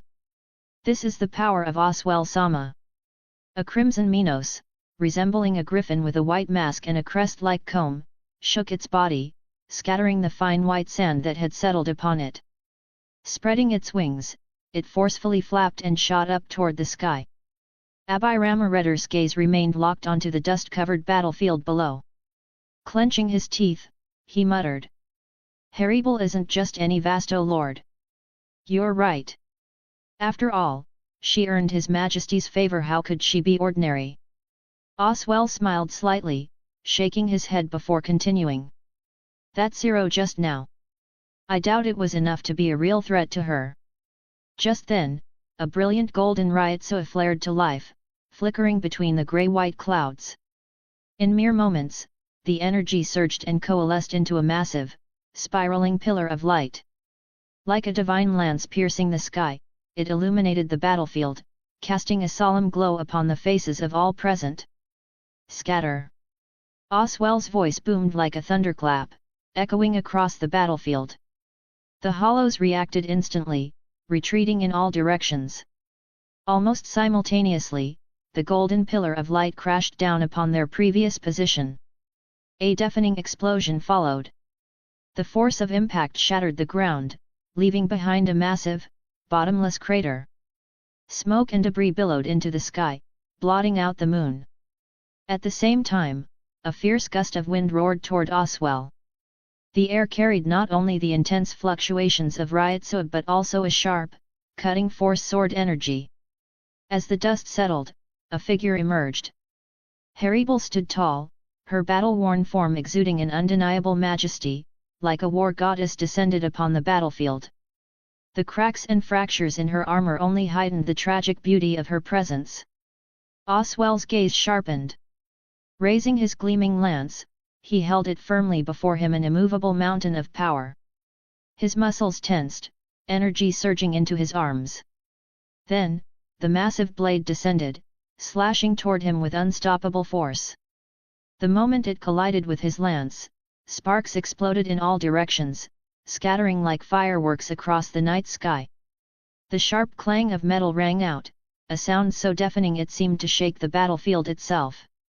Abhirama took in the sight, then exchanged a glance with Finder Callias, the Ajichas beside him, his crab-like form brimming with readiness. Without hesitation, they lunged forward, their talons and massive pincers slicing through the air like lightning, attacking Haribel from both flanks. Oswell gritted his teeth and tightened his grip, exerting all his strength to pin Haribel down, blocking her escape. Haribel struggled fiercely, but the sheer force against her was overwhelming. In the blink of an eye, the crushing strike from the talons and pincers slammed into her with devastating impact. The sheer force sent her flying. Like a severed kite, she spiraled through the air before crashing to the ground. Above, the white moon hung dim and obscured, while in front of her, the ominous red glow of an approaching threat grew closer. 40 chapters ahead. Patreon.com/Pink Snake. Chapter 177, Chapter 177, Powerless. The crimson light exploded, shadows intertwining in a mesmerizing spectacle, as if the entire world before them had begun to fracture and collapse. At that moment, Oswell stood firm, yet in an instant, his figure vanished like a phantom. "It's not over yet." His voice, deep and weighty, carried a chilling coldness that sent shivers through the air. Hearing this, Haribel, lying on the ground, clenched her teeth, determination flashing in her eyes. She endured the searing pain ravaging her body and struggled to stand. Suddenly, a thunderous crash rang out. Clang! The great sword and lance clashed fiercely once more, sparks scattering in all directions. Oswell swiftly sidestepped and lashed out with a vicious whip kick against the great sword, forcing Haribel to stumble forward involuntarily. His head snapped up, jet black hair whipping through the wind like a cascading waterfall, scattering fine white grains of sand. His eyes were fierce, brimming with unshakable dominance, as if the entire battlefield was under his control. He let out a quiet sigh. "What a pity, Haribel. I had no desire to take your life, but His Majesty has given the order. I have no choice." With those words, the Vasto Lord, ruler of the Hollows, took a resolute step forward. The wind howled, whipping around him and sending his vast black cloak billowing like the wings of an ancient dragon. His figure blurred as he shot through the air, ascending in an instant. The lance in his grip gleamed coldly, its tip bursting forth with a menacing black-red glow, like the breath of a raging fire dragon. Ryotsu surged outward at an astonishing speed, forming a towering pillar of light that coiled around the lance before erupting with terrifying force.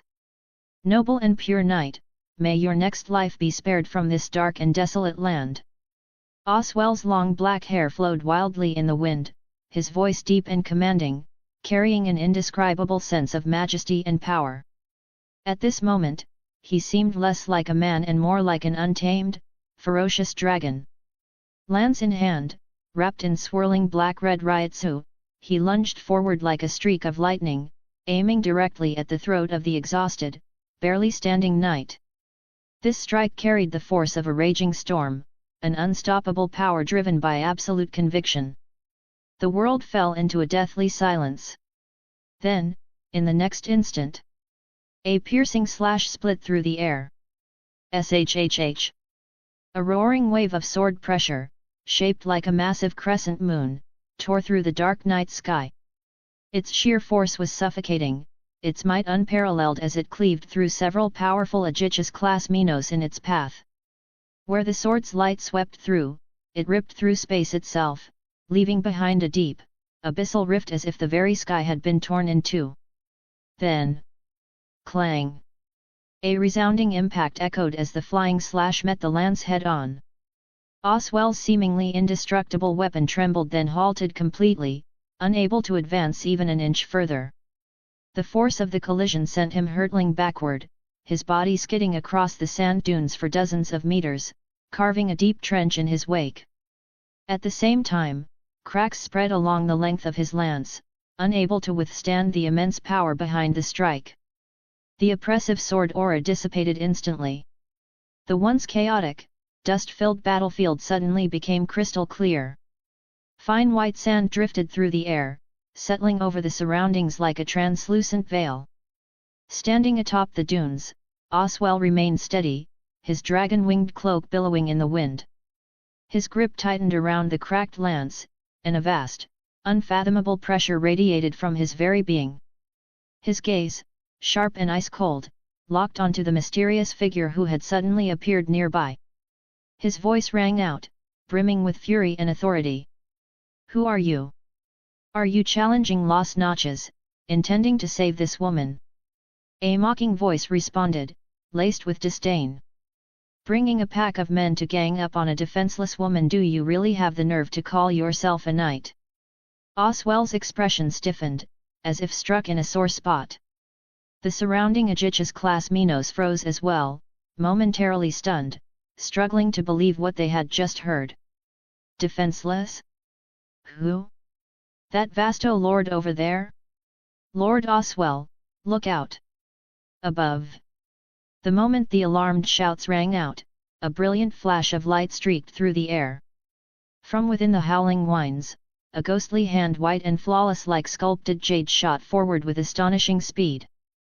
The hand carried an overwhelming force, its sharp, twisted winds shredding the very air around it. With an unstoppable momentum, it reached straight for Oswell's forehead. Though the strike appeared deceptively simple, it exuded an inescapable, overwhelming pressure, as if the entire world were being crushed beneath its weight. So fast! Oswell's heart pounded violently, his eyes widening in shock and disbelief. Never had he imagined that anyone other than Baragan and Sailaporo could breach his defenses so effortlessly. Even more unthinkable was the sheer speed of his opponent. It was beyond comprehension. At that moment, Masatsuki Aozaki emerged from the swirling tempest, letting out a cold, disdainful snort. His movements were elegant and weightless, as if he were an otherworldly being descending upon the mortal realm. "So, you're the so-called strongest knight under Baragan." Masatsuki's voice was ice-cold, laced with an overwhelming aura of dominance. "How disappointing, you're far too weak." His deep, abyss-like eyes gleamed with a jet-black radiance, dazzling like the brightest star piercing through the dark night sky. Without hesitation, his right hand morphed into a razor-sharp talon, slashing forward with lightning speed straight for Oswell's face. A crushing force surged toward Oswell, an unstoppable power that sent every hair on his body standing on end. It felt as if a violent current of electricity had shot through him. His eyes widened in terror as he stared at the approaching figure. A wave of unprecedented fear and despair surged through him. The attack was so deceptively ordinary, yet flawless, he couldn't find a single weakness to exploit. It was as fierce as an erupting volcano and as swift as a lightning bolt tearing through the sky. It radiated absolute dominance and unshakable might that could make even gods and ghosts tremble in fear. The clawed hand seized Oswell's face with an iron grip, its strength as unyielding as forged steel. With effortless ease, Masatsuki lifted him high into the air. Then, with a violent swing, Oswell was hurled downward like a severed kite, crashing into the earth with devastating force. Brutal. Simple. Unstoppable. A thunderous impact resounded, shaking the very ground beneath them. 40 chapters ahead. Patreon.com/Pink Snake. Chapter 178, Chapter 178, Submission. Hold on! Oswell cried out in his heart as his inky black Ryotsu surged like a raging tide, rapidly engulfing his bone armor. Crack! A sharp, resounding shatter suddenly echoed. Did it hold? Encased in white sand, Oswell felt a fleeting moment of relief. But in the next instant, as a searing pain shot across his face, his smile vanished without a trace. I still couldn't block it. This Shinigami is too strong. He gritted his teeth, the crushing force distorting his face beneath the mask. Masatsuki Aozaki seized his face and mercilessly lifted him high above his head once more. Then, with a powerful swing of both hands, he hurled Oswell like a bowling ball thrown with all his might straight into the horde of hollows gathered on the Lost Notch's side. A series of heavy thuds followed. Several powerful and high-ranking Ajichas were instantly reduced to nothing but a mist of crimson blood. Oswell's body crashed through multiple Ajichas before slamming hard into the sand. Boom! The ground trembled as a massive crater formed, sending streams of sand scattering into the air. The three late-arriving hollow girls were left in utter shock at the sight before them. Can this even be considered a Shinigami? Don't Shinigami usually purify hollows with their Zanpakutō? But this was nothing short of ruthless carnage so brutal that even they, terrifying Minos themselves, felt dwarfed in comparison. Ha, ha, just who are you? Oswell struggled to his feet, his body drenched in blood. The once pristine white mask on his face was now shattered, revealing half of the face that had long remained hidden from the world. Beneath the mask was a strikingly handsome man. He wiped the blood from his face, gasping for air as if he had just survived a relentless battle. Masatsuki Aozaki swiftly unsheathed his Bansh Senran, his fingers hooking into the slightly trembling cross-star ring blade as he pulled hard. The blade slid smoothly from its sheath, its hilt dropping perfectly into his grip. A ribbon as pure as snow trailed from the blade, and in the next instant, the razor-sharp edge shot forward like an arrow, striking an oncoming Ajicha's dead center. A piercing scream rang out. In a single slash, the powerful hollow was cleaved clean in two. You don't need to know who I am, Masatsuki Aozaki said coldly, his voice carrying the overwhelming authority of an absolute force. Even if you did, it wouldn't matter. Step by step, he advanced toward Oswell, Bansh Senran gleaming with a chilling light in his grip. With every swing, a storm of blood rained down. With every strike, Ajichas who dared to stand in his way were torn apart, limbs severed, bodies crippled, left utterly incapable of continuing the fight. The three hollow girls stared in horror, their eyes wide, their throats tight as they swallowed nervously. Their bodies trembled uncontrollably. Moving with the utmost caution, they quietly crept over to Seireitei. But when they finally got a clear look at her, their eyes darkened with alarm. She was severely wounded. Seireitei-sama, we're saved. You must hold on. The three hollow girls Apasai, Mila Rose, and Sung Sun cried out anxiously. Seeing them unharmed, Seireitei let out a long sigh of relief. Although she was filled with doubts about the man who had stepped forward to protect her, uncertain of his intentions, the current situation made one thing clear: this handsome man was not her enemy. Sigh. I really am too weak. Seireitei muttered to herself heavily, lowering her head as her gaze fell upon the gaping wound in her abdomen. The wound was healing painfully slowly, far too slow due to her excessive depletion of Ryutsu. Under normal circumstances, an injury like this would have fully healed in less than 3 seconds.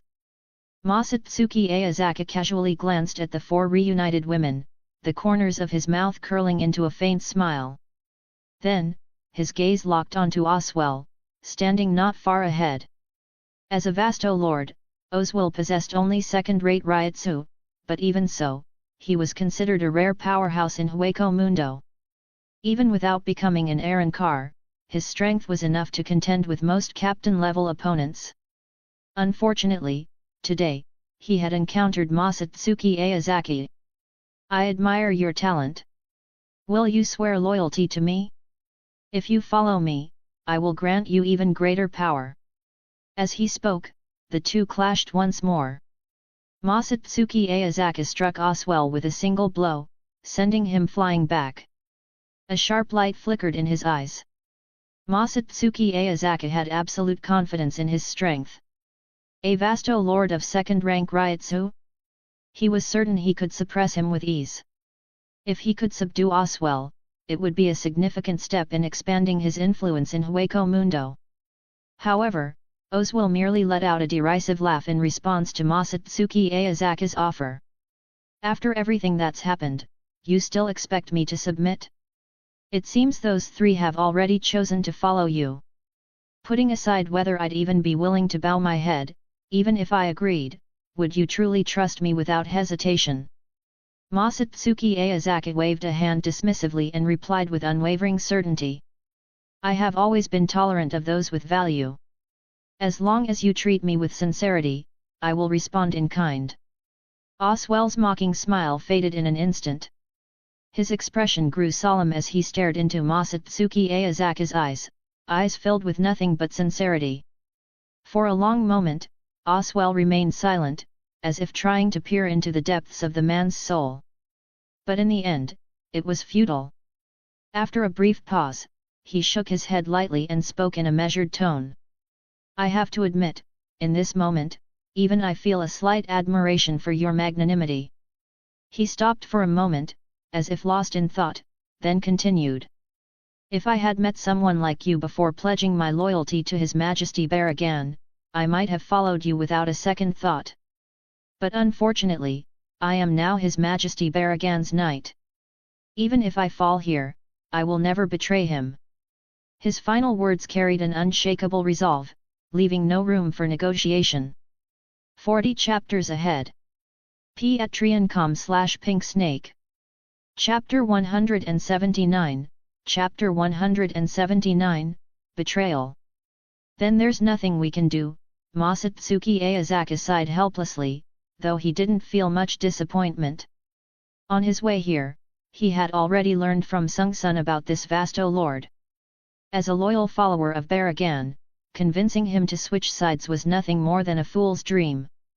Ikotsu. With a low shout, an immense force erupted. Oswell's body was sent flying as if struck by a high-speed rocket, soaring backward at an incredible speed.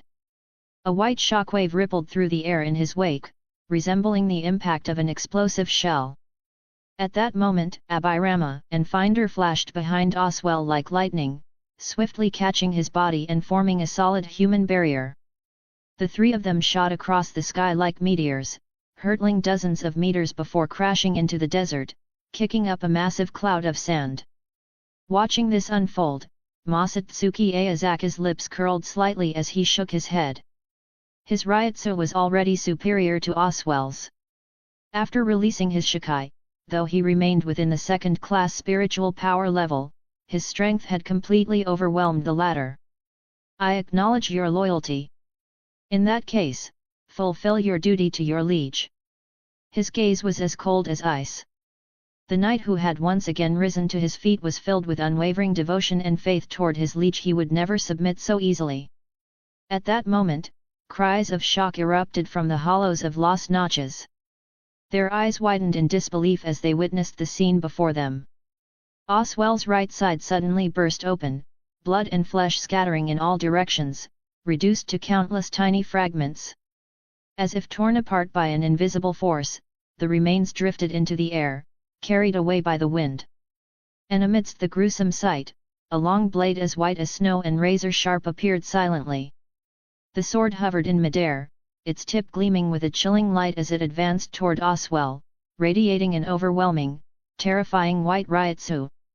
Faced with imminent death, Oswell merely closed his eyes, showing no fear like an actor gracefully taking his final bow, accepting his fate with dignity. The Minos of Las Notches turned pale, their faces filled with horror as an unshakable sense of dread crept into their hearts. Let me help you take your final bow. The voice was cold and resolute, accompanied by the faintest trace of an indifferent smile.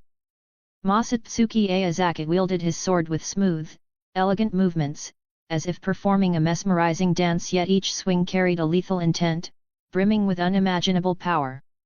A flash of steel.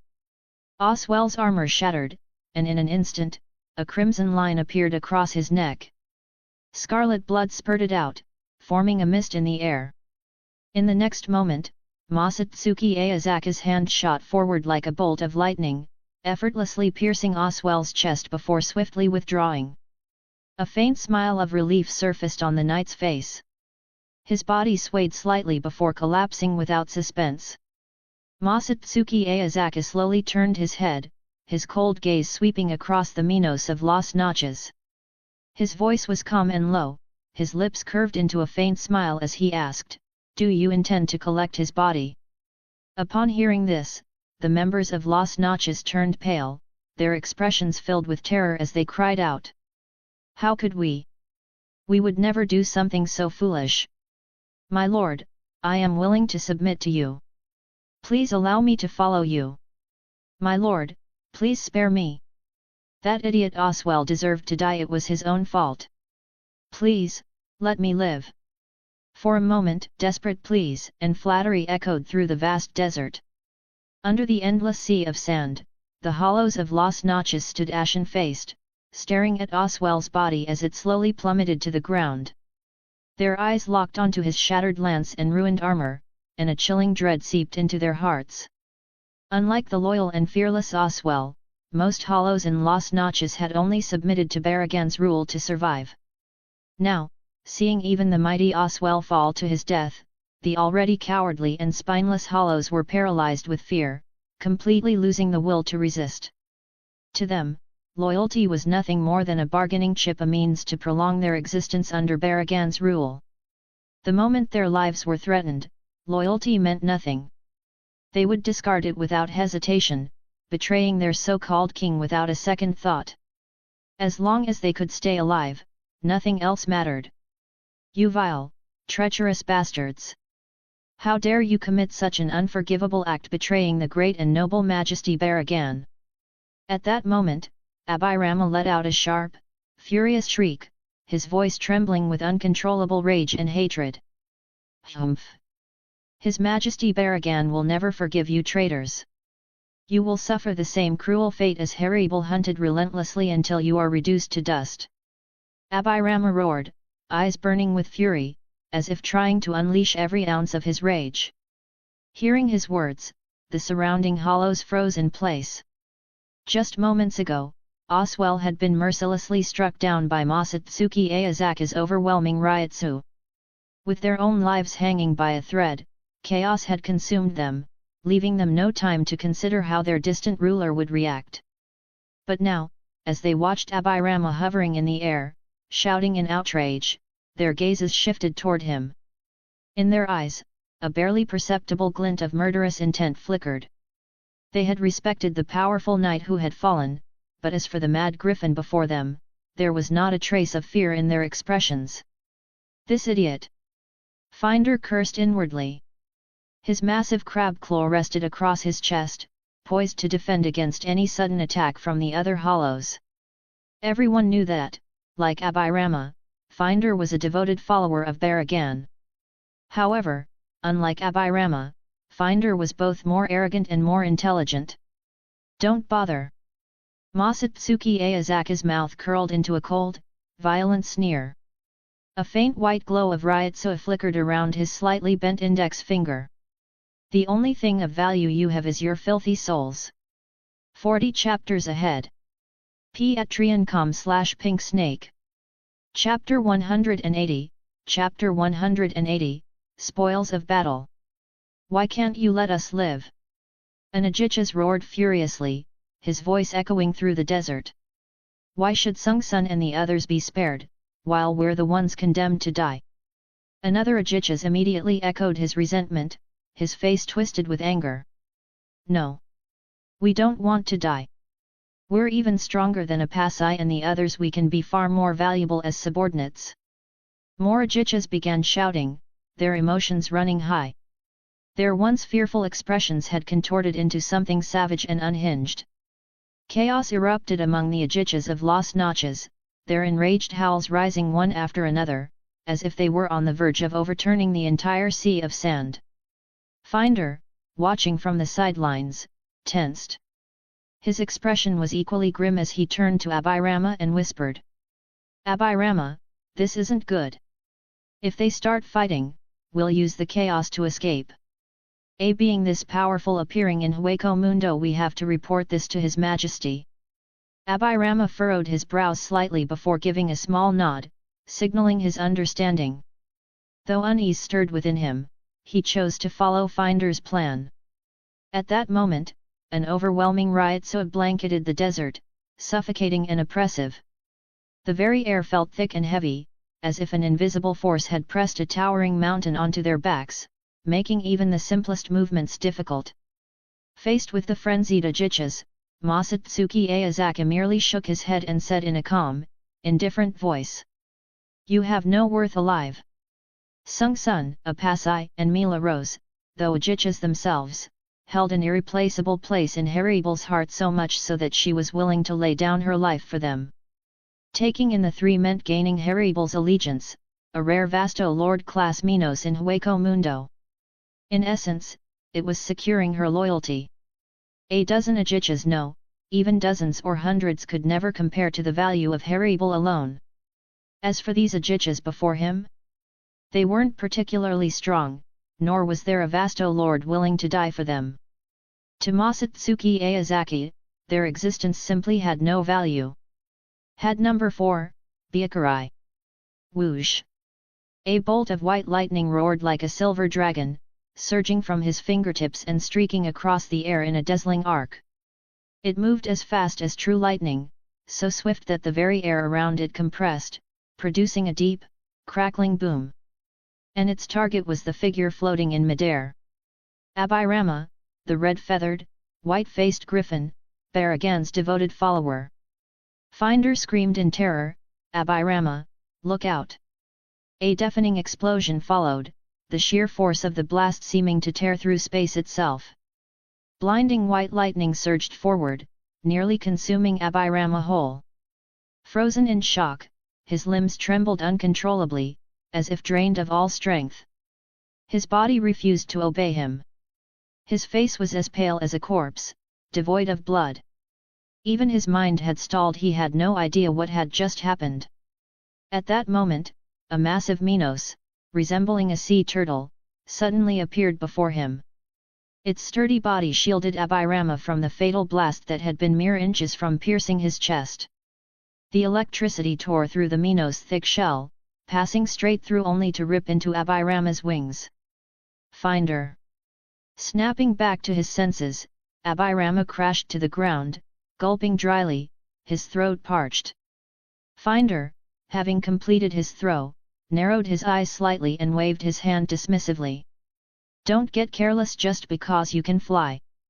That man is far beyond anything we can handle." "What a formidable knight," Masatsuki Aozaki murmured. He held Oswell's soul in his hand, inspecting it carefully, weighing it lightly in his palm. A faint smile played at the corners of his mouth. His gaze drifted over to the red-feathered griffin lying on the ground. Abirama, struggling to move, suddenly felt something. He raised his head and locked eyes with Masatsuki, only to be struck by a wave of sheer terror, his entire body shuddering violently. Just a single glance. Yet in that instant, the suffocating aura of death and overwhelming pressure he'd just escaped came crashing down on him once more. Even with Finder's protection, Abirama felt a crushing sense of doom surrounding him, as though he had been plunged into an abyss of eternal frost. "It's pointless," Masatsuki said with a shake of his head, his voice tinged with regret. "If you're going to die anyway, why not face it with the same courage as Oswell?" He turned away, a trace of mockery flickering across his face. He hadn't immediately cut these feeble creatures down. After all, what he sought wasn't mindless slaughter, it was strong, valuable souls. If he'd only wanted to strip them of their ability to fight, a single Byakurai would have been enough to reduce their bodies to nothing but ash. "Who gave you permission to save him?" Masatsuki Aozaki raised his blade, its edge gleaming with a chilling light. Around it, pure white riotso flickered and pulsed, burning like a brilliant, ghostly flame. Narrowing his eyes, he casually glanced at Finder, standing not far away. That single glance sent an unbearable chill down Finder's spine. It felt as though the very sky above him was collapsing, the ground beneath his feet fracturing apart. A suffocating, crushing pressure engulfed him, pressing down with an inescapable force. Under this immense ryotsu, Finder felt utterly insignificant, a mere insect on the verge of being crushed into dust. He could sense it clearly. The ryotsu radiating from this Shinigami far surpassed that of most in Las Notches. It was second only to the two top Vasto Lords Sailaporo and Baragan. At this moment, Masatsuki Aozaki exuded an aura so overwhelming it stole the breath from the air. Pure white ryotsu surged around him in turbulent waves, spiraling into a massive vortex, as if seeking to swallow the very world itself. With terrifying speed, he closed the distance toward Finder, the one who had dared to interfere. The ajichas standing between them shattered in an instant, cleaved apart beneath his blade. Screams filled the air. Limbs flew, blood rained down, and in the blink of an eye, Masatsuki appeared before Finder, his figure drenched in crimson. A flash of steel. A deep gash opened across Finder's chest, torrents of blood spilling forth. The cries of agony ceased. Abhirama, only just having regenerated his limbs, looked up, his eyes widening in horror.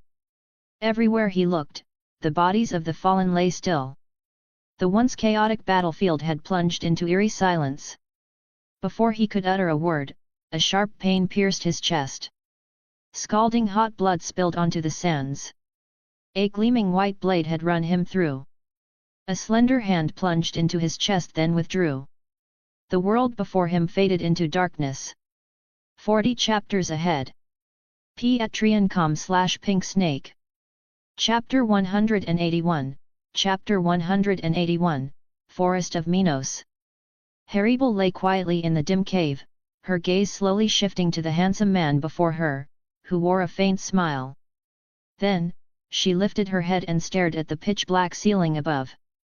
On either side of her stood two massive ajichas, Apasai and Mila Rose. The two towering female Minos flanked her, fussing over her condition with visible concern.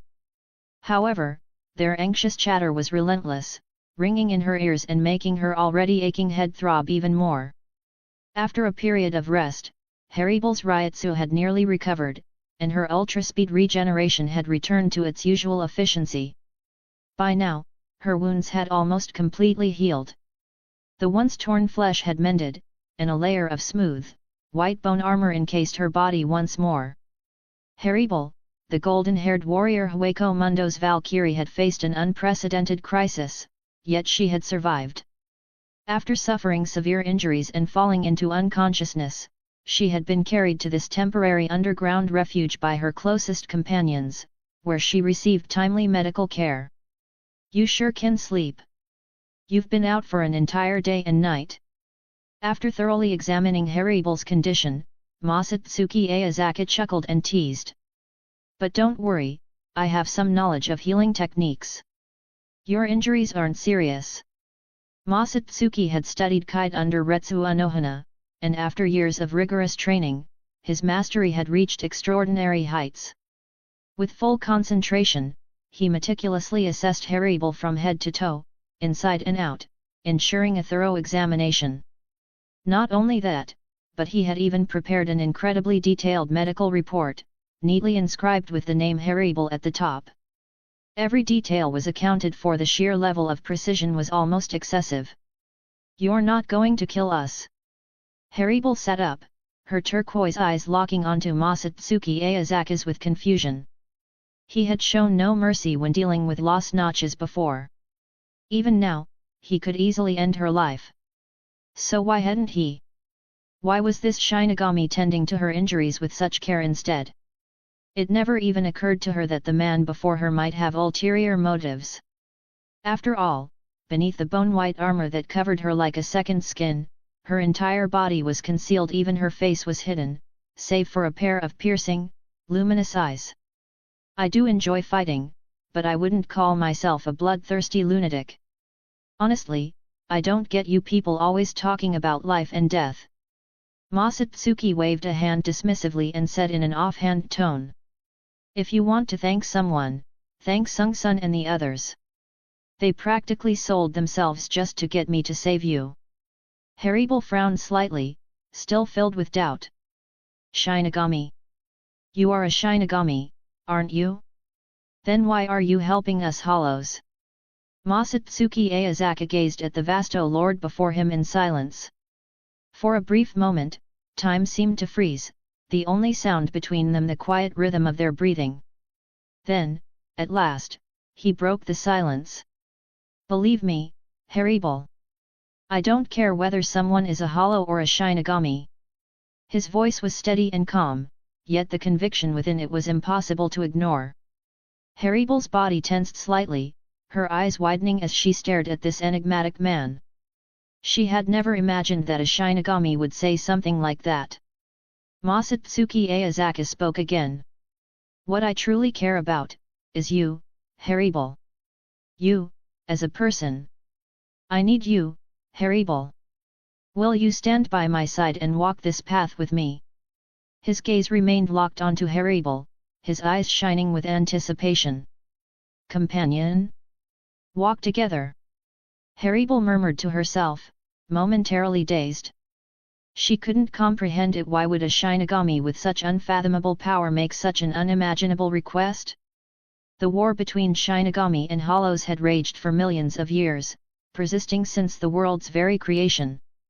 Shinigami and Hollows were supposed to be eternal enemies. And yet, even the mighty Oswell had fallen before him. How could she, then, even consider herself worthy of being his enemy? The thought left her with a sense of frustration. However, deep within her, an unfamiliar longing stirred at Masatsuki Aozaki's proposal.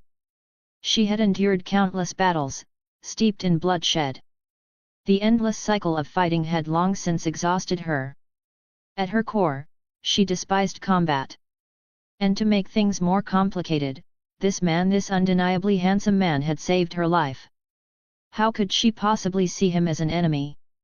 Haribal leaned quietly against the headboard, replaying Masatsuki Aozaki's words over and over in her mind, lost in silence. A Shinigami, seeking companionship with a hollow? It was unthinkable.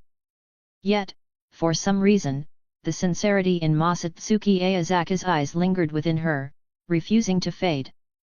You have plenty of time to think it over. There's no need to rush, I'll wait. Masatsuki Aozaki's voice was calm, laced with warmth.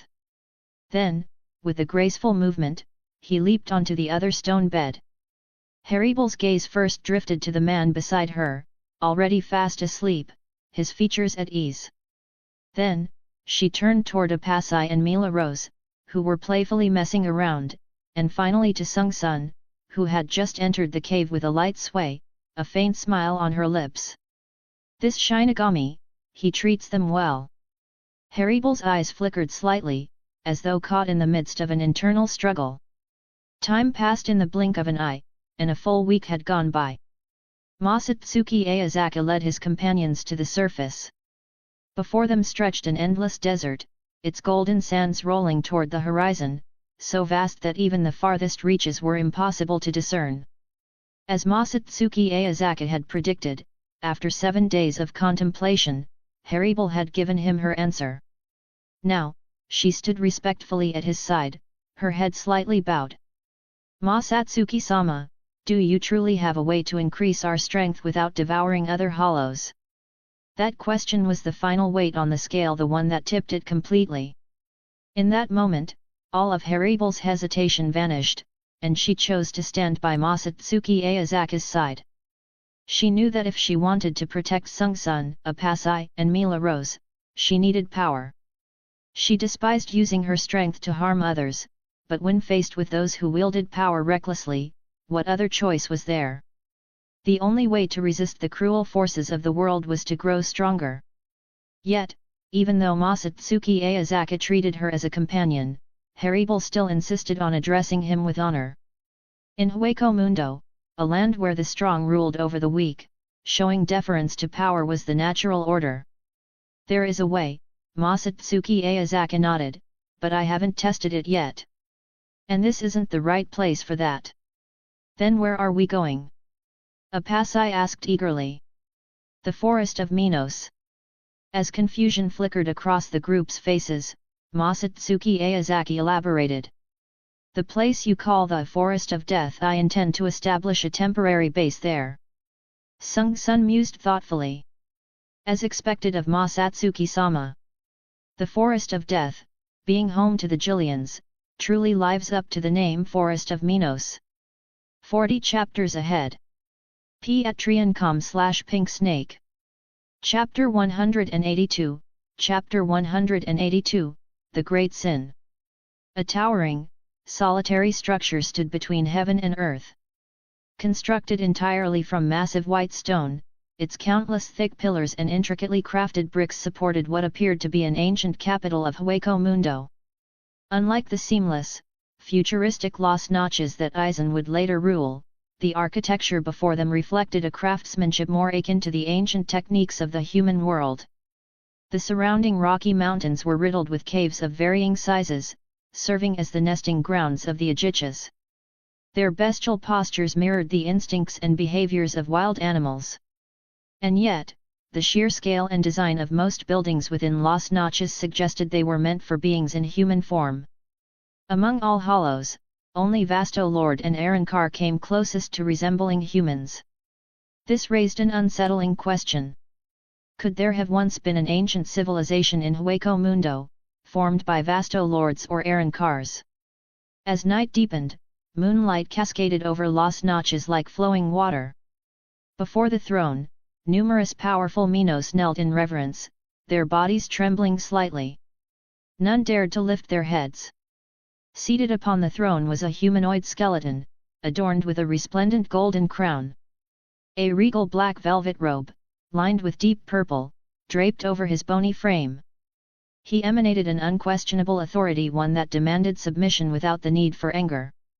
With one hand lazily supporting his chin, he gazed down at the gathered hollows, his presence exuding absolute dominance. His eye sockets, devoid of pupils, seemed to pierce through each of his subjects with an invisible yet razor-sharp gaze. The Ajichas in attendance swallowed nervously. Though their sheer size far surpassed that of a Vasto Lord, some even 10 times larger, it was meaningless. When it came to Ryotsu, the Vasto Lord were the true giants. As the undisputed ruler of Hueco Mundo, Baragan idly tapped his skeletal fingers against the armrest of his throne.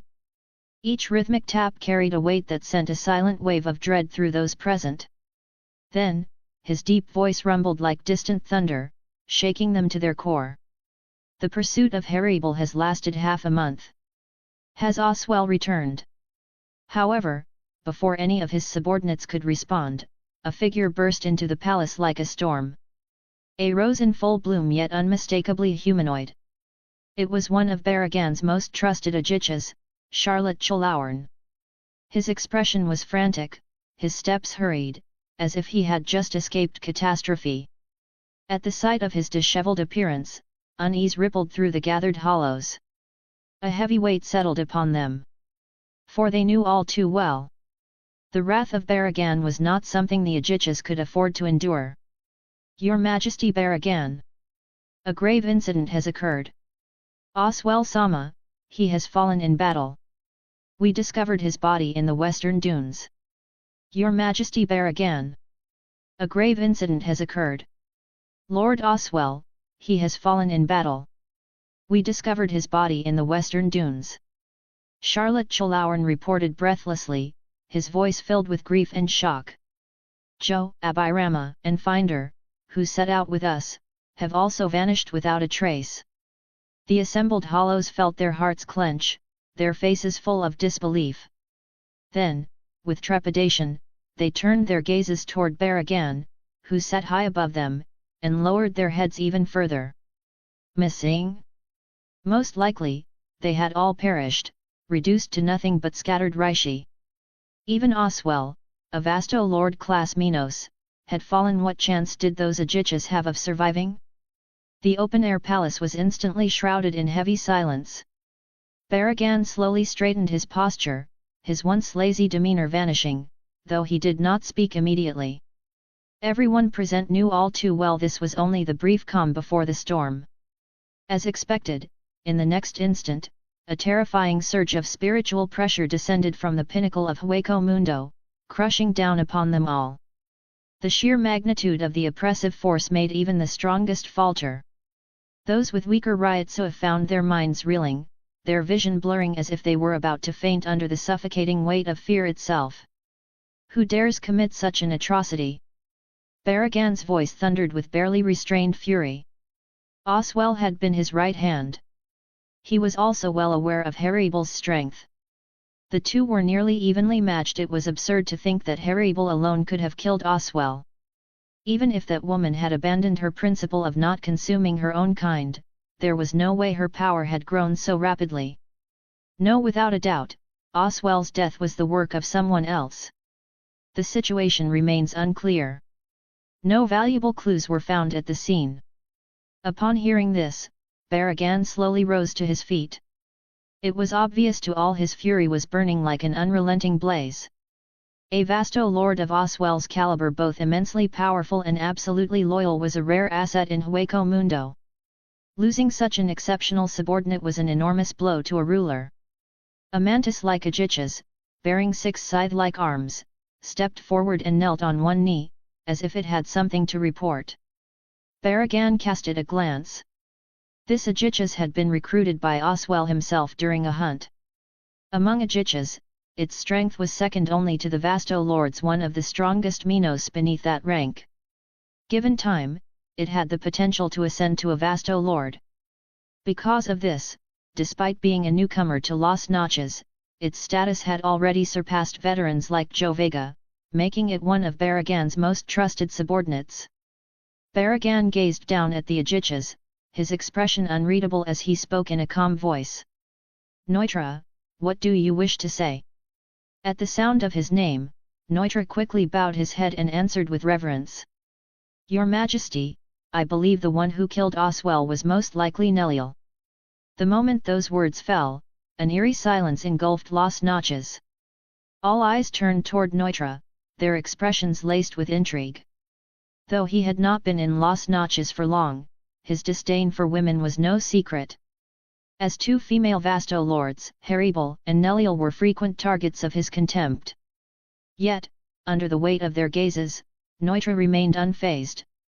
He kept his eyes locked on Baragan, as if seeking affirmation.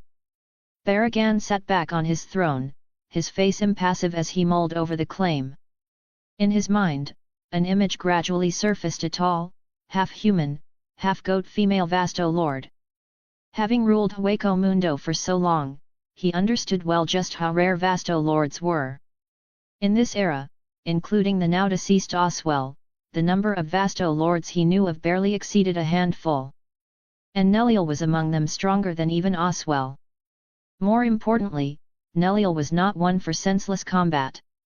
Yet, she had an infuriating tendency to meddle in affairs that did not concern her, repeatedly interfering with Las Noches' capture operations.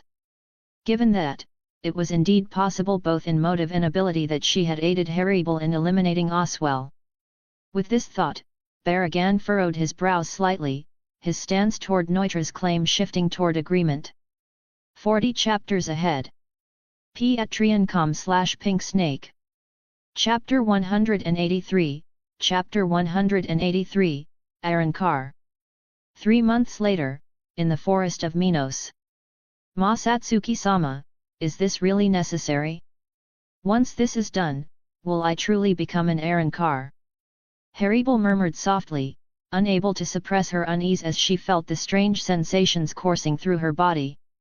The term Arrancar was something Masatsuki Aozaki had introduced to her, a title given to hollows who had grasped the power of the Shinigami, essentially Shinigami-fied hollows.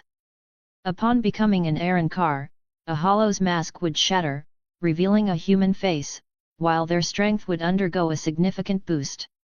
Some of their power would be sealed into a spiritual core, taking the form of a Zanpakutō. However, the process of Arrancarization was an extremely dangerous experiment, one without any prior successful precedents for reference. Because of this, thorough and meticulous physical examinations were necessary. Although she was wrapped in her sturdy bone armor, preventing direct contact, Haribel still felt a faint sense of embarrassment when Masatsuki Aozaki's hand touched her. Beneath her mask, her face tinged slightly with warmth. The Arankar experiment has proven successful for Ajichas, but when it comes to Vasto Lord, we still lack sufficient experience. Naturally, caution is essential. Masatsuki Aozaki waved his hand dismissively before turning toward the two young girls behind him and giving instructions. Loli, bring me the examination report. Mainoli, take Haribel to rest. Upon receiving the command, Loli Ivirn, the black-haired girl with twin ponytails, swiftly retrieved a document and handed it to Masatsuki Aozaki. Haribel-sama, please come with me. Mainoli Malia, the short-haired blonde girl, spoke softly, her voice tinged with apprehension as she carefully helped the powerful and elegant Vasto Lord to her feet. This was the pinnacle that all Hollows in Hueco Mundo aspired to reach. Both of these girls were Ajichas that Masatsuki Aozaki had encountered on his way to the forest of Minos. They had also been among the first to undergo the Arankar experiment. It was only because the experiment had proven successful on them that Masatsuki Aozaki had decided to proceed with similar tests on individuals such as Sung-sun, Apasai, and Mila Rose. He carefully examined the detailed report in his hands, scrutinizing every data point with precision. After thoroughly reviewing the findings, he nodded in satisfaction.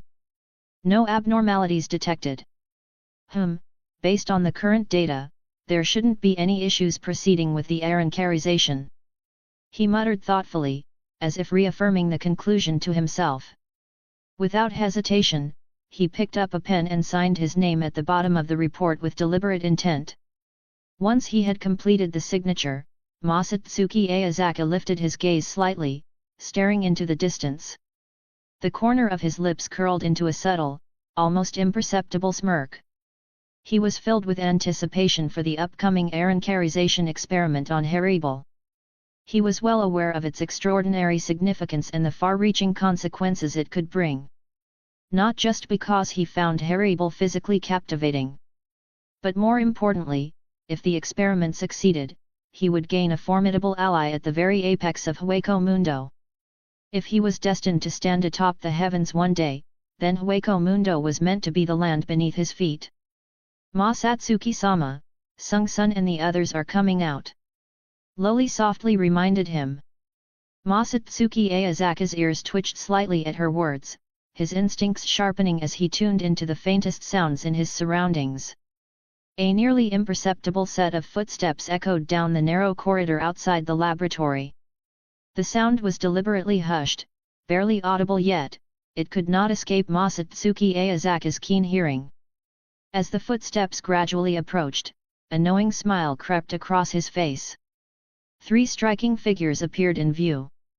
The one in the lead moved with effortless grace, while the 2 behind her strode in with a bold, carefree demeanor, stepping into the makeshift laboratory. Masatsuki-sama. The first to speak had a voice as clear and melodious as a songbird. Masatsuki Aozaki glanced up to see Sung-sun approaching with Apasai and Mila Rose in tow. They stopped in front of him, exchanged brief glances, then knelt down in unison, their eyes filled with deep reverence and admiration. The sight took Masatsuki Aozaki by surprise. Sung-sun had always been composed and respectful, so her deference was expected. But Apasai and Mila Rose were far more headstrong. Though they had always addressed him as Sama out of acknowledgement of his strength, in their hearts, their loyalty belonged solely to Haribel. Yet at this moment, the sincerity in their gazes made it clear this was not just a formality. It was genuine recognition, born from admiration and respect. Masatsuki Aozaki was secretly pleased, but he let out a teasing sigh of mock exasperation. Oh, come on! The 3 girls flushed slightly at his jest. Earning the true trust of these proud warriors had never been an easy task. But it seemed his efforts had finally borne fruit. All right, get up. Let me check your condition. His gaze shifted to the experimental equipment beside him, which had been transported from Soul Society. With a subtle motion, he gestured for Sung-sun, Apasai, and Mila Rose to lie down inside the intricate apparatus. None of them hesitated. Without a word, they removed their light garments and entered the complex machinery. Abandoning ultra-speed regeneration in exchange for increased Ryutsu. Ryutsu output has doubled, still classified at the 4th rank spiritual power level. Upon resurrection, they should just barely reach the 3rd rank. Masatsuki Aozaki nodded in satisfaction. Even in their base state, their Ryutsu had already surpassed what it was when they were hollows. Though the boost wasn't overwhelming, becoming an Arrancar meant gaining access to their true power resurrection, akin to a Shinigami's Shikai. Upon activation, they would revert to their original forms, their Ryutsu surging dramatically. According to Masatsuki Aozaki's research, an Arrancar's power increase from resurrection was roughly equivalent to a Shinigami's Shikai, amplifying their combat strength by nearly 5-fold. But that wasn't the most important aspect. The true breakthrough was the transformation in their ability to control and harness Ryutsu. At the same Ryutsu level, both their offensive and defensive capabilities had undergone a qualitative leap. Hollows, by nature, were highly inefficient in their use of Ryutsu. Take Jillian's, for example. Despite possessing the formidable power of 6th class Ryutsu, a few ordinary seated Shinigami who had mastered Shikai could easily take them down even with lower Ryutsu levels. This wasn't just due to their lack of intelligence but also their poor ability to utilize their own spiritual energy. In terms of Ryutsu manipulation, Hollows had never been able to match Shinigami of the same rank. Whether in attack or defense, they were always at a disadvantage. However, as Arrancar, Sung-sun, Apasai, and Mila Rose had refined their control to the level of Shinigami. Once they activated their resurrection, they would be more than capable of defeating even Aegis class hollows with 3rd class spiritual power effortlessly. 40 chapters ahead. Patreon.com/Pink Snake. Chapter 184, Chapter 184, Born as One. In the vast and endless Hueco Mundo, there exists a mysterious and perilous domain, the Forest of Minos. This labyrinthine expanse is composed of towering quartz trees, buried deep beneath the endless dunes of Hueco Mundo. As a dwelling place for Jillians and lower-class hollows, it is usually inhabited only by eerie creatures with white masks roaming aimlessly. However, today, this once quiet forest had unexpected visitors. They bore humanoid forms, yet the aura they emitted was anything but ordinary. Apasai, wearing a mask adorned with large antlers, Sung-sun, her lower body transformed into a massive white serpent, and Mila Rose, golden hair cascading over her shoulders, all were locked in a fierce battle with Haribal. "That's enough!" Haribal finally called out, unable to hold back any longer, her gaze carrying a trace of hesitation. "Your strength has indeed improved greatly, but you're still far from being able to challenge a Vasto Lord." At her words, Apasai immediately protested. "That's not fair, Haribal-sama." She stood defiantly, the massive antlered mask atop her head, a deerskin cloak draped over her shoulders. Deep crimson stripes framed her eyes, their irises now a striking flesh-pink hue. "We promised Masatsuki-sama that we'd show him our true strength. And you swore you wouldn't hold back. Are you really going to disappoint him?" Haribal silently studied the three before her, their bodies covered in wounds. Finally, she let out a sigh, though a flicker of uncertainty stirred within her. This battle was meant as a test of their abilities, a chance for her, as a Vasto Lord, to personally gauge their combat prowess after becoming Arrancars. The stance of the three girls made it clear they had fully entered resurrection, yet they were still no match for her. And yet, Apasai's bold declaration made her wonder, did they have another trump card? Quimera Parka. With three unified cries, Sung-sun, Apasai, and Mila Rose clenched their left arms in unison, the crimson light radiating from each of them converging as one. Within the blinding red glow, a vague figure began to shift and writhe, gradually solidifying into an enormous, humanoid beast. Standing tall and imposing, the creature exuded overwhelming strength. A pair of massive, Hardened antlers crowned its head, while its powerful legs resembling those of a stag firmly planted it to the ground. Long, flowing black mane-like hair billowed in the wind, and a thick white serpent coiled around its form, serving as a flexible and sinuous tail. Standing nearby, focused on collecting experimental data, Masatsuki Aozaki's eyes lit up at the sight of a familiar figure. So this is Aon? Not bad. The Ryutsu he's giving off is already at the level of an ordinary captain-class Shinigami after releasing Shikai. However, Masatsuki Aozaki soon shook his head and sighed.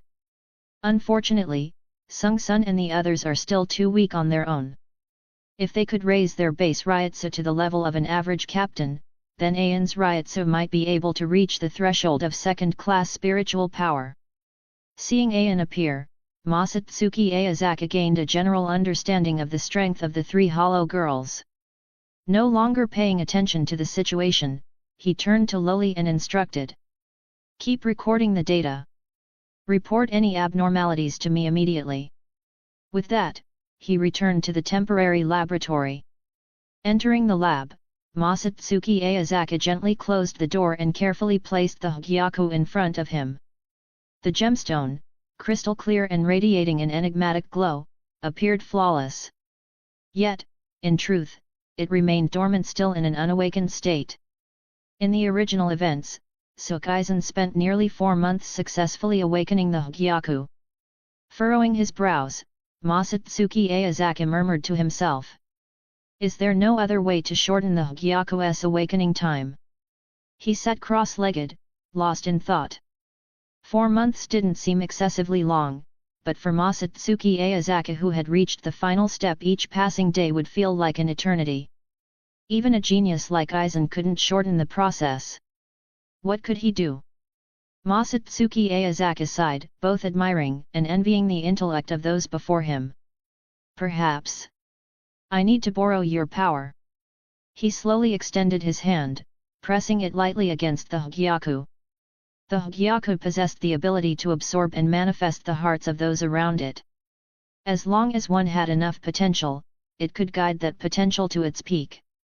Holding on to the thought of let's see what happens, Masatsuki Aozaki attempted to communicate with the Hagyaku. The moment his intent merged with it, a surge of power erupted from the Hagyaku, breaking through the thin reishi membrane surrounding it.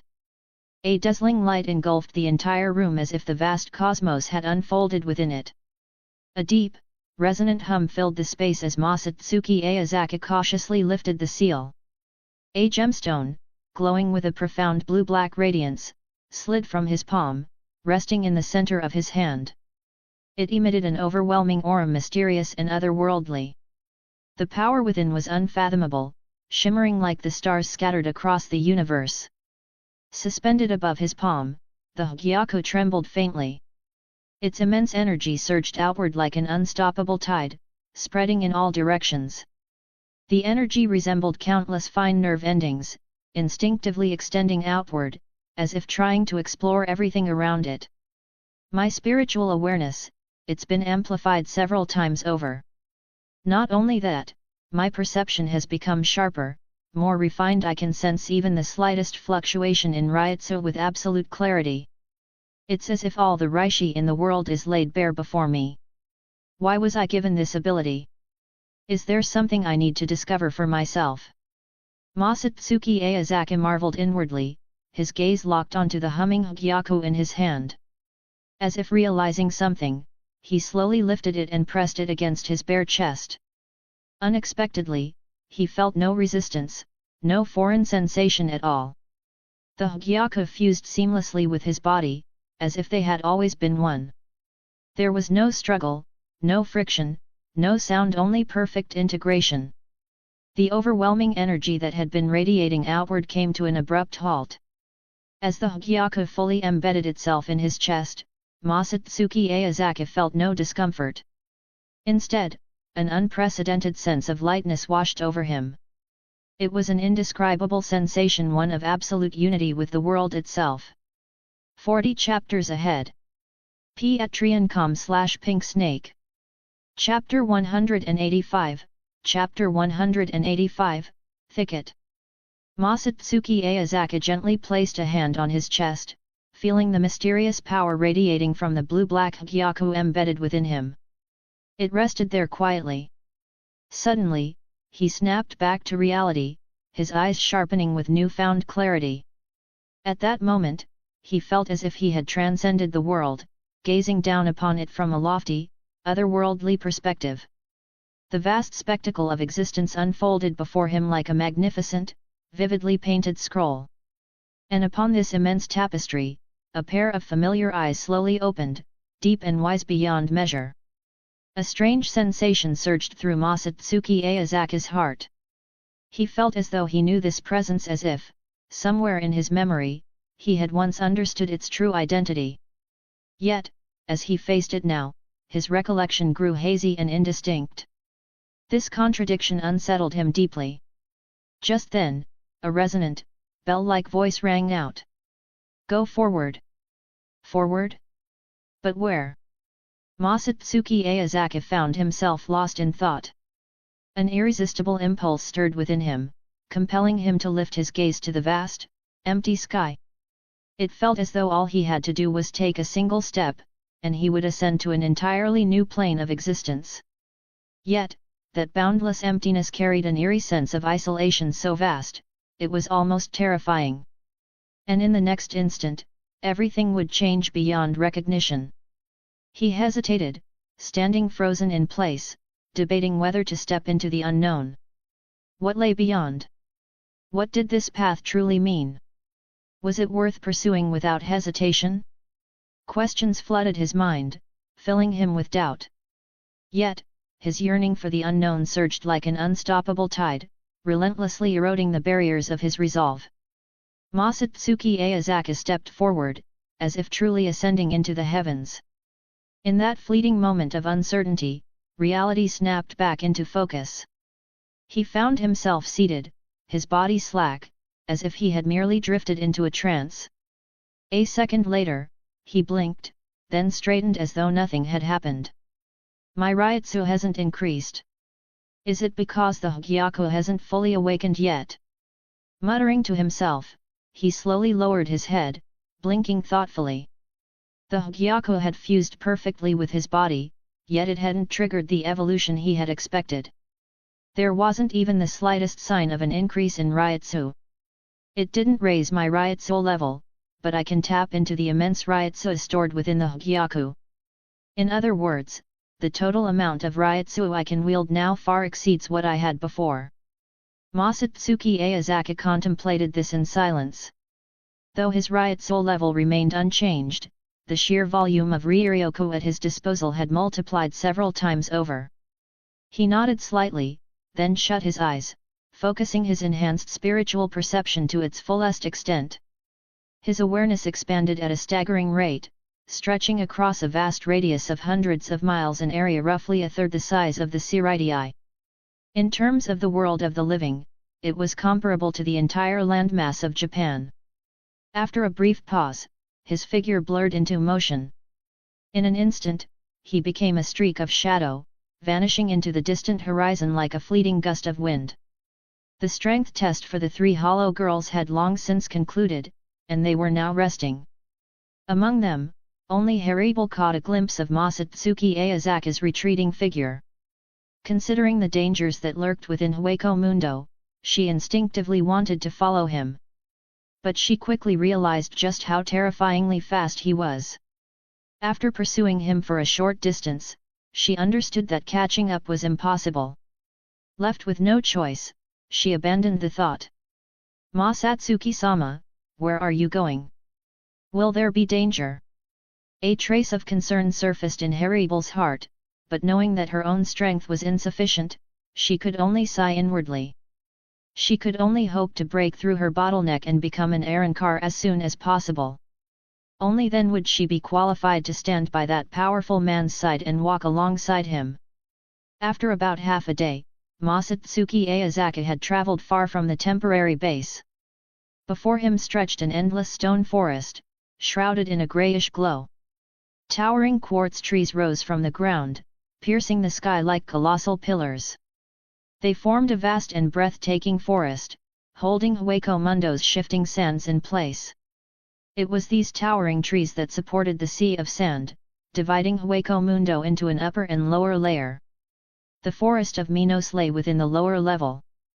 Masatsuki Aozaki moved through the quartz forest, cutting down everything in his path. Ruar! A chorus of furious howls echoed from behind as a group of Jillians, their scarlet eyes glowing, relentlessly pursued him. Head number 4, Byakurai. With a soft incantation, Masatsuki Aozaki raised his right hand and pointed toward the approaching Jillians. Zzzt. A crackling burst of light flared as a dazzling white bolt of lightning erupted like a roaring dragon, taking form in an instant. The thick, searing thunder tore through the air with a force so overwhelming it seemed capable of rending space itself. Faced with such a devastating attack, the three Jillians, burdened by their massive, sluggish bodies and limited intelligence, had no chance to evade. They could only watch as the blinding lightning streaked toward them, piercing mercilessly through their enormous forms. There wasn't even time for them to let out a final scream. The towering creatures were completely engulfed by the raging white thunder. In mere moments, life was drained from their bodies, replaced by a suffocating aura of death. Their once mighty forms, suddenly devoid of support, began to disintegrate into countless tiny reishi particles. Boom! Boom! Boom! 3 thunderous crashes echoed as the colossal beasts collapsed lifelessly onto the ground, never to rise again. Guided by his sharpened spiritual perception sensitive to even the most elusive fluctuations of Ryutsu, Masatsuki Aozaki pressed forward. Eventually, he arrived at an isolated, concealed place, deep within the unknown reaches of Hueco Mundo. Stretching endlessly before him was a dense forest, so vast it seemed without end. After a long and difficult search, his gaze fell upon something unusual, an eerie grove of white trees.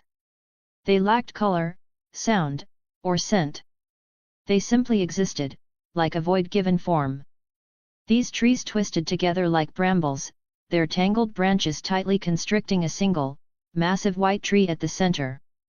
From a distance, it looked as if the giant tree had been shackled by countless heavy and merciless restraints, bound in endless torment. Could this be part of the Soul King's body? Masatsuki Aozaki narrowed his eyes, scrutinizing the strange trees before him. Within them, he sensed a familiar presence and energy identical to the Soul King fragments he had collected before. But compared to those scattered fragments, something of this scale. Calling it Soul King's shards doesn't seem fitting. Soul King's flesh would be more accurate. Taking a deep breath, he steadied himself before stepping toward the area where the Ryutsu was at its densest. Each step was measured and cautious. He had no idea what awaited him. Then his expression suddenly changed. 40 chapters ahead. Patreon.com/Pink Snake. Chapter 186, Chapter 186, Stairway. The Hugyaku began to heat up without warning. It seemed to be trying to convey something, and somehow, Masatsuki Aozaki instinctively grasped its meaning.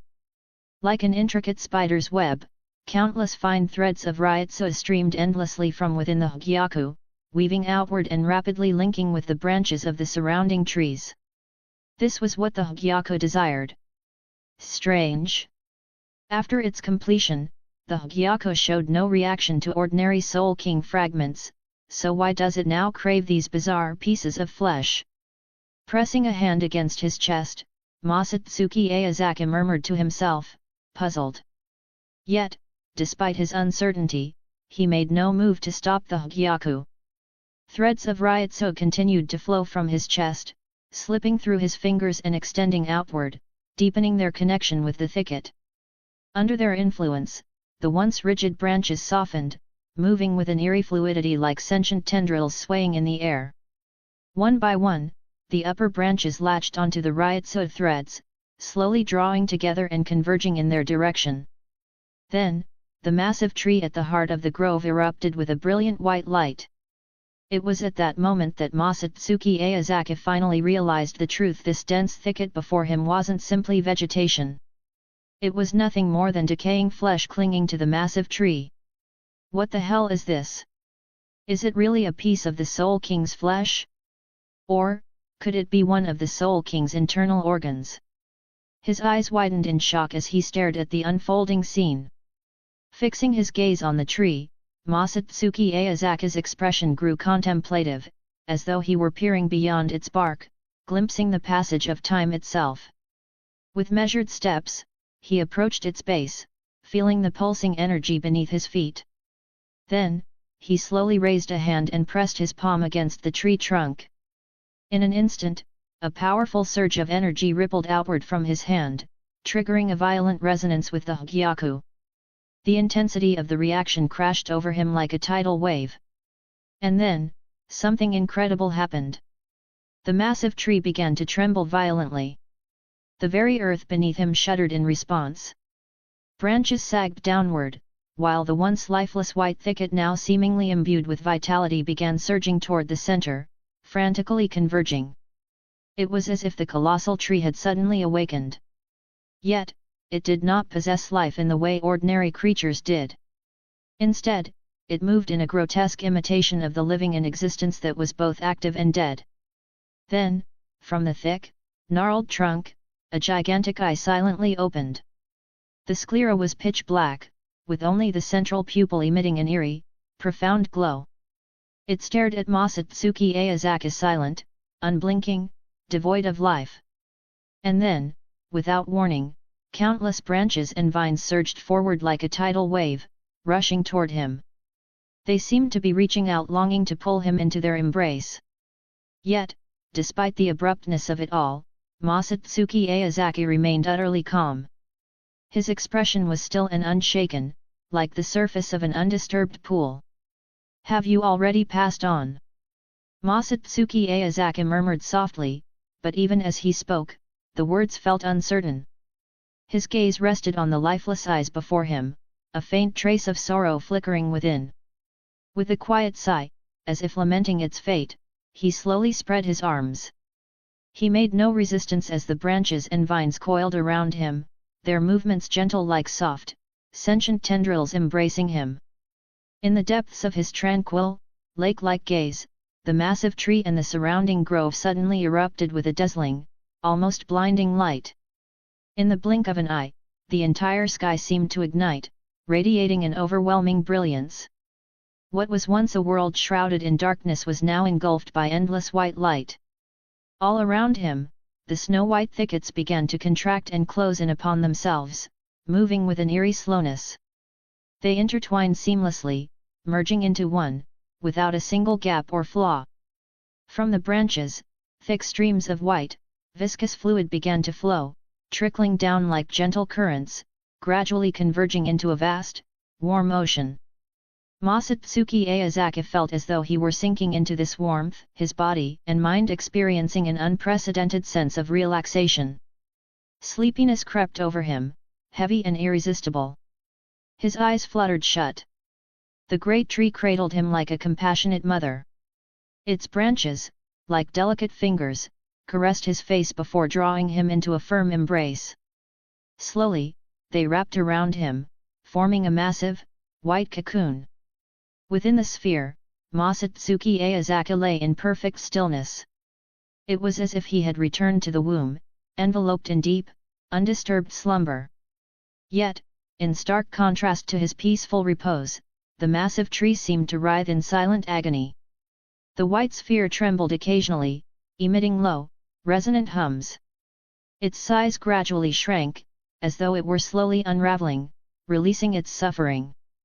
Around them, Reishi rapidly converged, forming a barrier of Ryutsu, one that closely resembled the membrane that had once encased the Hyaku. The great transformation taking place in the outside world seemed entirely disconnected from Masatsuki Aozaki. He simply slept, like an infant lost in a peaceful dream.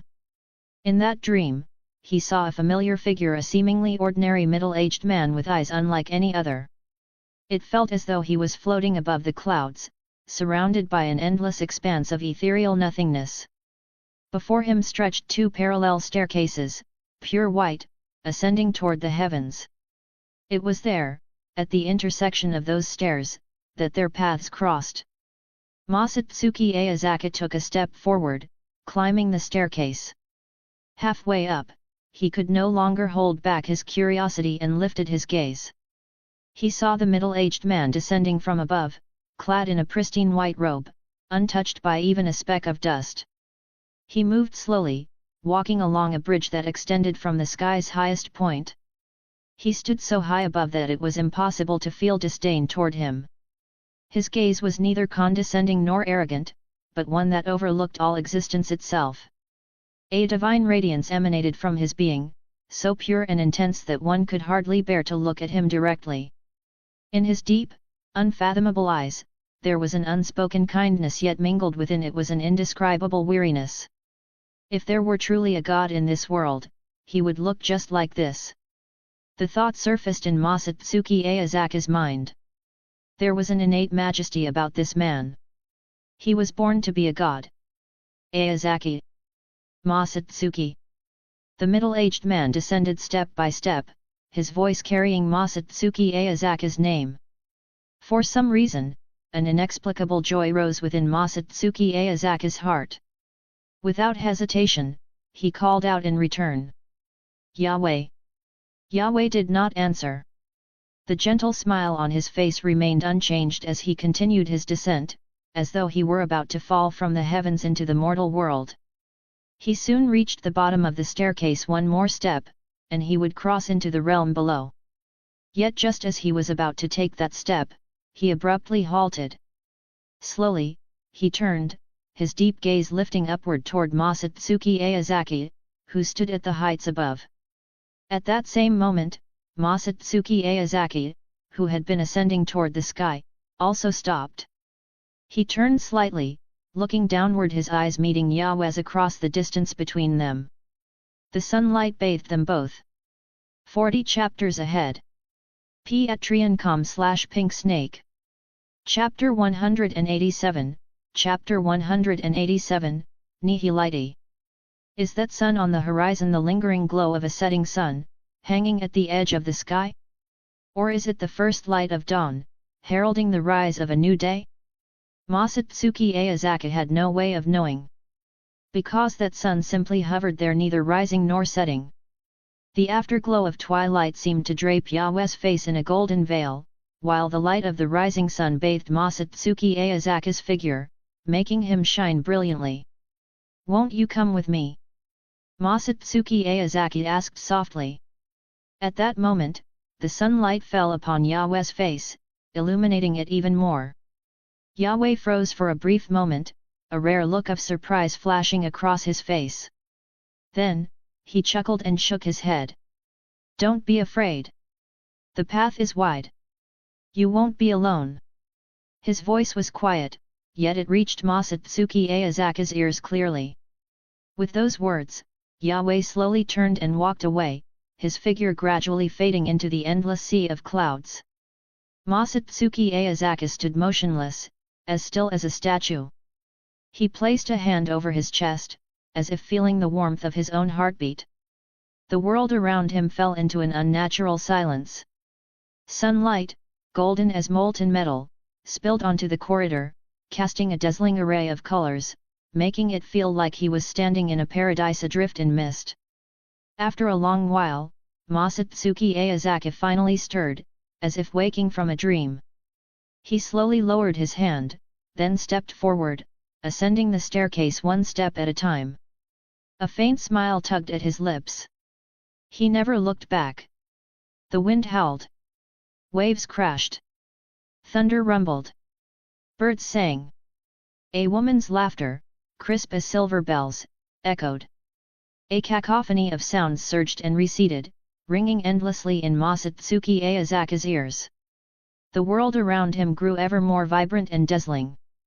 Masatsuki Aozaki paused, feeling as though he had just woken from a dream. But when he looked around, he found only the same barren, desolate land stretching before him. He opened his arms, but had no one to embrace. From the heavens, he had returned to the forest of Minos. Masatsuki Aozaki let his arms fall to his sides, a trace of confusion and emptiness flickering in his gaze. Just then, the sound of unfamiliar, deliberate footsteps reached his ears. He looked up. A figure emerged from the darkness. A white creature wearing a long-horned mask. The left side of the mask was shattered, revealing half of a young man's face. His short, jet-black hair was tousled, his skin pale as paper, his eyes an eerie shade of green. His limbs were long and slender, a pair of bat-like wings sprouting from his back. A deep green streak ran down his face, like a trail of dried tears. An Arankar. Or more precisely, a half-formed one not yet fully evolved. The young man gazed blankly at Masatsuki Aozaki, the one who had just embraced the world, saying nothing. Then, slowly, he began walking toward him. There was something about Masatsuki Aozaki that inexplicably drew him in. Setting aside his fleeting reverie, Masatsuki Aozaki took a step forward, carefully studying the half-Arankar before him. With such distinct features, he already had an idea of who this might be. "Vast O Lord!" Masatsuki Aozaki asked with a smile. To avoid startling the dazed young man, he refrained from calling out his name. In the original timeline, Ulquiorra Cipher was the number 4 espada. From the moment of his birth, Ulquiorra had always been different from his kind. He was a humanoid hollow, his entire body pure white, with sight as his only sense. In contrast, his peers were pitch black, their eyes and teeth glowing in the darkness. Because of his unique appearance and unnatural disposition, he was rejected and isolated by the others. So, he left the cave on his own, wandering Hueco Mundo in solitude. During his long journey, he stumbled upon a strange, white grove. It was colorless, soundless, and scentless, an existence seemingly detached from the world itself, standing in silent isolation. To Ulquiorra, this grove was the closest thing to true nothingness that he had ever encountered. At that moment, he resolved to bury himself within this endless void. But the moment he stepped into the mysterious grove, the unexpected happened. The instant he touched one of its branches, the solid hollow mask on his face shattered on its own, transforming him from a hollow into a half-Arankar. Could it be that the white grove Ulquiorra encountered was actually the Soul King's kidney fused with the Hugyaku? Masatsuki Aozaki stroked his chin in thought. The truth about the Soul King's kidney had only become clear to him after absorbing the massive tree and forest. It was, in essence, a crucial organ within the Soul King's body, responsible for maintaining balance. And this balance was not merely superficial, it extended into every detail, regulating the delicate relationships and distribution of all resources. It functioned like an intricate and precise ecosystem, where every part was interdependent, influencing one another in a continuous cycle of adjustment to sustain overall stability and harmony. Take himself as an example. On the surface, it might have seemed like he had simply taken a nap after assimilating the Soul King's kidney. But in reality, his soul, spiritual body, and Ryutsu had undergone a complete reconfiguration, ultimately achieving an unprecedented state of balance. This balance was critical. It brought a fundamental improvement not only to his physical abilities but also to his control over his Ryutsu. Even his kid at the same Ryutsu output could now unleash twice its original power. Without a doubt, his strength had increased significantly. As he gazed at Ulquiorra, curiosity stirred in Masatsuki Aozaki's heart. He watched as Ulquiorra slightly parted his lips, as if attempting to speak, but no words came out. Is it because he just completed his Arankar transformation and hasn't adapted to speaking yet? Masatsuki Aozaki speculated. Ulquiorra Cipher, an existence that ceaselessly pursued the meaning of nothingness. He never listened, never ate, never touched, never rested. He had no companions. His only connection to the world was through his emerald green eyes. He drifted alone, detached from existence itself. Things that entered his gaze were meaningless. Things beyond his gaze simply did not exist. Yet, this seemingly hollow existence deeply intrigued Masatsuki Aozaki. The void should exist within my world as well. If that's the case, come to my world. Grinning, he extended a hand toward Ulquiorra, whose puzzled gaze remained fixed upon him. 40 chapters ahead. Patreon.com/Pink Snake. Chapter 188, Chapter 188, Growth. 4 months later. A cool breeze flowed like a gentle stream, and this was the first thing Masatsuki Aozaki felt as he regained consciousness. From the distant horizon came the cheerful cries of small white-faced creatures, their crisp, melodious calls resembling heavenly music. Mixed with their sounds was the laughter of a girl clear and sweet, like the ringing of a silver bell. Masatsuki Aozaki struggled to lift his heavy eyelids, which felt as though they weighed 1,000 pounds. He managed to crack them open slightly, and a hazy yet brilliant light filled his vision. Hey, my Ryotsu has increased again. An intoxicating sense of comfort washed over him, leaving him utterly enthralled. After such a long period of slumber, his mind felt somewhat sluggish, his thoughts clouded. The Hagyaku had long since awakened, continuously refining and elevating his very existence. After some time, Masatsuki Aozaki mustered his strength and slowly opened his eyes. Yet that indescribable, blissful sensation still lingered, pulling him deeper into its embrace. If simply accelerating my growth feels this good, I can't even imagine what it'll be like when the evolution is complete. Stretching lazily, he murmured to himself. In his current fused state, the power of the Hagyaku had accelerated his Ryotsu growth to an overwhelming degree. What had originally been estimated to take decades to reach first-class spiritual power was now happening at an unprecedented pace. Masatsuki Aozaki lay quietly on the soft bed, completely bare, with only a white sheet loosely draped over him. His exposed form was in plain view, and the women who had been standing guard instinctively swallowed at the sight. He could clearly feel the surging force within him, his Ryotsu climbing higher and higher. Just one step away from first-class spiritual power. Even now, without even releasing his Zanpakutō, he was confident he could face an ordinary first-class spiritual power-ranked warrior head-on. Has Masatsuki-sama awakened?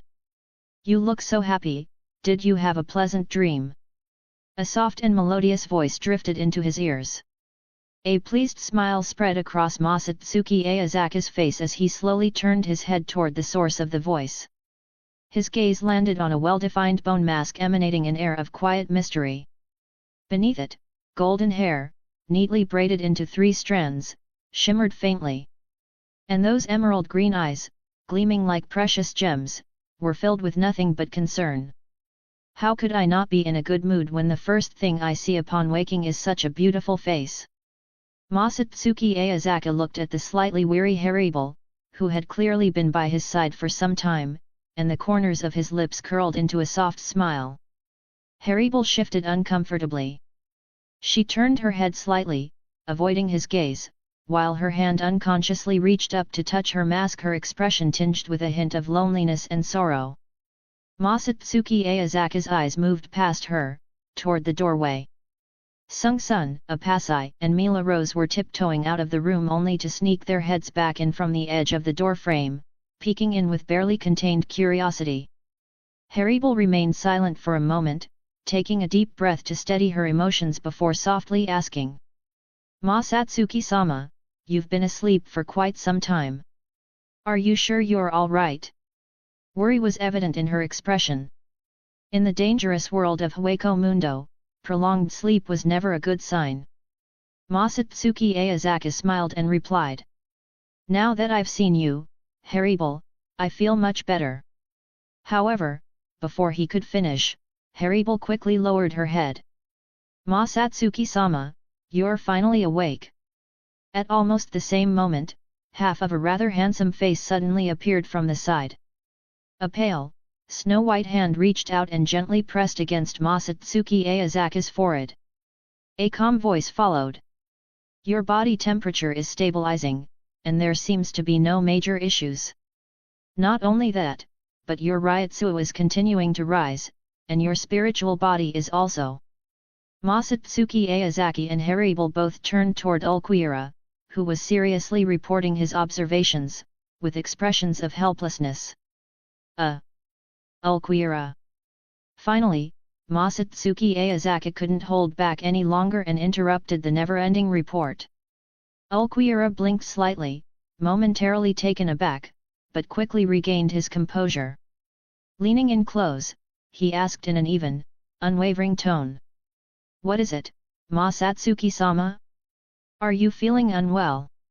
Staring at his completely emotionless face, Masatsuki Aozaki couldn't help but wonder. Did this man, who so formally addressed him as Masatsuki-sama, genuinely care about his condition? Or was he simply conducting an objective assessment, detached from any personal concern? Ulquiorra continued. "If you feel any discomfort, you should inform me. I can call Loli and Mainoli. I'm still unfamiliar with the equipment here, so I may not be proficient in using it yet." Masatsuki Aozaki cut him off directly. "Could you step out for now? I'd like to be alone with Haribal." But Masatsuki-sama previously stated that this was a necessary procedure. "Am I disrupting something?" For the first time, a hint of genuine expression flickered across Ulquiorra's otherwise statue-like face. He frowned slightly, his emerald eyes showing a trace of uncertainty, as though genuinely questioning whether his actions had been intrusive. After a long pause, he sighed. It seemed he truly couldn't comprehend why following Masatsuki Aozaki's instructions had suddenly become an interruption. Masatsuki Aozaki and Haribal exchanged glances, both at a loss for words. This guy really had no awareness of the mood in the room at all. Even with lingering doubt in his mind, Ulquiorra still chose to obey. Just as he turned to leave, a pair of voices suddenly shouted from behind him. "You, the new guy, get out of the way." At Sung Sun's signal, Apasai and Mila Rose swiftly moved in.